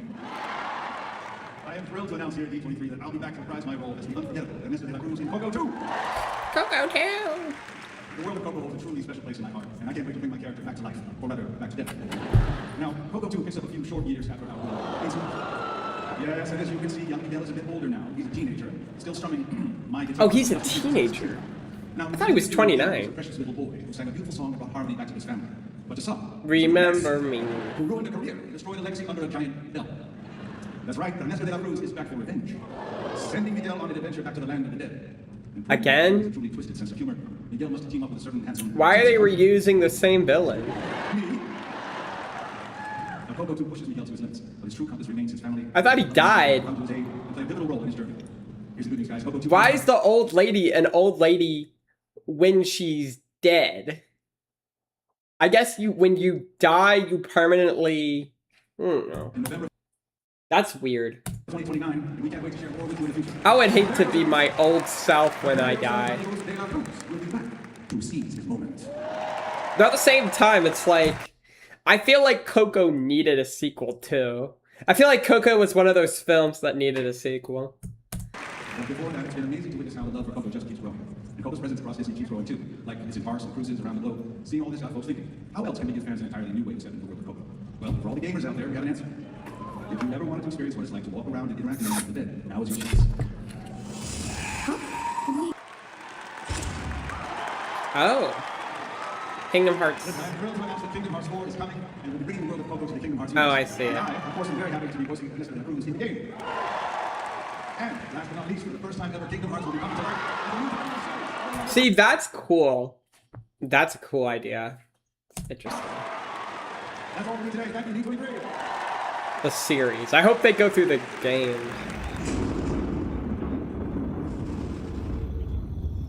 Everybody okay out there? Windows settings in section 104? Okay, good. Because I am thrilled to announce that in spring 2028, Pixar is officially diving into the supernatural. Yeah. With our very first Ghost movie, Ghost Market. Is that going to be a part of the supernatural? I thought all of Pixar was supernatural. Is Cars not supernatural? So Kyle stumbles into a mysterious hidden market in the middle of nowhere and quickly realizes that his hunt for a late night snack has turned into something bigger. Kyle has discovered the crossroads of the living and the dead. Mark your calendars. Ghost Market haunts theaters in spring 2028. Okay. All right, for our final reveal today, nobody cares. For Pixar's spring 2027 original film, Gotcha. What? It was directed by Enrico Casarosa, who also brought us Luca, and it centers on Nero, who is a street smart black cat who happens to live in the absolute single worst place on earth for a feline in Venice, Italy. Now, if you ever tried to give a cat a bath, you might still have the scars to prove it. Most cats see water as the enemy, and Venice is a city. They're just making another Luca? Sitting outside in the morning is a high-stakes survival game. But Nero isn't just any alley cat. He is a top operative for Rocco, the city's feline mob boss. Now, oh, that's kind of cool. D23 fans, I'm excited to show you an extended D23 exclusive clip from the film. Okay. No one else has seen this. To set it up, Nero has his eyes on a priceless violin that he needs to heist for Rocco. But to pull a job off this big, he's going to need a little backup. So as you can see, Gonzo has done a brand new, very painterly art style. We're very excited about it. But before we wrap up... What happened to the trailer? So here's one more exclusive sneak peek. Gonzo hits theaters March 2027. Thanks so much for having me, D23. You've been amazing. We are so excited for who we have coming up next. You know them from the hit movie Lilo and Stitch. Please welcome my buddies Mikey, Lola, and Stitch. Lilo and Stitch? Aloha, D23! I'm so excited to be here and say thank you to the best fans in the world! Hey, have you seen Stitch? We thought Stitch was you. Yeah. He was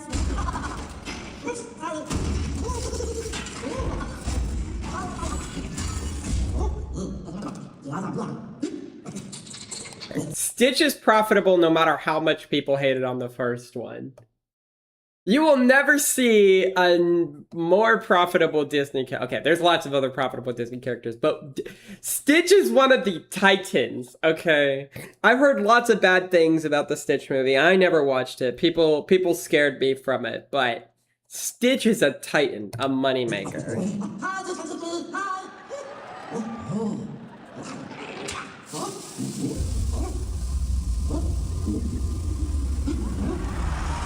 Oh, Stitch is getting his girlfriend now.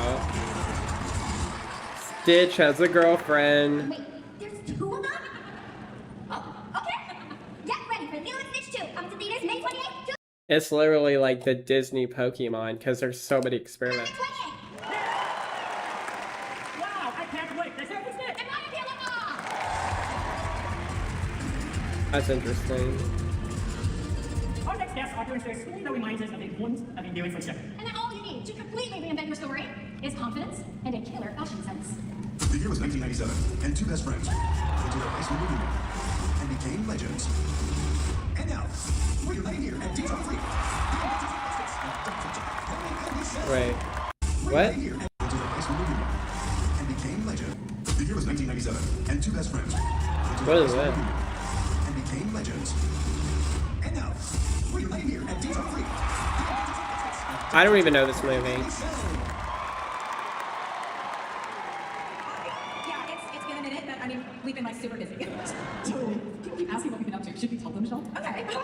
Rami and I don't know anything about this. It's like, it's really cheap.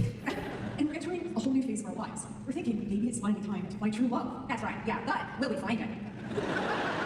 You just have to find out. Hey, maybe we'll find true love here at D23. That's exactly what I was thinking. Oh my gosh, Michelle, do you know what this means? Oh my god, we're officially Disney princesses.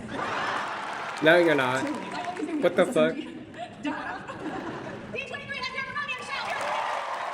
Alright, Soy Cuck and...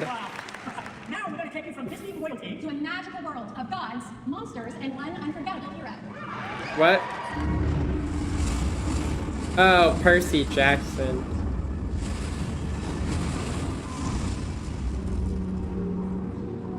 What? Archers! Positions! Hold steady! They're doing all this for a Percy Jackson movie? Nobody cares.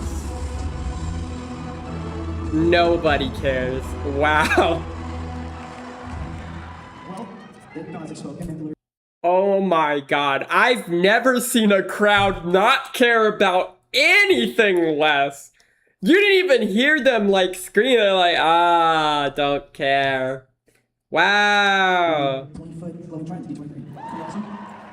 No, wow, that's just, no. Wow. I know these Percy Jackson movies are bad, but I didn't think it was that bad. I've never watched it. Let's just get that for the record. But I've heard they're pretty bad. And so, this kind of proves that they're bad, because nobody gives a fuck. Did anybody talk about how underwhelming the crowd was for this? That's insane, bruh. This franchise is fucking cooked, dog. Hey, D23, I'm on Mr. Bell.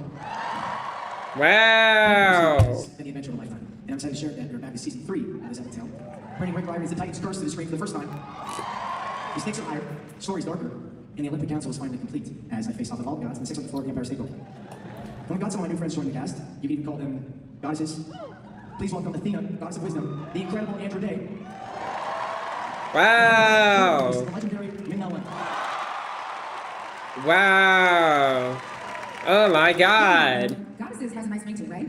Although, Queen of Olympus does come with a lot of management responsibility and a lot of family drama, which gets super tricky when you are trying to stop the reality of the Titans and make decisions on the most important matters of the universe. Yeah, like deciding whether the gods vote to destroy Percy or not. Athena is the goddess of wisdom, honey. I'm sure she'll make the right decision. Let's just say the family apologies are impossible to ignore, including a few grudges that go back centuries. And this season, we're introducing the Hunters of Artemis, powerful new demigods, and a Titan who's been waiting a very long time to make his move. Don't forget about Blessed Mammoth. We lost Dr. Corners. All before Percy even learns to drive. Welcome to the hero game, kid. It doesn't get any easier. Honestly, I wouldn't want any other way. You got this, demigod. D23, here it is. Your very first look at season 3 of Percy Jackson and the Olympians. I know that this summer will be no different. Welcome back. Joe, Kevin, and Nick do this.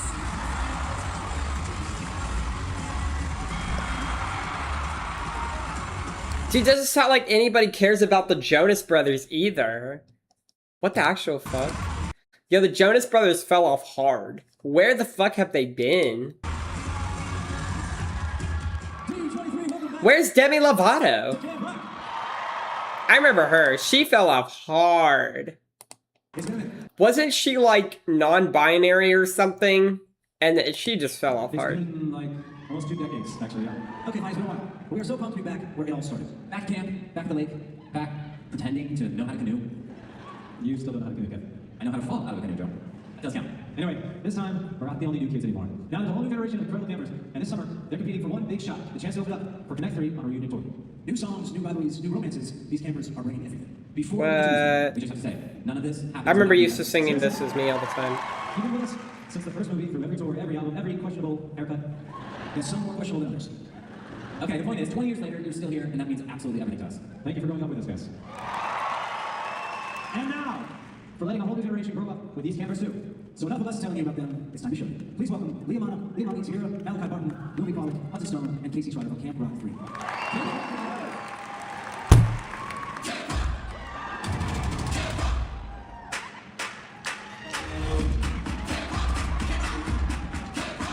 These people do not care.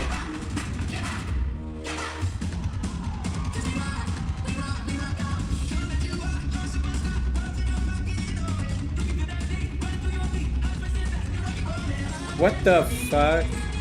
I'm listening to Nightcore Camp Rock. Crazy.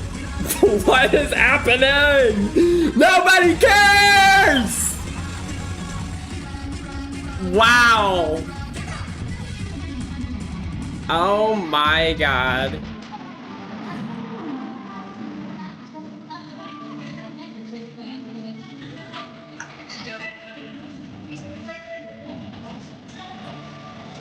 Well, this is...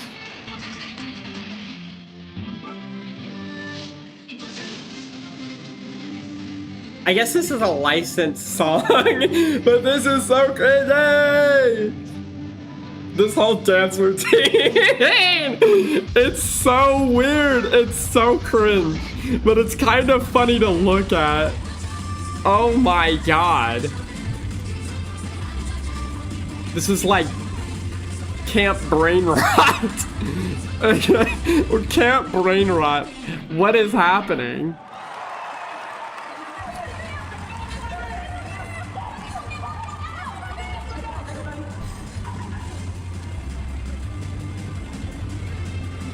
Can't Brain Rot be like?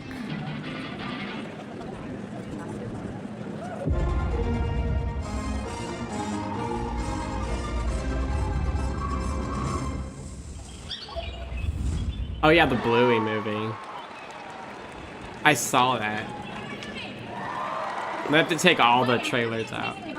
And now, Bluey is taking the biggest adventure yet, to the big screen. We'll get to see Bluey being out in the whole neighborhood in a brand new way. So D23, I am thrilled for you all to be the first to see the brand new teaser trailer for the Bluey movie. Keep them up! Keep them up! Oh, that's kind of cool. Oh, me too! Okay, I'll grab these both of you. It's weird you can't show those trailers. I mean, I've seen all of them anyways. It looks great.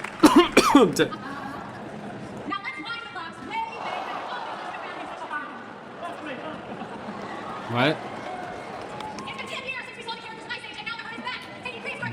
Oh my god.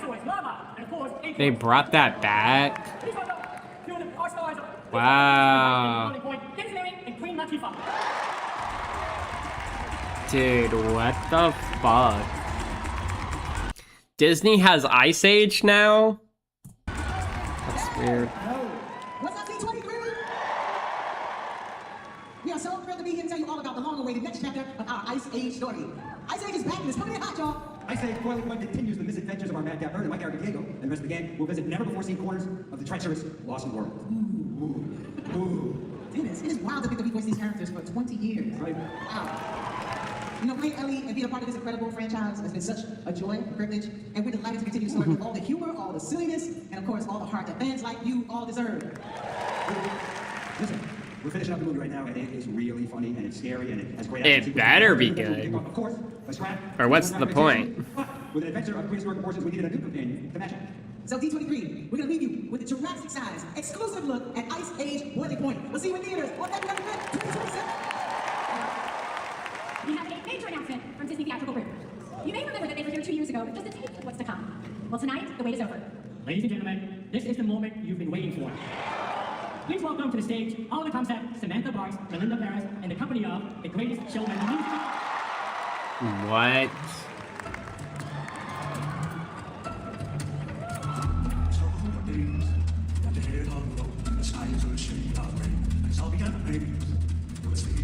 I don't want to watch this in fast.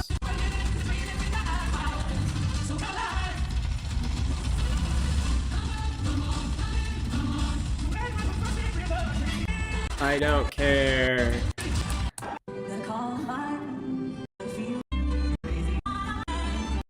I forgot about The Greatest Showman. Is she gonna play the bearded lady? I don't know. I'm not ready for that. London? Wow. Wait. No. They are just gonna milk that lot. Wait, what? Oh, I thought she was black for a second. I was like, what?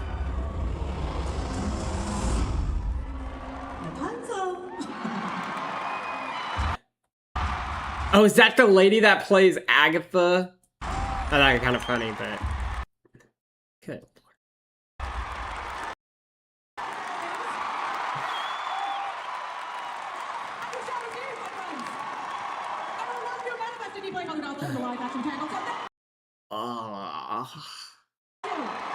Man, they're ruining every Disney movie. So D23 Visual, we are busy filming in beautiful Spain. Monastery. They are. I like this. Now, this is a character that Walt Disney created with his longtime partner, iWorks, before Mickey Mouse. Back in 1927, they had a successful run with Oswald doing animated shorts, but sadly, when Walt tried to get the bigger budget for the next year's work, he was fired and he lost the rights to Oswald and most of his animation team. And so Walt took that very hard and went back west. Along with iWorks, he created an iconic character, Mickey Mouse. Now in 1928, Steamboat Willie came out, which was a huge success. But Oswald, unfortunately, was lost to obscurity. That is until several years ago when Disney got the rights to Oswald back. And, I wonder how much money it took. But Oswald and his story always intrigued me. And as I was working on Jungle Book with the lead animator, Andy Jones, the two of us wanted to find a way to tell his story, and that was 10 years ago. And now 10 years later, the project is finally complete and coming to Disney Plus as a three-part miniseries this February. Oh, wow. Now listen to me. And all many historic locations that Disney fans would recognize. I could cite the old Hyperion Studios in Silver Lake, Walt's office 3H on the Disney lot in Burbank. And then we got to shoot in Disneyland itself 1 year ago. We were there for 3 weeks. Maybe some of you were there with us. I don't know. This is the last year. In 1969, and I went in all That's cool. We got together with the Right. 10 in all, 4 to a pack. Each one is set in a different location in Disneyland. And they're going to give it to each of you as you leave the venue tonight. Interesting. That's going to be expensive. That's going to be expensive. Mike Gunton, come on up. Lion for Lion King. I don't care. Honestly, they're not even showing us any of the trailer. Oh yeah, there we go. I saw the Vision Quest trailer. Everybody saw the Vision Quest trailer. It looks great. Rounding out the past. Hopeful and smart. An absolutely enormous cast that includes nearly everyone from our cinematic universe. Deadpool and Spider-Man and literally everyone except Wolverine. Like what? That's both hurtful and smart. Why you see? Hey, Kevin. Hey, D23. Hope you're all having a great time. I just wanted to check in. Just totally unprompted and just wondering if you might need some help.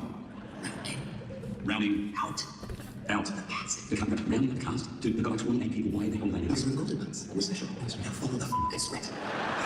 Okay.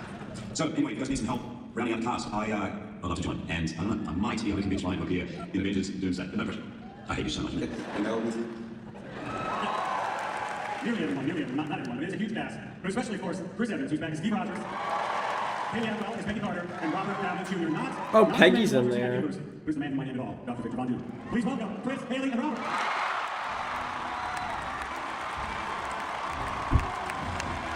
I swear, man, Robert Downey Jr. joins every second of his life.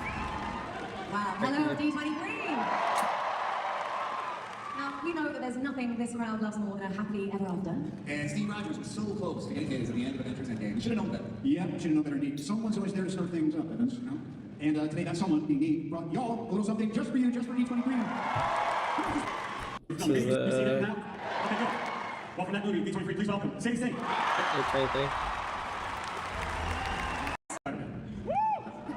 That's right, here to talk about something else. We're here to talk about the X-Men.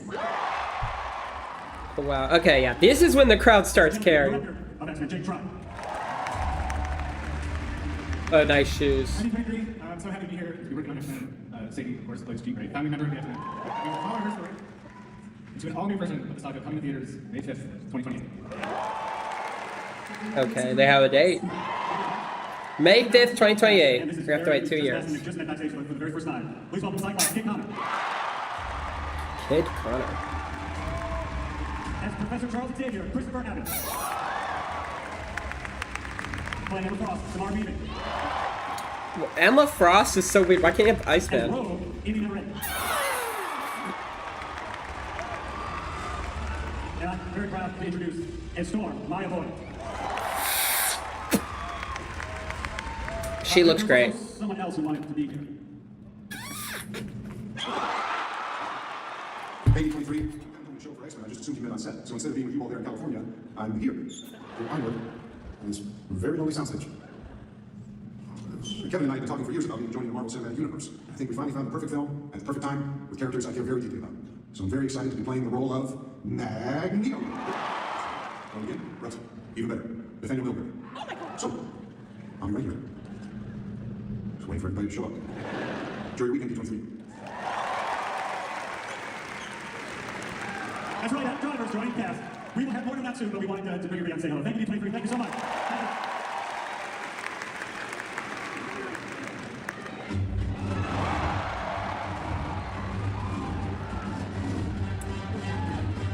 Thank you. Fight, we must defeat it. You will be. God, that's so cringe. Those two are really cringe. So I have one very important question for our next guest. What did Jay and I have to do to be in Star Wars? Please welcome President and Chief Creative Officer, Lucasfilm, Dave Filoni! No! Hello, D23. Dave We're here Filoni. with you today. 2027 marks the 50th anniversary of Star Wars. What started as one film has grown over 5 decades into a global phenomenon. And next year we are celebrating by bringing the original 1977 version of Star Wars back to theaters. That's gonna be really cool. We also got the new theatrical release, Star Wars Starfighter, coming out in May. We'll talk more about that in a little bit, but let's not get ahead of ourselves. We will be kicking off the year with the 2nd season of Ahsoka. To tell you about what's to come in season 2, please welcome Ahsoka herself, Rosario Dawson. Hello, Mr. President. What's up, D23? Look, I don't think Disney cares about the quality of anything. Whatever they put out, it'll just make money. They don't care. The season is massive. The stakes are higher, the battles are bigger, and the threat of Thrawn looms large for Ahsoka, her crew, and the entire galaxy. Speaking of Maker D23, I've got a couple friends. Is that okay? We welcome Han, Asandi, and Hayden Christensen.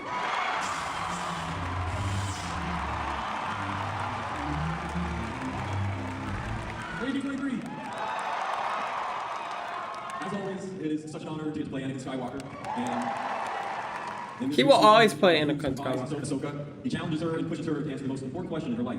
Are you or are you not a Jedi? Well, is she? I mean, I guess you're gonna have to wait and see. Me and David didn't let me say that now. But what about you? What is Ezra up to in season 2? Ezra is back. Ezra is home, and he is reunited with his rebels family.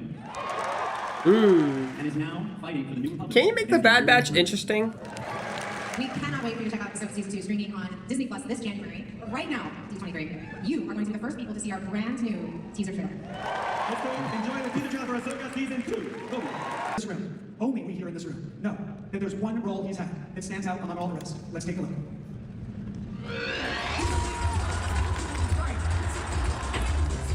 This is the first day I performed on. I was 5. Well, spare time, I like to play ball with my friends. So it's going let's go invest and everybody's at work, so it's pretty neat. See, Wilson. Why? Because we like you. What?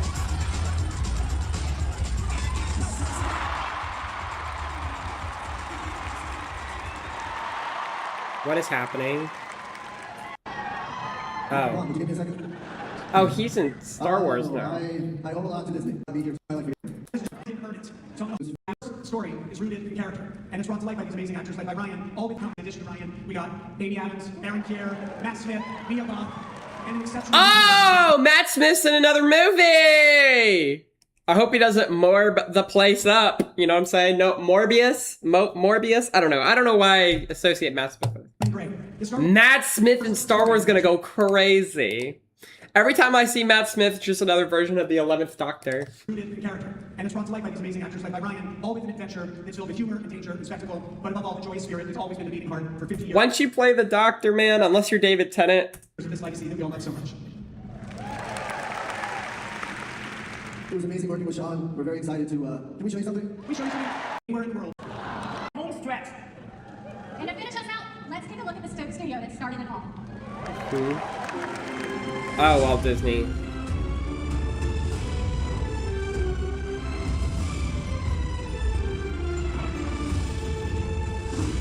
That's a cool introduction.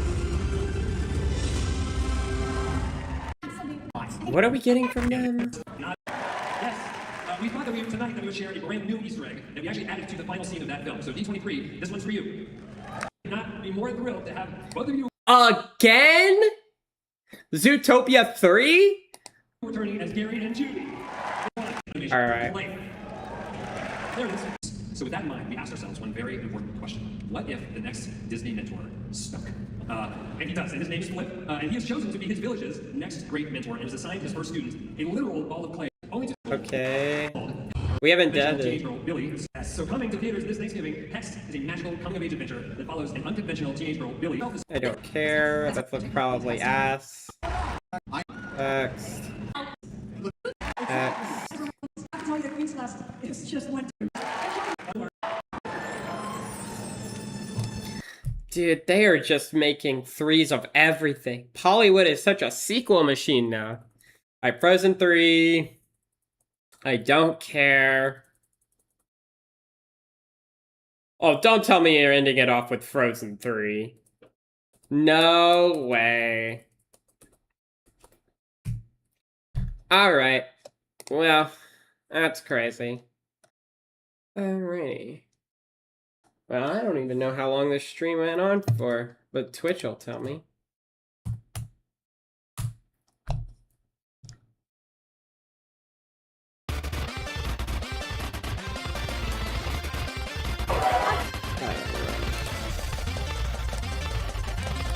What? Why am I hearing things? Oh, I don't know what the fuck that is, but that sounded awful. How long was streaming?